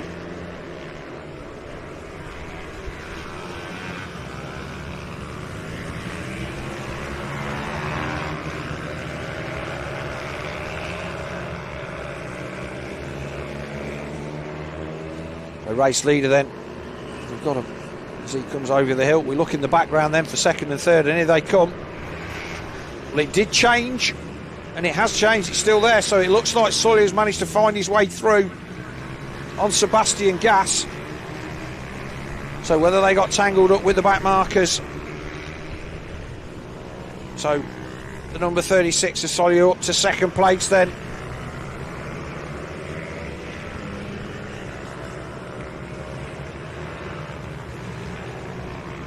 So he's had a much better run in this one. I did in the what little bit of research I managed to get done. prior to coming up here. You could see that he was a name that cropped up at the top. A couple of things, so maybe he was just a little bit off in the first one, but he's ridden his way through a decent field in this one, because Mason Frederick had a cracking race in the last one. This is not all over by any stretch of the imagination, because Sebastian Gass on the very black Ovale GP bike there, the last lap board is out. He's not given this up, and he has made some good passes, so if he's close enough he'll have a go, but he's not close enough at this point. They've now gapped out Mason Frederick and Caden Herring by about 3 seconds. A race leader has a look over. 3.5 seconds the gap then back from second to third. Was that a miss gear there? Nearly all of a sudden the gap seemed to come down into the Stewart S's for the final time.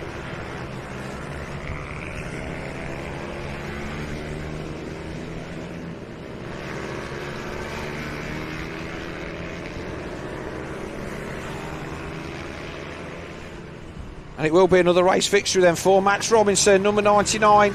But a great battle for second, which will go the way of the number 36 of Leo Solyu, and then Sebastian Gass. This is the battle at the far end of the circuit, next across the line. Frederick holds on to fourth, Herring will hold on to fifth. 6 will be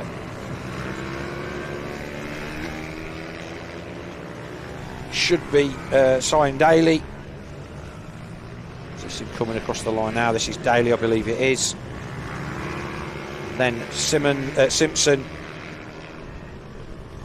was Thomas Med, and then this is the battle then between Simpson and Harvey Saville. Well, you could have thrown a blanket over them for the whole race. There was nothing in that. Last lap from Simpson, then 57.7, Saville 57.6, but not enough to get the pass done. Then Mason Hams comes across the line, last of the riders on the lead lap. So Mini GP 110s and Ovale 110s, that is their weekend done, I believe. As we look at our race schedule, that was the race scheduled to go off the line at 3 o'clock.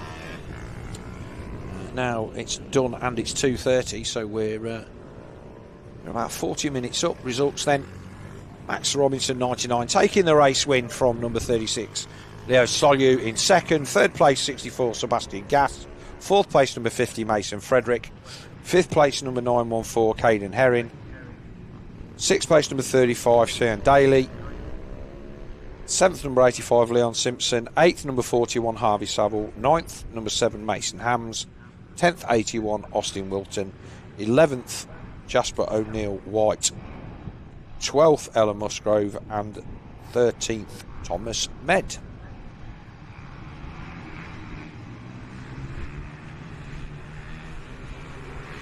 So next race then, auction in conjunction with AMR Moto, is British Mini Bike 140s. Now this was a good one last time as well. I even know who some of the people are. How good's that? So ones to watch out for in this one then. We'll give a hat tip to the 48 of Ben Lord, because he ended up in the kitty litter somewhere early on in that second race, fought back to 8th, so he'll be decent. Chris Wells has been good. Obviously Michael Med been the class of the field, as well as Tim Patterson. So they come round on their sight lap.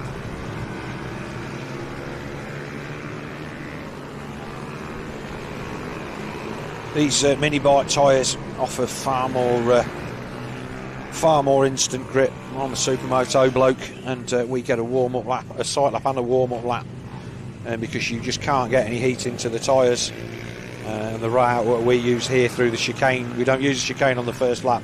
We go straight up through there, and if you're doing that on cold tyres, you can put yourself into orbit. So the fact that these tyres offer so much grip, and we've seen very, very few low sides or anything, well, they offer so much grip from cold, is an absolute bargain as far as rider comfort is concerned. So Michael Med then and Chris Wells on the front row of the grid, the 48 there of Ben Lord in behind them. We wait for the lights to change and we will be underway for their final race of the day. Here we go. Away they go. Oh, a bit of a hop then from Lord. But the thing is, these bikes have to run really, really tall gearing. And so they're really difficult. First gear, really tall to get off the line. So it is the 111 of Wells that takes the lead. The rest of them stream through. No heroics down into McRae's at that time. And everybody's safely through the second of our hairpins.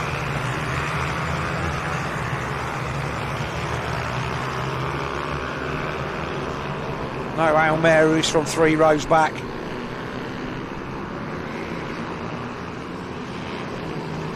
So this was where Med was, he was racy through here last time, and I think this is where he made the pass for the lead.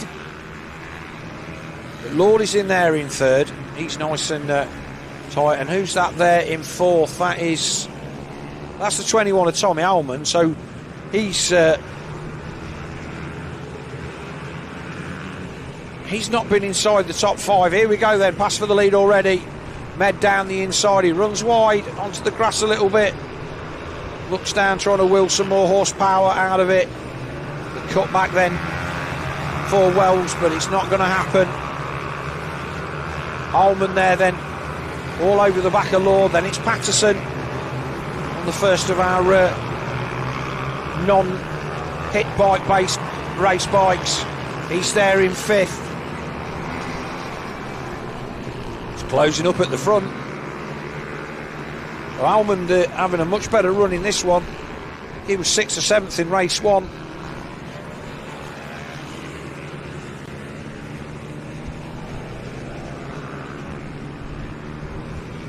Oh, Med took a lot of curb on the exit of that chicane there.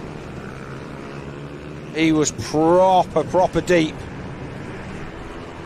Again, they're all using lots of the track. Here comes the 48, not got the run this time. Patterson closing in as well.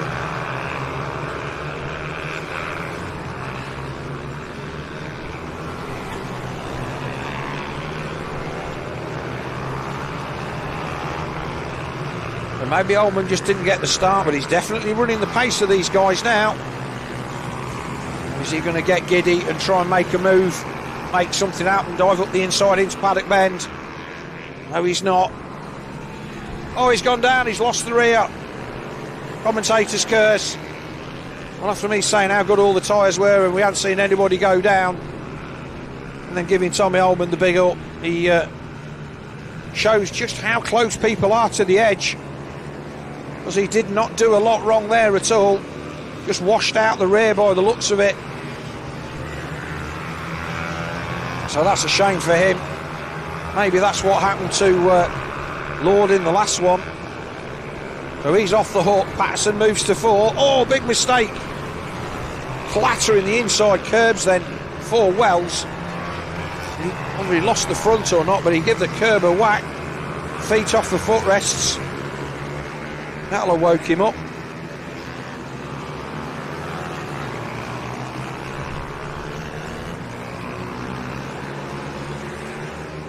The line to completion of the lap, 6 to go. Lord looking like he wants a piece of this second place. Patterson just not close enough to get in. He'll be there to pick up the pieces.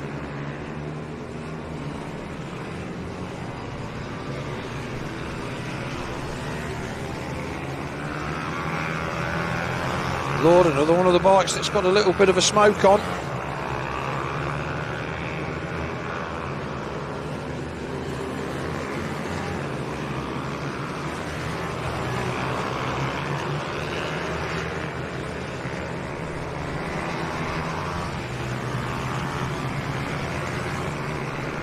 Still there, putting all the pressure on to the back of the 111 off Chris Wells. They come across the line, cracking race. Michael Meadows running hit at the front, 3 seconds up the road. There he is, not on cue. And He's not had all his own way. He's had to work his way to the front in all of them. I don't think he's all shot any of them. But the battle for second and in the background, 3 seconds back with 5 to go between Wells and Lord.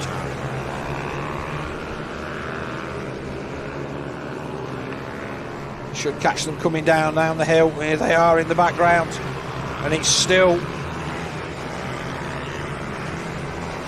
really tight. Is he going to have a launch up the inside? Here we go. Not quite. Oh, it was tight. Chris Wells making that very short squat bike look almost as wide as it is long. It's on the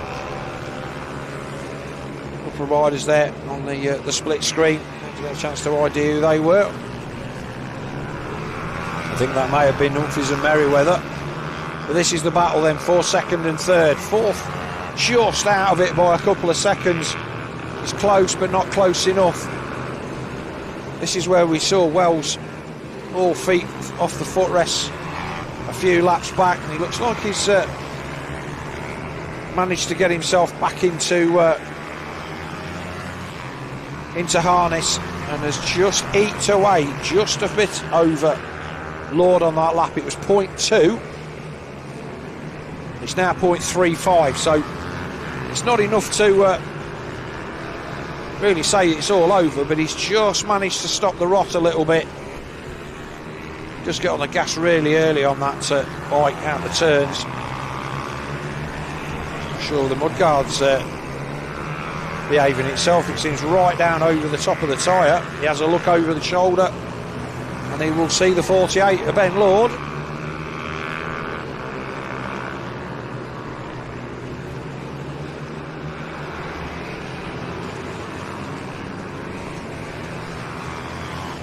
Closing in a little bit, I think, is Patterson as they start to get into the traffic. They split either side of the 96 of Harry Swan, and here we go. This was all that we were looking for, a little bit of a chance. Is the 48 going to hang it on? Oh, it's close. Oh, that was a proper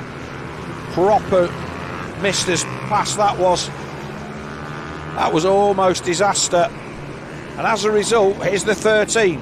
He was 2 seconds out of it a lap ago, and there he is right in now.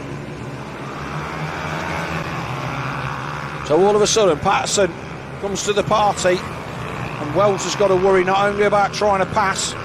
Oh, wonderful move around the outside. Patterson throws it round the outside of the back marker. Wells gets stuck, and a change then. Oh, and he gets stuck again. Fairness to Lindsay Yates, she's not done a lot wrong there. That was just a case of Lord not being decisive enough.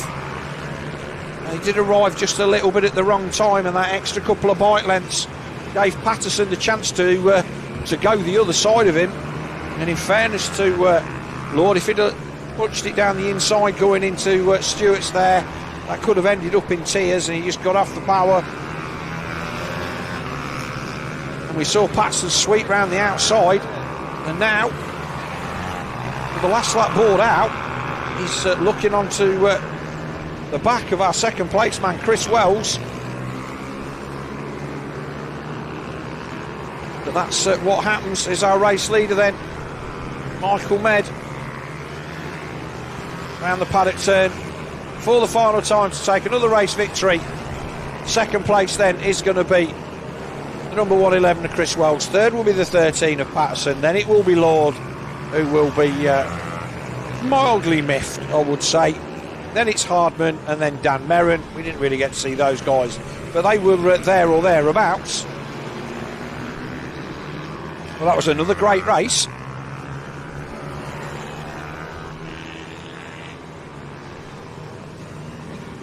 A long weekend for all of these riders. I would imagine that nearly all of these, maybe one or two of these guys, got another one race to come. But that was our mini bike 140s. which was so 1, 2, 3, 4, 5, 6, 7 races to go then for today. And like I say, top marks to British Mini Bikes for rattling through these events. Win for number 1, Michael Med. Second place, number 111, Chris Wells. Third place, number 13, Tim Patterson. Fourth, number 48, Ben Lord. Fifth, number 104, Stuart Hardman. Sixth, number treble 8, Dan Merrin. Seventh, 241, Steve Humphreys. Eighth, number 6, Daniel Cliff. Ninth, 21, Tommy Almond. 10th, 118, Jordan Merriweather. And then the rest, 11th, 17, Tom Wise. 12th, number 40, Jordan Verti Yavanen. 13th, number 15, Joe Milnes. 14th, Liam Trinder. 15th, Lindsay Yates, number 19. And 16th, 184, Dean Carver.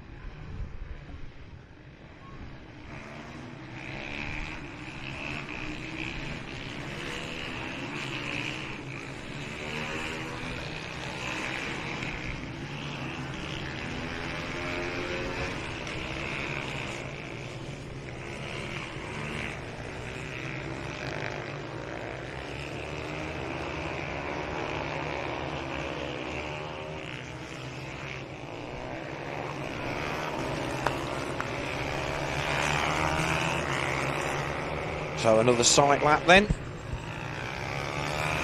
We will be back to the grid with our FIM mini bike 190s.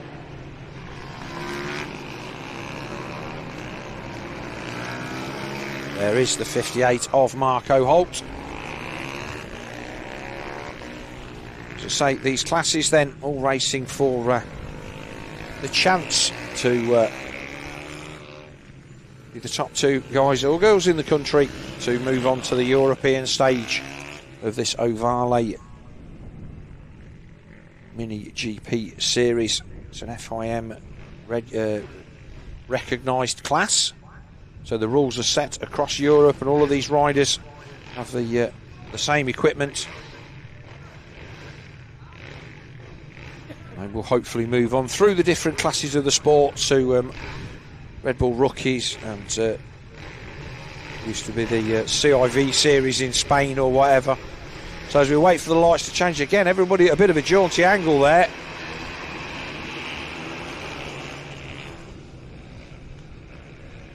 .58 it is that takes the lead.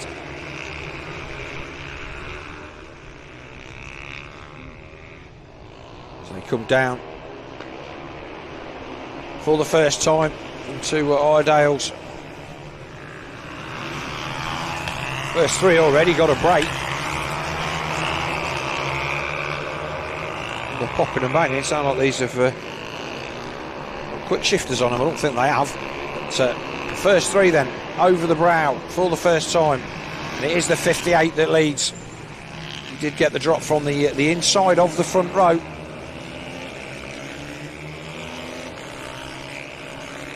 Down paddock bend for the first time. Marco Holt then, our race leader. McCartney second, Blake Wilson third.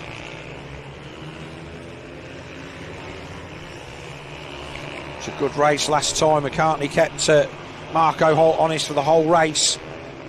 Wilson just not able to run the pace for the distance, but he's there at the minute on that number 8 in the background. As I said before, he had a good weekend at the Supermoto up at Teesside last weekend. So he's been doing a lot of riding. Jumped on a lot of different bikes. Marco Holt then. And the 190s and the biggest bikes that we see out on track. With 13 to go. 14 lap race. Still be gone pretty quick. 48.85 then fastest lap for our race leader Holt, but not letting the two not letting him get away.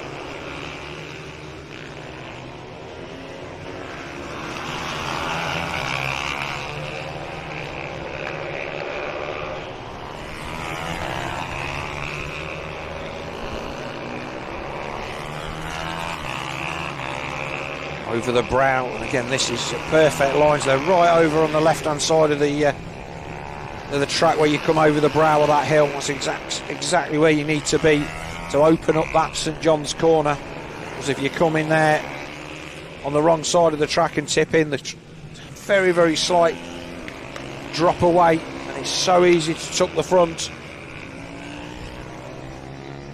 Surprised we've not seen more passes down into there, because on the Supermoto bike that is somewhere where you do give it a bit of an Hail Mary down the inside.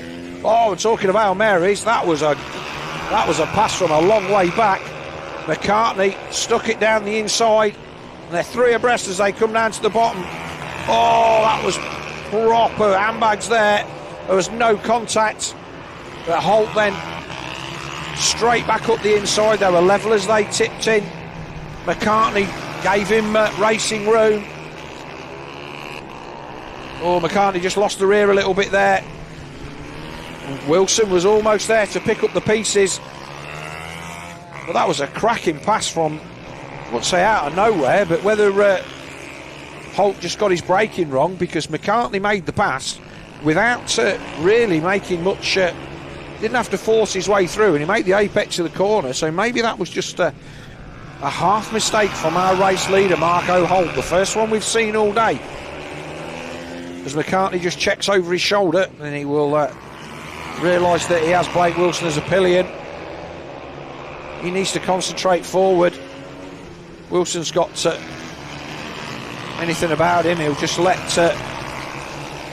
McCartney tow him back up to our race leader with 10 to go. There'll be 9 to go this time by, so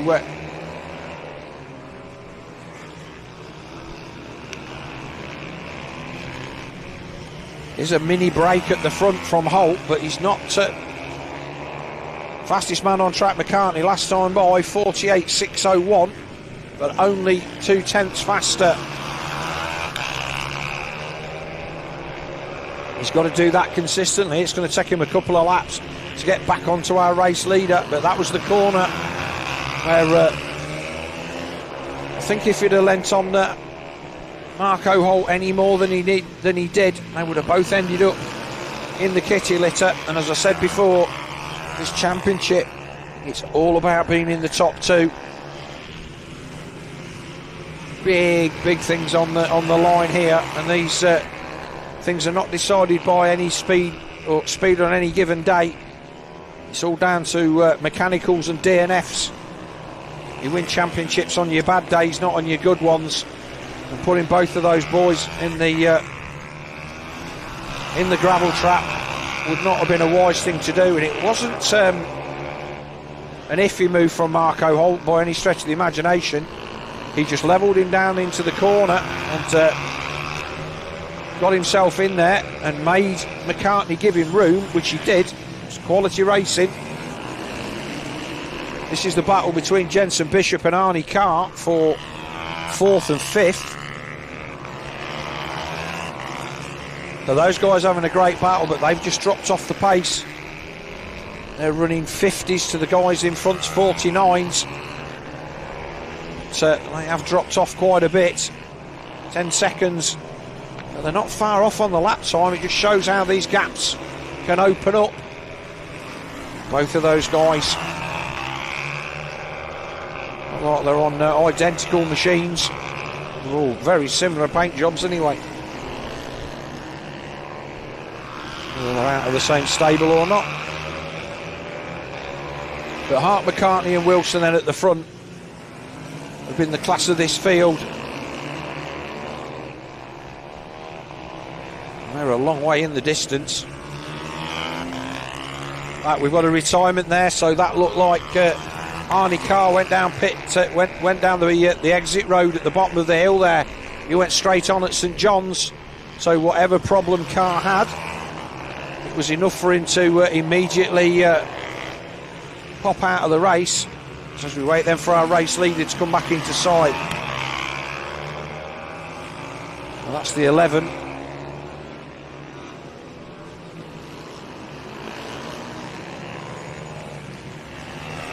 The 47 of Oliver Pitcher.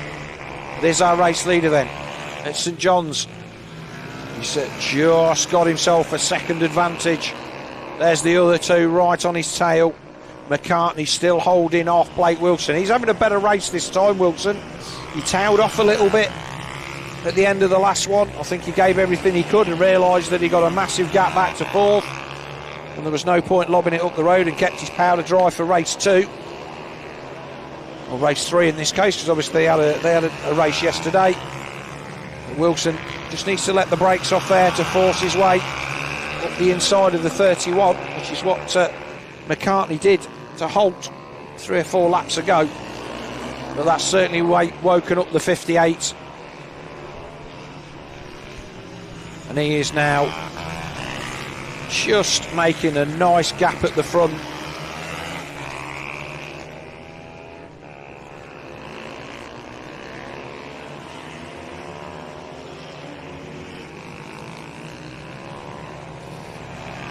We're going to start coming up on traffic.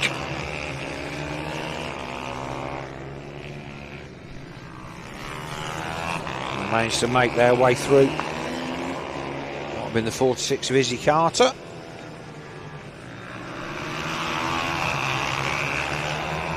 So all of a sudden, that gap has gone, because that was the second as they came across the line. I really didn't see Marco Holt get held up too much by that back marker, and yet all of a sudden McCartney is right on him. Is he going to try and force a pass? Now we know where he had the speed last time. 3 to go. He put the hard word on him down into Iredale's, and he's close enough to have a go down the inside here, and he does. Block pass down the inside, moves him over, and here comes Wilson. So this time the 31 sends him the long way round into Iredale's. He's got to get out of here quick. And this time Holt has no answer, can't get back on the inside. So has he got anything? He's pretty much led all these from the front. So is he going to fire down the inside in St John's? No chance there. Another rider coming up. Oh, not quite. That was a brave move. And they're going to catch this. I think they should either Marshall or Carter down into the 16 of Marshall. Marshall moves out of the way. He knows they're coming. So good work from the number 16 there in 6th. But this is your top 3. Oh, Wilson got a real run into there. I think he surprised himself a little bit. 2 to go.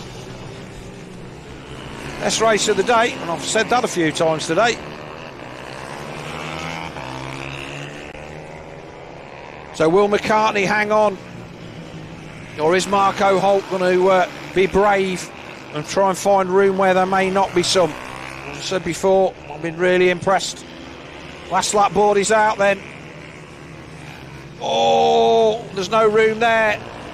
That was a brave pass, and to be fair to McCartney, he stuck that one out. Here comes Wilson up the inside. So Wilson then into second. He moves over the number 31 of McCartney. McCartney's going to come back at him into here. Oh, there's contact. Oh, Wilson just held that. He put his arm on his front wheel pretty much. He wasn't moving out the way there. That was a great move by Wilson. He got the line. McCartney away at the front. Holt had tried to make the pass and it wasn't there. And he tries again and it's not there. So this is going to be a victory for the number 31 of Henry McCartney. Oh, we've got a faller. So Holt's gone down in the last turn. Is he going to be able to restart? Kickstart comes out. Oh, in the big scheme of things, that's going to be it's Jensen Bishop that he needs to beat across the line. trying to bump it. Is Bishop across the line yet? He's going to push in. Not sure what the legalities of that are, but he manages to push across the line.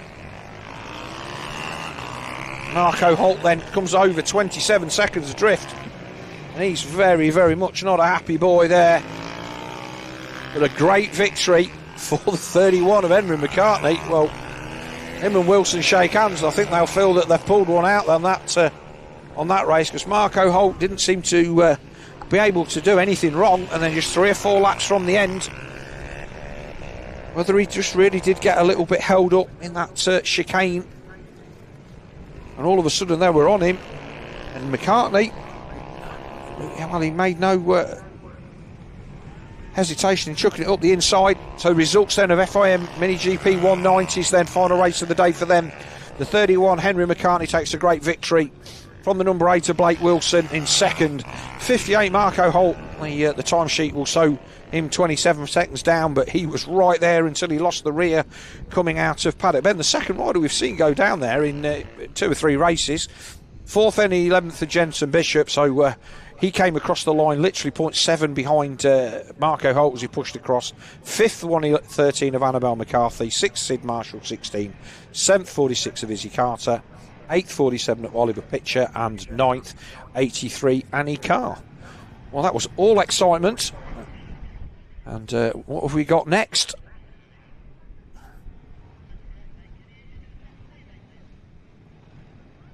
So JSM 90s then. 8 laps for these guys.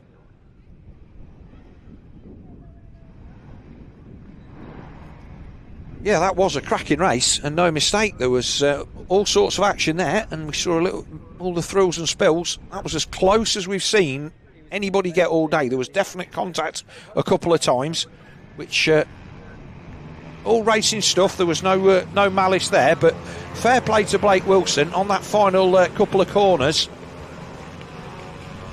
It would have been really, really easy for him to have sat up there and given a little bit more room, and he didn't. He kept it laid over, and he kept the place, and as a result got a well-earned second place. And obviously from an overall points point of view for the championship, that will benefit him. 3-2 for today's races on top of what they got yesterday.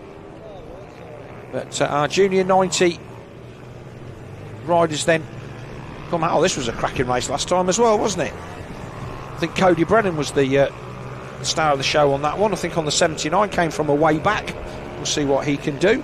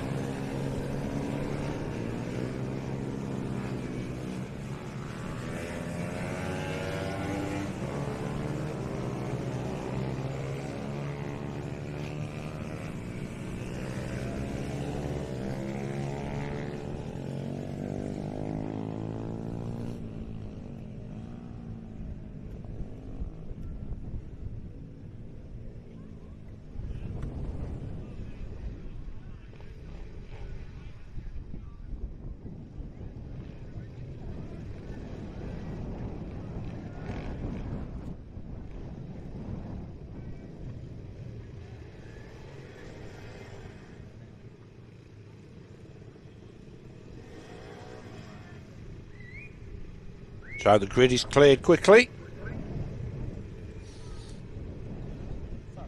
As I've said, more than impressed with how quickly the organisation turned these races around. Well, a little bit of a jump start there. No, it wasn't. Right, so the 79 then. He gets away.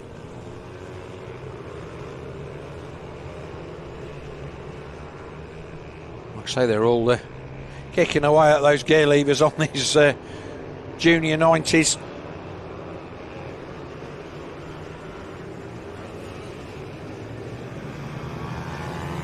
We wait for the timing to update.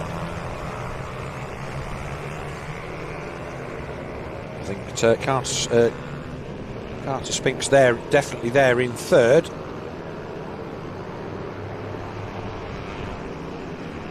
come down into St John's for the first time.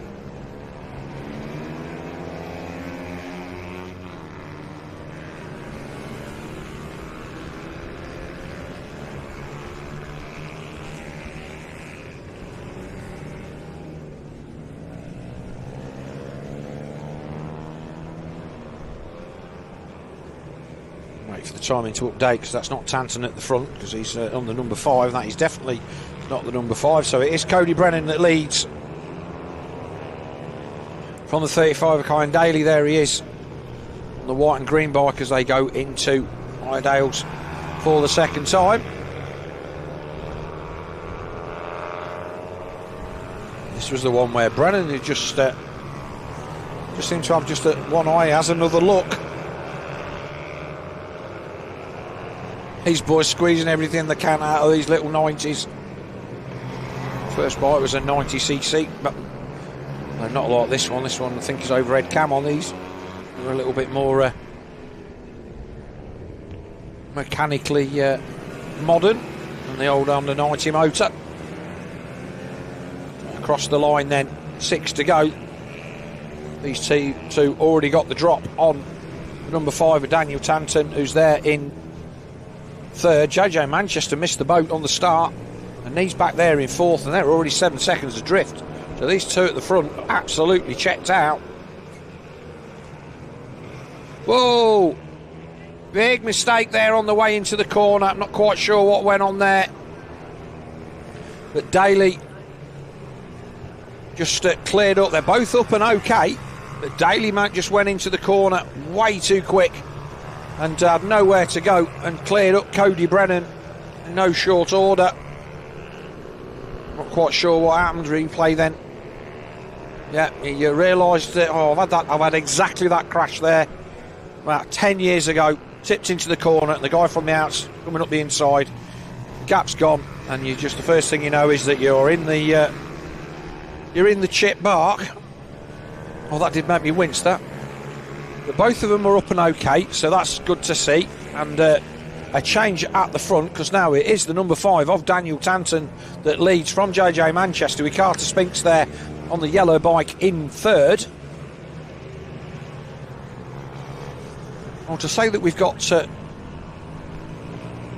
all the way to 3 or 4 races from the end before we've seen any kind of incident does belie the standard of riding, and I don't think there was any malice there. I just think that he just missed his braking point on the way in, and the gap just went, and there was no way to run round the outside. And so as a result, they're both in the kitty litter up there at Iredales, but both riders up and okay. So worried parents, then make your way there as safely as you can, but I can assure you that when you get there, they'll both be sat on the tyre wall. Maybe not speaking, but just one of them racing incidents.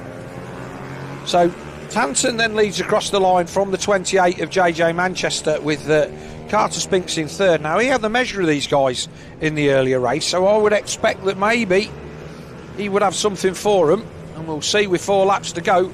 So the 28 tries to make a move down the inside.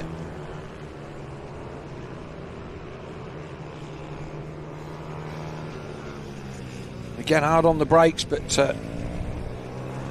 28 puffing a bit of smoke as well. We've seen that over the course of the day. Maybe these bikes just do get a little bit tired and emotional after a race weekend. I'm pretty sure there's a limit to the number of engines you're allowed to use as well. So I will find out such information should I come back and do another one of these. A bit of a last minute deal, but thoroughly enjoyed it. The racing's been absolutely great, which always makes it a Brucey bonus.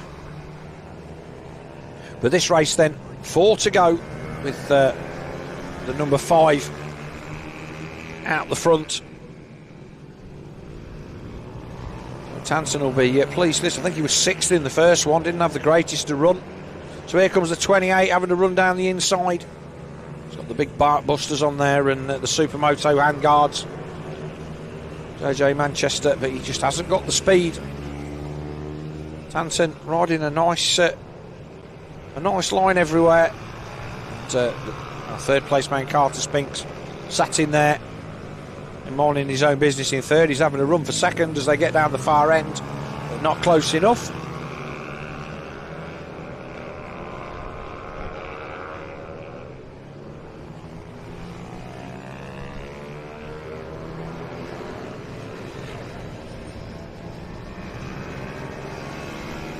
Or is the 28 going to have a run into the paddock bend? I don't think he is. Almost feel that... So Cody Brennan did the fastest lap on... he did a 58.9 on lap 2. And all of these guys into the minute 1s, minute 2. So they're a couple of seconds off on the times. And it does show.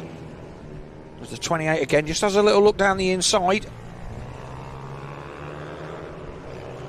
And with them, these two guys in front using all the track, that's not giving Carter Spinks much to play with.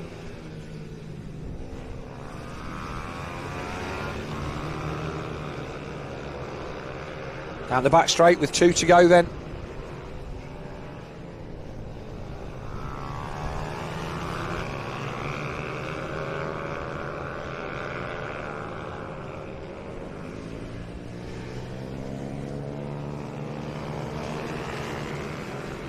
This is where I think the 28 of Manchester just needs to have a run down the outside and then try and get up the inside into Sunny, but it's not easy to do.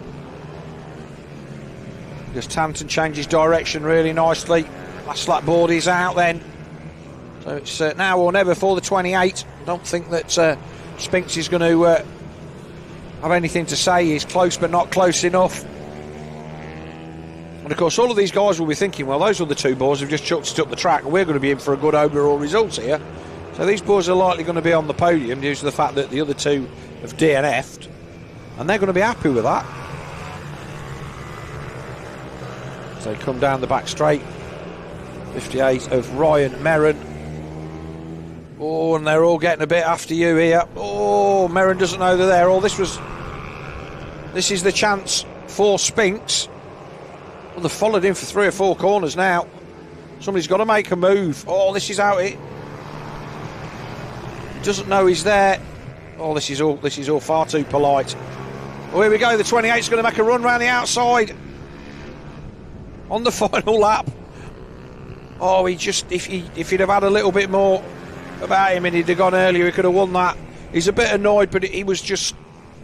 Well, they were all just too nice there. But in the best interests of everybody staying upright on the bikes, it's situations like that where people dive in.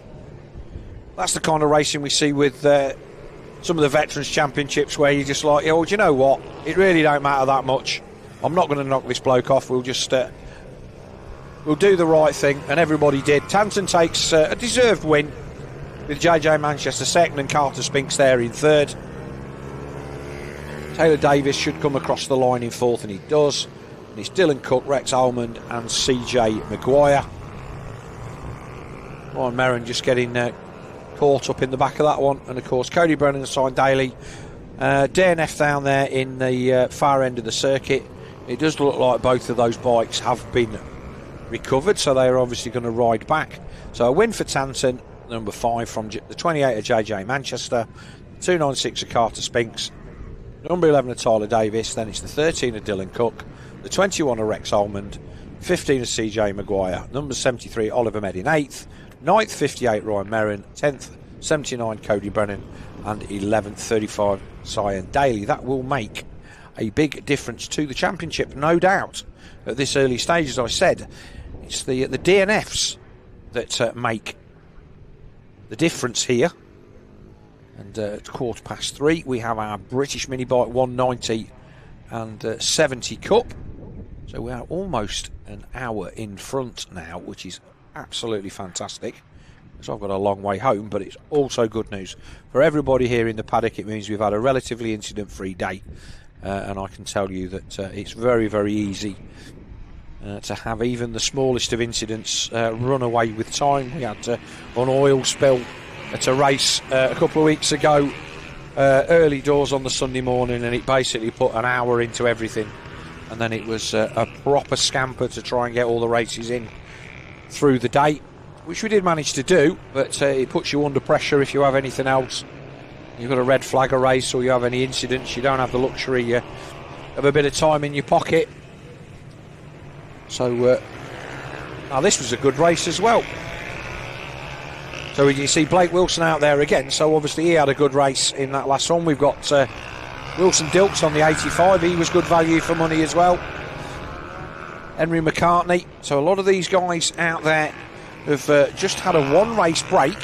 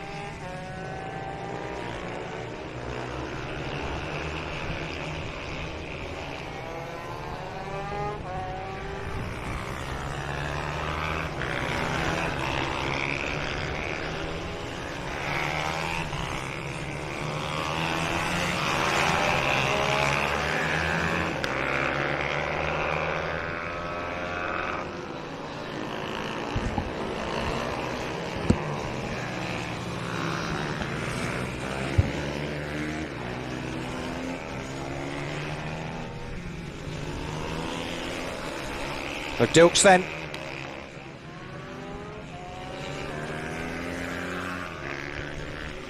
Cross the line.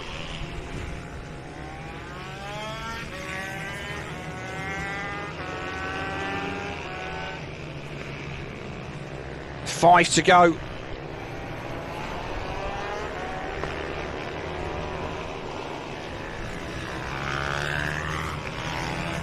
Apologies for the loss of sound there. If you were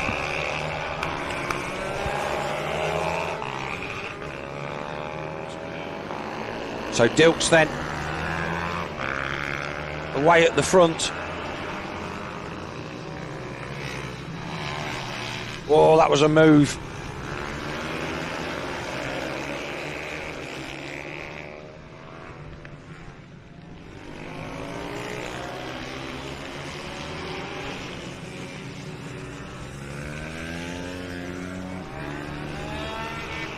He's right on our race leader then. And here he comes down the inside. Oh, another great block pass. We've seen that so many times.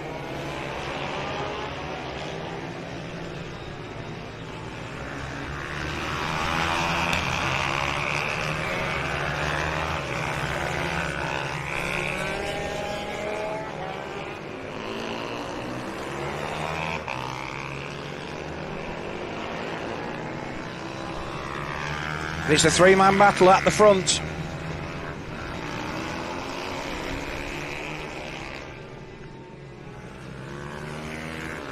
Well, this one's come alive right at the death. So McCartney leads across the line. Dilks is there in second. Blake Wilson there in third.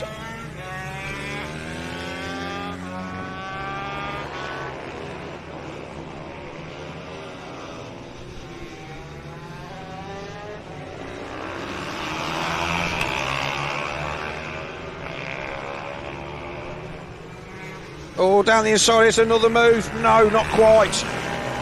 McCartney was brave there, but it was not to be.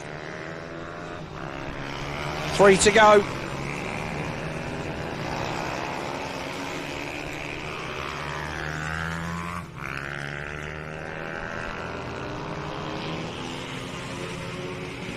Saying earlier on, Dilks the championship leader currently.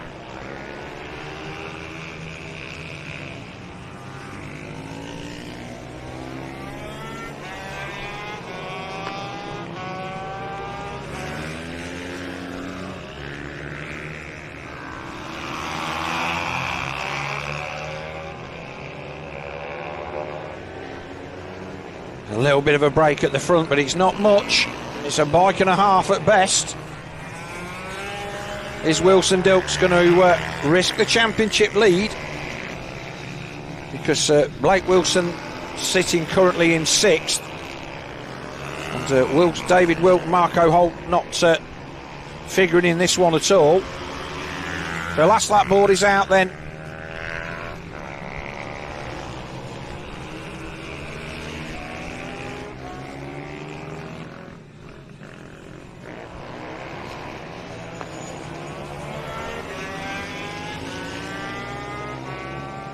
Looks like Dilks is just trying to make sure that he doesn't drop back any further.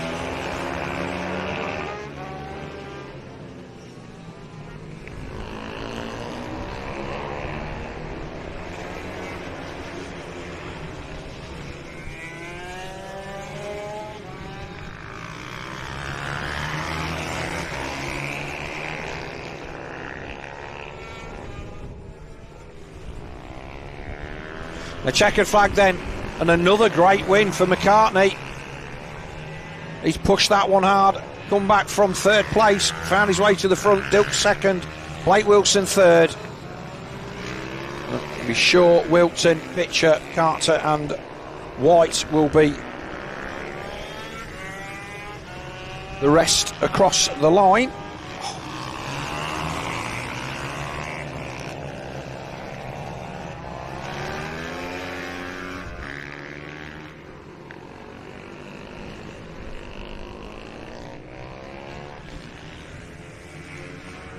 The last couple of riders over the line then. Well, that was another cracking race to round out their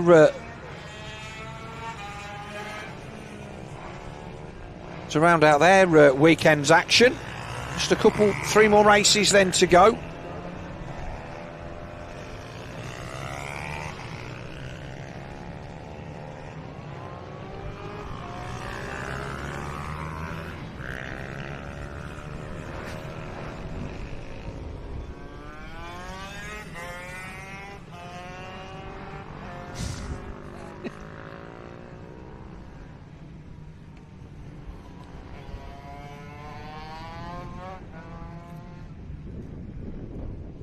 Alright, so apologies for the loss of comms there. Obviously, got to sausage fingers and pressed a button wrong or something. But that was a great race then. McCartney taking the win from Dilks from Wilson. It's like 5.5 hours on the bounce. And we're almost there, with our next race being the FIM Mini GP 160s. And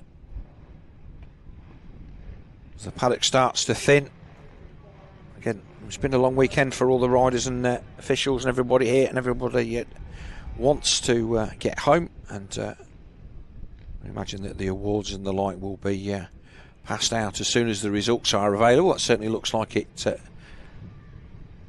Now it's being done. So our TV unit down there, believe it or not, is in that trailer. That's where our comms comes from. And I'm up there in the I'm down there in the building. I'm on the bottom floor of that. Not really a view of the circuit, but I don't need one. I've got all the views that you need as our riders there waiting just for the track to be opened up, and they will come to the line, and we will see who we've got in this one. And, again, there's quite a lot of guys here run 2 and 3 classes. I'd imagine that there's some technical inspection going on of the bikes. Oh, a few people being wheeled away. Not quite sure what's going on there. Are they? I think they're riders maybe from the previous race.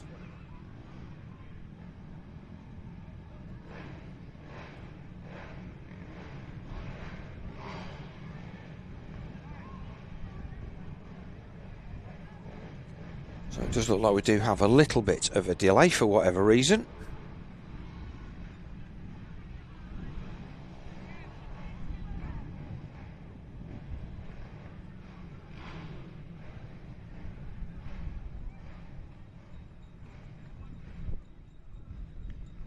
All right, I'll go.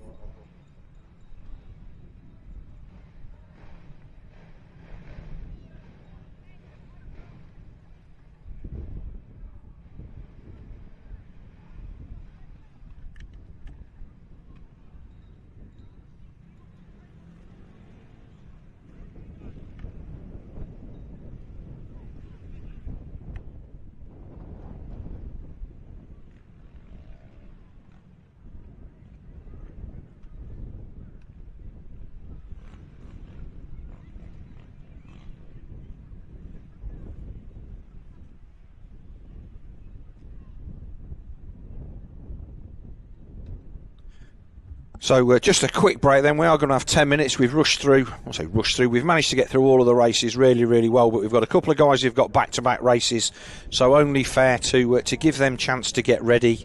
And as a result of that, we're going to have a quick 10-minute break for those guys and girls to get themselves prepared properly for this this next race, which should be the FIM Mini Bike GP 160s. So they're going to take a 10-minute break, and I'm going to do the same, and we will be back on track in just a few moments.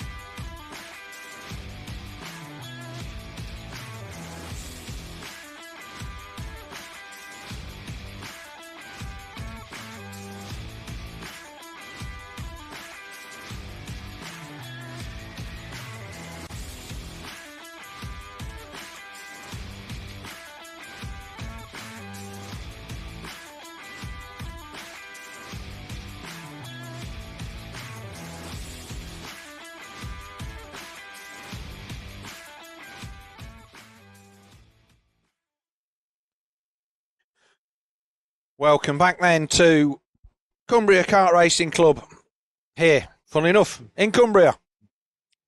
And just had a 10-minute break there just to a couple of these guys. We've whipped through the programme with some abandon today, to be fair. And as I said before, you never know when things are going to go pear-shaped. So, but we just got to a point where there was a few riders who were doing double duty on classes and just needed a couple of riders then just needed to do some tyre changes and stuff like that. So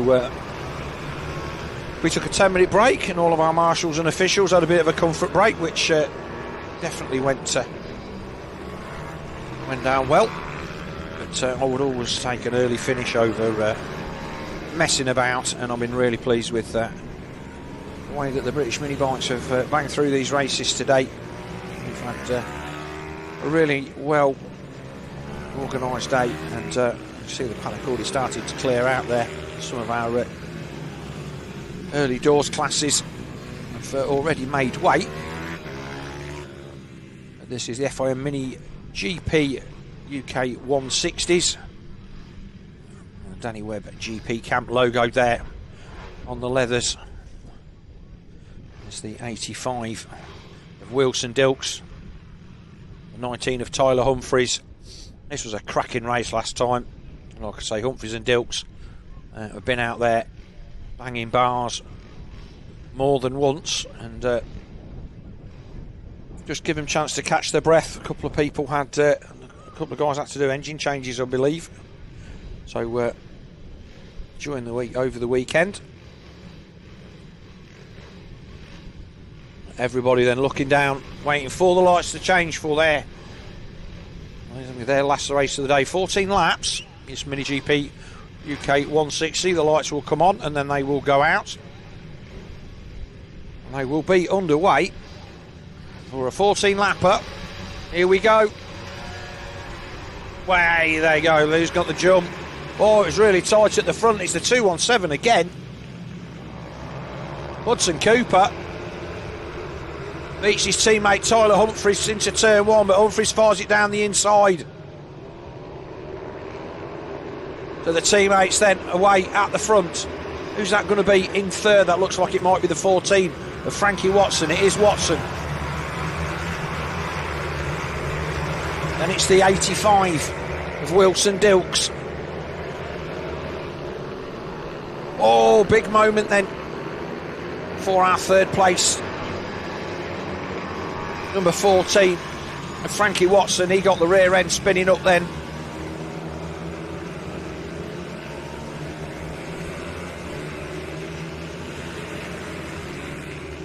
So end of lap one then. They come across the line for the first time. It was Humphreys that led. Number 19 from Hudson Cooper. And it's the number 14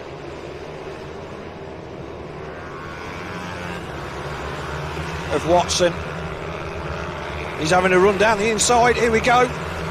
Oh, he moves him over. That was tight. Again, the track comes in from the other side, so it makes it worse because as Watson's just moving over a little bit, the track is coming in from the other side, and Hudson Cooper just had to make use of the room he was given there. And again, great riding. These boys certainly know how to ride nice and tight.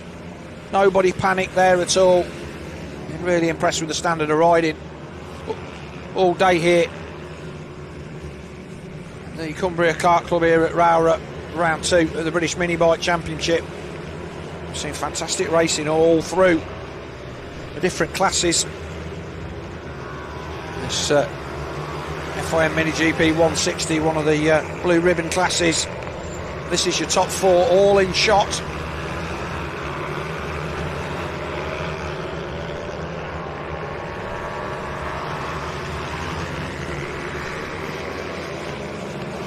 There's the 85 of Dilks.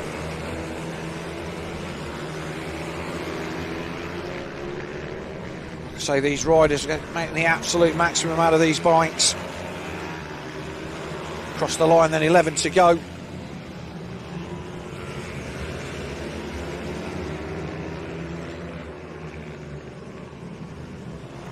puzzled as to why we're seeing Humphries second and Watson first.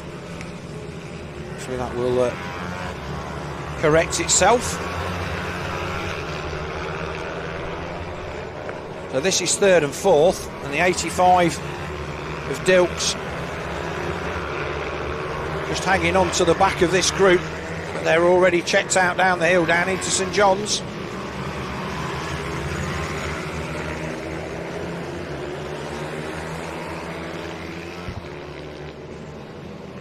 Here's our race leaders then across the line, and it is Humphries that now pings to the top. We've got intermediate split times, and I think that's one of the things that's confusing the timing. But these two boys are away at the front then. Is anybody going to have anything for Tyler Humphries today?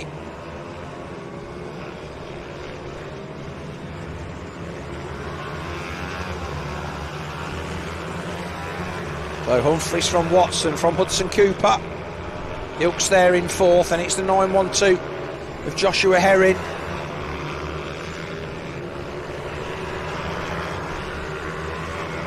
So the shadows begin to lengthen. The sun is still poking through the clouds occasionally, as you can see by the shadows underneath our race leader. Just have a chance to nip outside into that there fresh air, and it is still a nice day out there.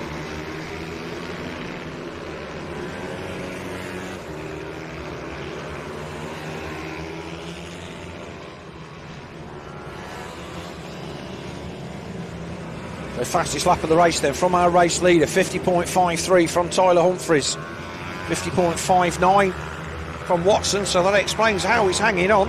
It's only 0.006 of a second.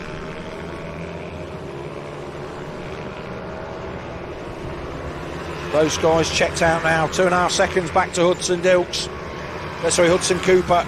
Wilson Dilks in fourth.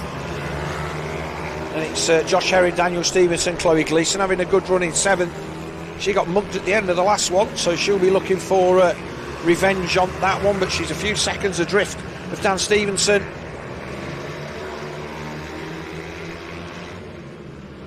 These guys so fast through that chicane. Oh, but I was about to say that Tyler Humphries hasn't put a foot wrong, and that was the first bit of a mistake that I've seen out of him. Just got the bike moving on the way out of the corner, and as a result Frankie Watson is all over the back of him.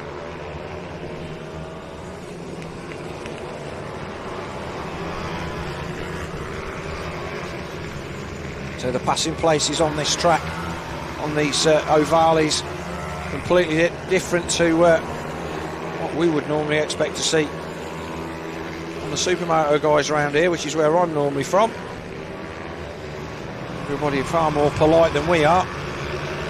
This is one of the places where you throw it down the inside, and we've seen Watson do that, but Humphries carries so much speed into this McRae's hairpin that he's just not able to make it stick, and the gap is starting to go out just a little bit. He's lost maybe a bike length that lap. Watson is the fastest rider on track for this race at a 50.4, and he's back on the back of our race leader, so there's the invisible piece of string that's connecting these two together. Is he going to have a run up the inside? Chooses not to, but again it looks like there's loads of room on the inside there until there isn't, and the same into this corner, because as soon as Humphries starts to tip in, the gap that you're expecting to ride into disappears.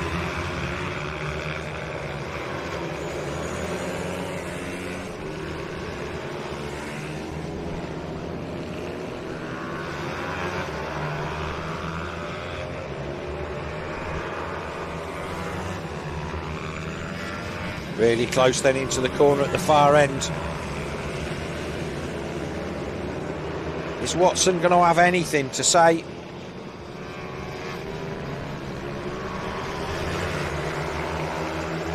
Now, he's been quick into here a few times, but he just looks like he's happy to follow. Wants to keep his powder dry. We've got a rider off in that final corner there at round paddock. Not quite sure who that was. Might have been the 111 of Harry Rafferty. He's showing 2 laps down now. So, he has tipped off. This FIM Mini GP 160 Cup then. The top 2 guys in this one will be going to Europe to race up against the best that they have to offer. It's fair to say that although there's all there does seem to be different abilities in this race, the guys at the front will be at the front anywhere. No overtaking, there's a yellow flag out there, so just still trying to shift that bike out. So that may be not helping. Got traffic coming as well.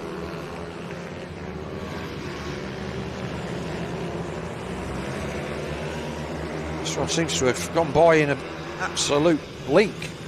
Poor race leader then comes up behind this gaggle of riders. 20 of Joseph Cooper in there. Oh, this is going to get all a little bit tight. Oh, that's a lovely move. Swings out wide and makes the cut through. He's not going to get across at the top here. And all of a sudden there's 2 back markers in there between our race leader and second place. And that's it. He's going to go around the outside here if he can, and he's not managed to do it. Got to make the move down the inside stick with 3 to go then. So Frankie Watson did everything that he could do. He just caught those guys in the wrong place, and as a result he's ended up on the wrong end of that one. We've seen that more than once today. You guys that managed to catch the coverage of the Northwest 200. Similar thing happened there, and it's just a part of racing, unfortunately. And with these 49-second laps or 50-second laps that these guys and girls are doing, it doesn't take long before we're up into the slower traffic. Oh, we've gone down there. Not quite sure who that is. Is that Watson? He was definitely not an happy bunny there. Is that Watson that's gone down? Well, he's not there. He's not in the background, and indeed he's Watson. Cooper up to second. So Watson, for whatever reason, whether he's trying to catch up, but he's crashed out of second place. That's a shame, because he's ridden really well here all day. He's been a man on the move. He's been forcing the likes of Tyler Humphries. He's gone down at the bottom of the hill there. He's gone down at St John's. That's easy done. The track drops away. If you get just slightly wrong on the way in, the bike just batters itself away, and that looks like it's what's happened.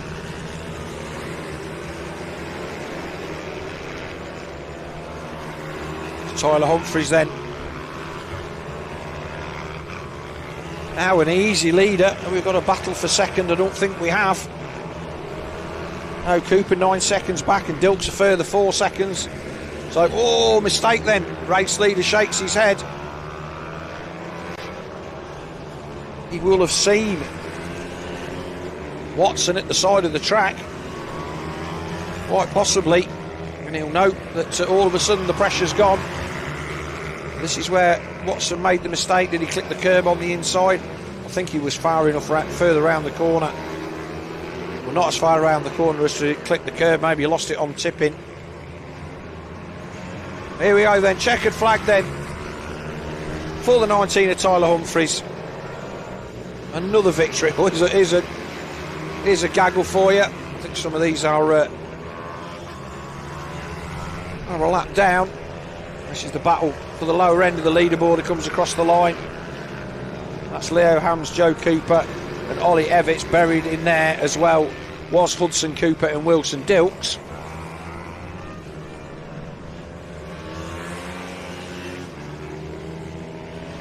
Josh Herring and Daniel Stevenson 4th and 5th.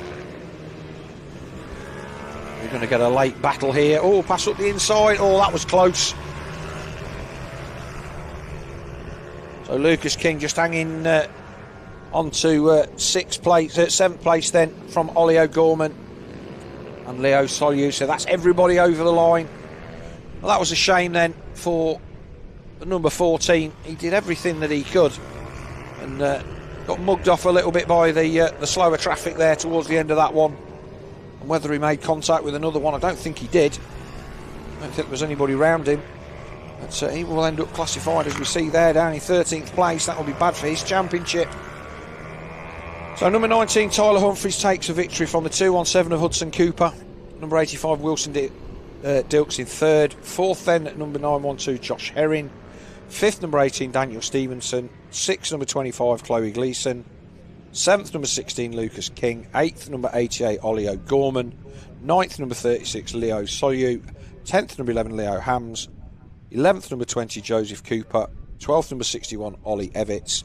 And then 13th, Frankie Watson, number 14. And 111, Harry Rafferty. So just a couple of races to go then. Next race is the Mini Bike 160s and Vets, which will be a 10-lap affair. Our penultimate race of the day here at Cumbria Kart Racing Club at Rowrah.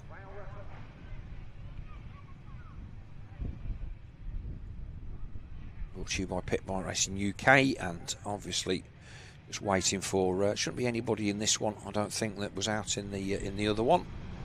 That remains to be seen. Here they come then, out onto their sight lap, stroke warm-up lap.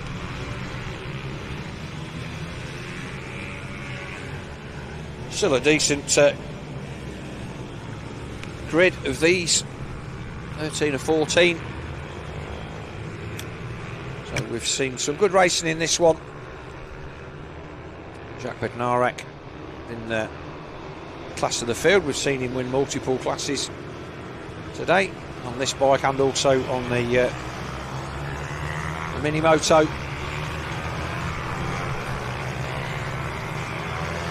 And Robert Med, Dean Bagnarak and Tony Ravelli in the Vets. So those guys having a decent day as well.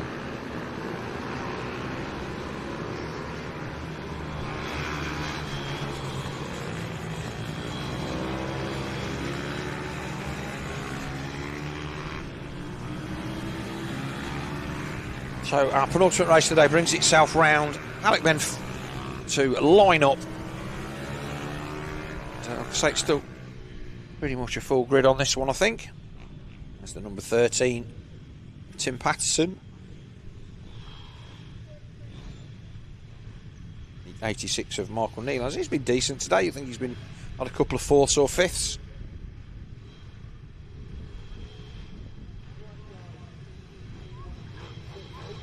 Bit of comedy brake line route in there from the 78 Dave Cook. And there's a limit to, I suppose there's a 287 of Dean Quincy. Bit of carbon fibre on that one. So we wait then for the lights to go out. The 88 of Barry Clark. So 10 laps it'll be. Here we go. Oh, a bit of a crawler at the back there from the 164. Didn't really seem to make a great deal of difference.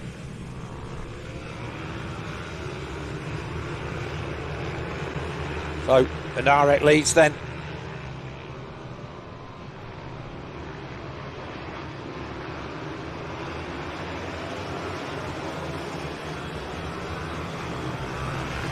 The rest of them stream through.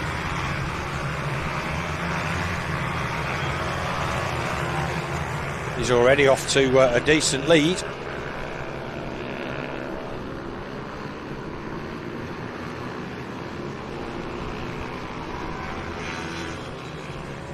Patson there in second. The rest of them coming through. Imagine with the sun being on the track now all day, it's quite warm out there tarmac wise, whether that's having any effect on the tyres. I've seen a few more riders slide off towards the end of the day, whether that's down to tyres or just general fatigue. We'll wait to be seen. But Patson there in second. Bednarek starting to check out. He did seem a little awkward on the bike a couple of times in that last one, but it's not stopped his speed. So Neelands there in third, Dean Bednarek fourth, Robert Med fifth, Dave Cook, Michael Judkins sixth and seventh.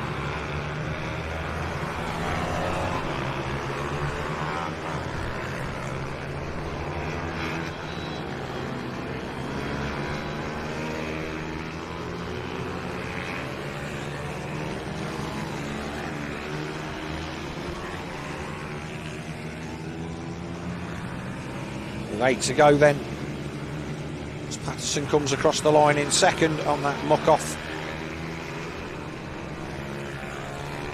liveried bike. Again, it's just for a long weekend like this, how hard do you chase? Do you take the points, move on? Looks like a bit of a problem there for the 13. Looks like he's got a box full of neutrals. Really struggling. He's going to have a bunch of riders on the back of him fairly quickly. Most notably the 86 of Michael Neelands. Looks over his shoulder, shaking his head. So he knows he's a sitting duck. And whether that's an issue with the linkage. So there's Neelands, and then it's Dean Bednarek and Robert Med next. So they're going to be closing in at a rate of knots. There's pitbikeRacing.uk Mini Bike 160 Vets Championship race number 3.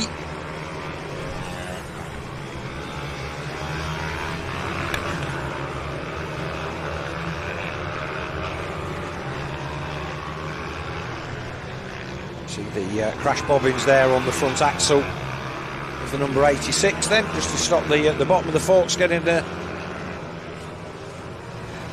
murdering when you slide it down the tarmac.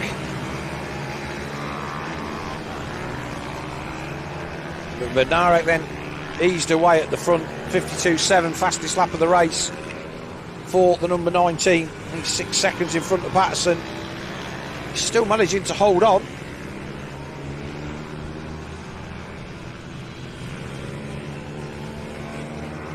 Number 88, Barry Clark.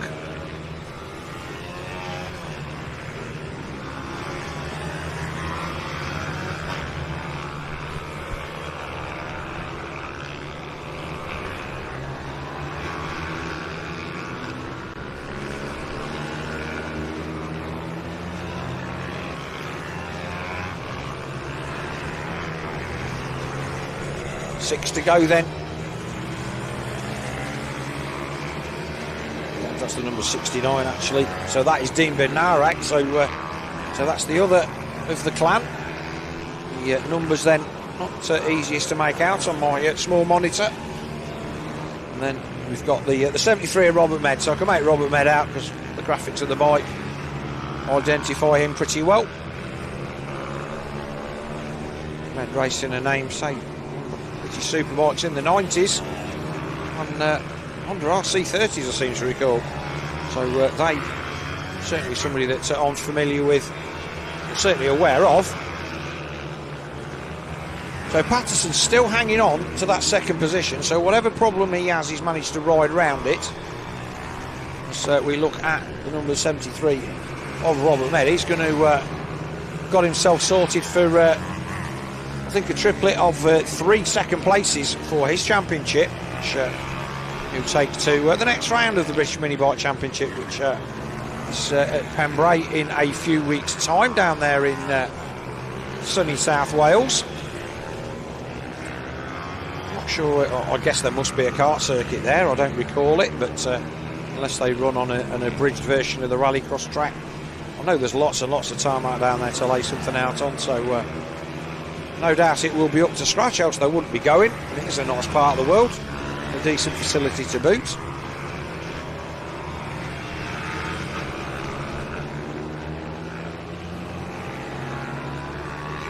Yeah, not a lot going on in this one with the problems for Patterson, not able to keep the pressure on our race leader with 4 to go.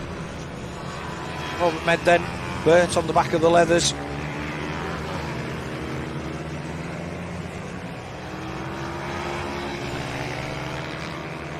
rolling down the laps until he can take home 5th position, which will be his best place of the weekend.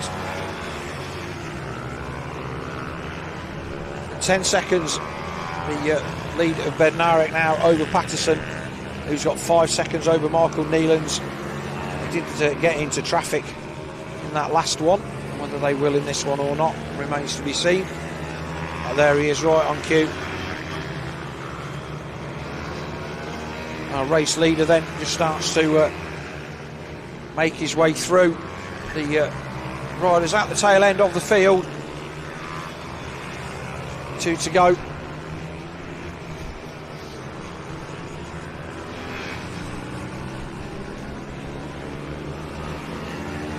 Lockie may have had a little bit of a problem there, just changing down, but whatever that was, managed to ride through it. A little bit of smoke on the overrun. See quite a lot of that today. Like I say, maybe it's just a feature rather than an issue, but it's not normally the sign of a healthy engine. So it doesn't seem to be holding the performance back at all. As with most things with engines, it usually runs best just before it stops. So that last lap board then will be out for our race leader, Jack Bednarek. He was just coming round then to put a lap on the number 213, Pete Johnson, and minus his front mudguard. That's really weird riding without a mudguard, especially on a bike like that. You just, locks the rear. Was there something on the track there? It looked like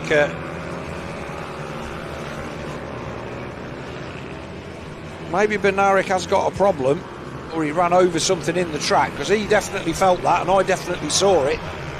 So he's just going to coast this home now for a relatively comfortable 11-second lead at the moment. But whatever went on there definitely spooked him, and there he is taking the checkered flag. We will take an easy win. Patterson then will come across the line fairly distant second. Here is the 86 of Michael Nealons. He's currently lying in 3rd, so Patterson already across the line.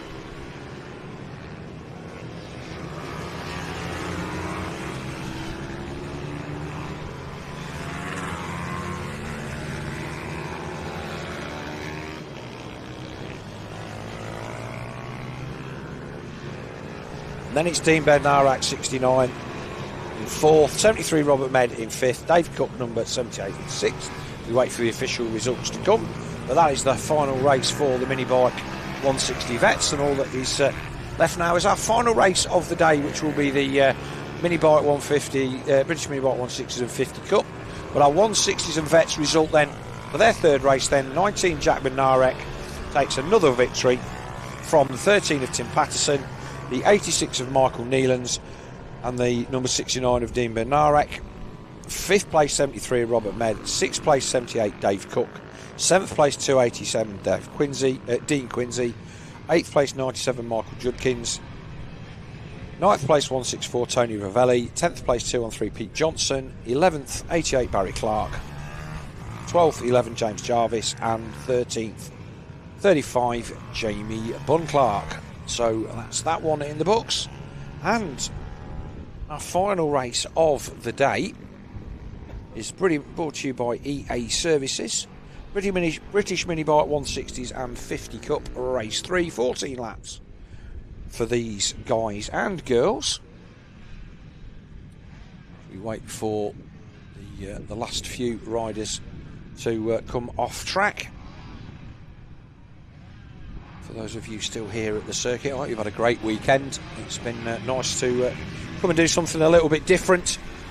The racing has been really, really good. And as I've said many times before, the standard of riding has been a pleasant surprise. More for the fact that there's a lot at stake for some of these races, and yet the riders have still been very, very precise in what they're doing and not taking any undue risks. And that will stand them in good stead as they progress through their career on the tarmac. The number 4 Travis Shaw then on the 50cc. No idea what that is. I will have a chance to next time I come try and get here and have a look around the paddock. A better look at people's equipment and see what's out there.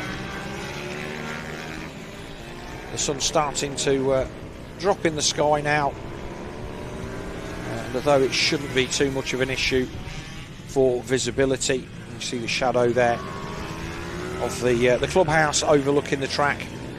Sun is pretty much behind that now, so it is quite bright in the. Still feels quite bright in the down here in the office. The sun is now on the other side of the building, so it's always good. So it is the 19. Tyler Humphries coming to the grid again. There he is, wave to the camera. Ducati Manchester Group. So they do they have to change round, or is it?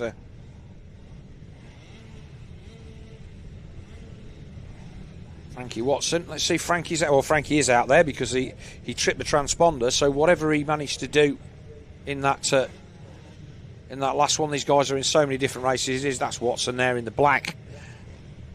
He had a great race until he slid off, and unfortunate for him to DNF his last race. But anyway, looking like we're getting the grid organised, and this is the fast class Mini GP 160. This is the non-FIM version of this. Another run out for these guys and girls, and also the 50cc class. So 14 laps then, final race of the day here at Rowrah for the second round of the British Mini Bike Championship, brought to you by OMG. And here we go. Wait for the lights to go out. Away they go. Great jump from the second row from the 217 of Hudson Cooper, but he didn't turn that into anything. And it is the number 14 that leads. So a good start this time. My laptop decides to turn itself off yet again. Well, all the usual suspects in there. Wilson Dilks is in there. Cooper.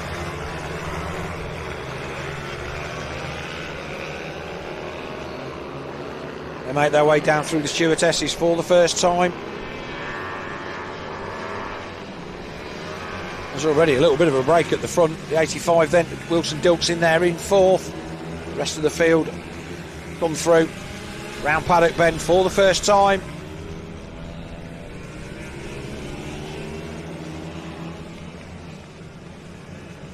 So Frankie Watson from Tyler Humphries at the front. And here we go down the inside.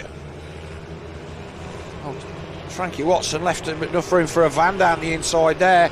Just tried to ride the wide sweeping line. And he got dive bombed then by Tyler Humphries.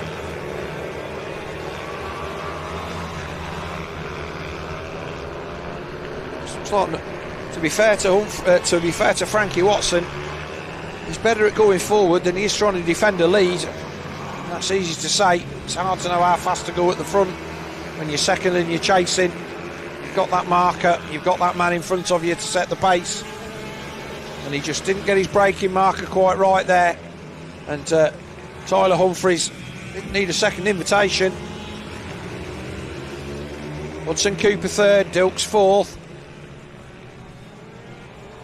Looks like Arnie Carr in there in fifth as well, so he's having a decent run. A little bit of a gap back to Daniel Stevenson. And tripping over each other a little bit in the turn there.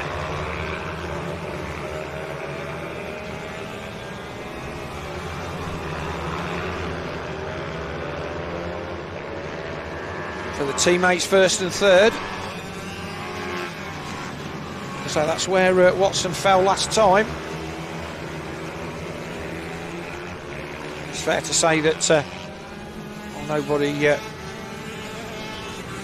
don't wish to see people fall off at all. It's a shame that Watson's day been blighted by that tumble. But he's been good value for money.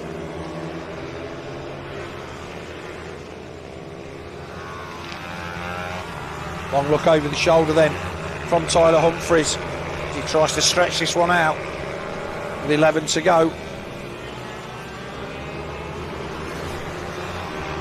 All of these guys and girls then wrapping up what's been a fantastic weekend here at Rowrah. Up here on the western side of the Lake District.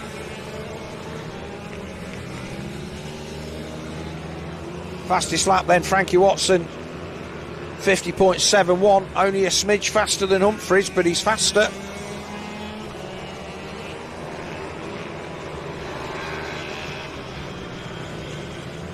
Has he got anything else to give though? And we said he chased him down hard in the last one, paid the price. Maybe he should have just settled for the points, but a racer's a racer, and you want to win. You always think you've got that little bit spare until you haven't. I think that's what happened with Watson last time.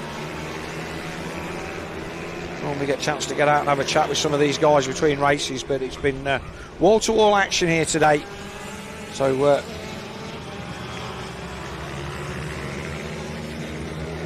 had any chance to get out and look at the talk to anybody, find out what's been going on. So Arnie Carter's made a move. He's managed to find his way past Wilson Dilks. But Dilks looks like Dilks got a problem, because that's S-Car and Dilks dropped off the back now. So I would say that Dilks has an issue of some description, because he was right with these guys.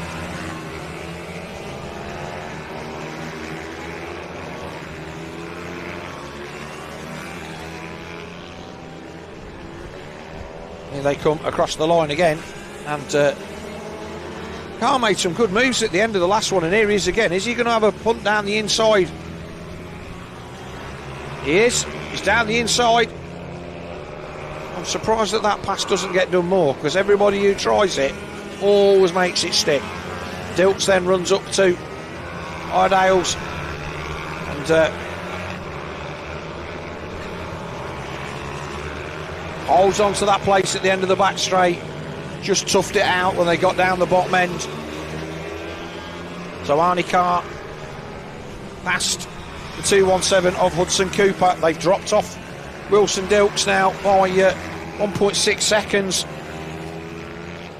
with 8 to go. Humphries then by 0.6 from Watson, and this is the battle for third. See how far the gap is.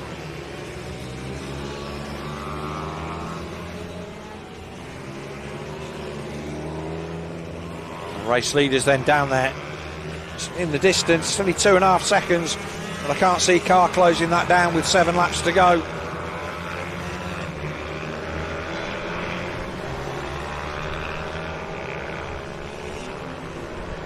A little bit of a bobble there for Carr.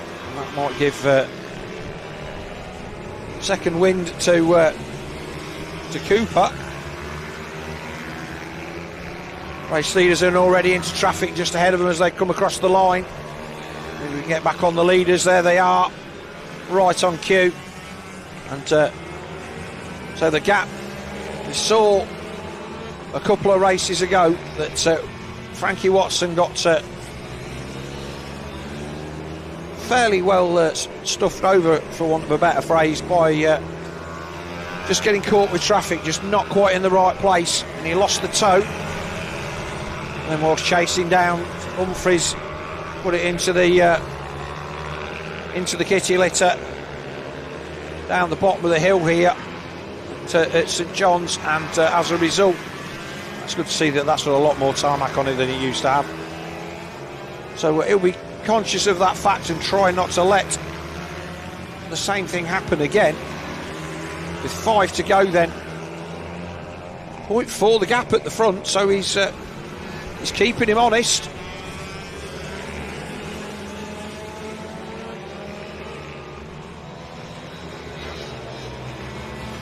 Has to say that sometimes you do all the effort of getting there and then you take a bit of a breath. Right, I'm there, I need to think about how to get past this guy, and then all of a sudden he's pulled 5 bike lengths on you and you've got to do it all again.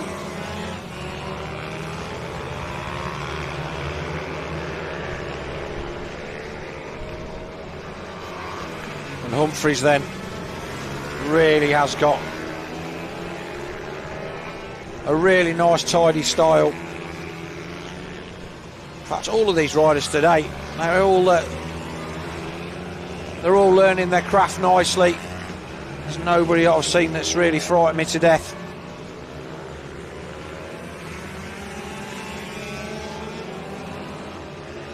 As a corner phrase, some people are usually an accident looking for somewhere to happen. But everybody been really, really good. This is still the battle for third.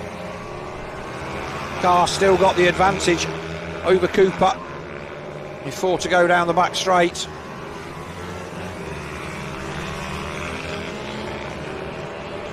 I'll be glad to get back and get out of those leathers, get a cold drink.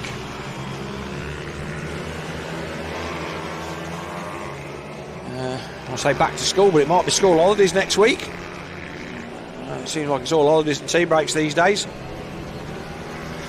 But, 3 to go then. The battle at the front's still tight. Only 0.2 with those guys, so it's hard to know where to look at the moment. Look up the track and see if we can see our race leaders as they come out the other corner. But there they are in the far end.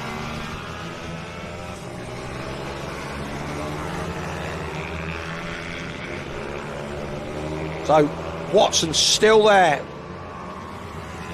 Is he going to try and force a move? He's close. He's closer than he's been for a while with 2 to go.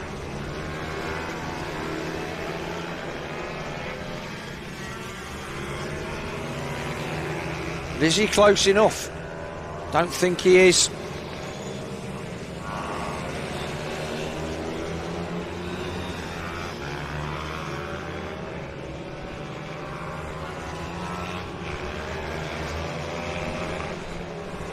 Seems to be this little bit of the circuit where Humphries seems to just gap out a little bit. Now they're going to catch this back marker at number 12, Archie Hooper. They're going to catch him just as they tip into Stewart's. Oh, this is the chance, and for whatever reason Watson again just not able to make it stick. He had an opportunity there, a look over the shoulder with 1 to go. Again, maybe a bit too circumspect with the back markers, but that was his opportunity to pounce, and it was almost like he hung back in case anything awry happened. It's just given the break at the front then to Humphries. Over a second now on this final lap of this British Mini Bike 160 and 50 Cup race.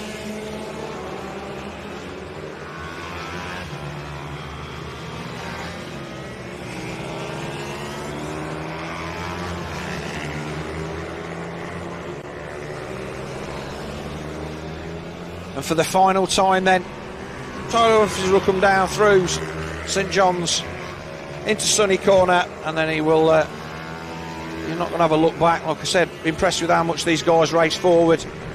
Round paddock bend for the final time, and checkered flag and a victory. Another victory for Tyler Humphries, another good second place for Frankie Watson. This is the battle for, I think, 5th and 6th. Oh, it's tight. They come across the line. So Carr across the line, Cooper across the line, and that's Dilks and Dan Stevenson. That was close. And this is the battle for the 50cc class, I believe. We haven't really covered these guys much at all, but they've been out there. And it is going to be the 71, the Bradley Curtis from the number 4 of Travis Shaw.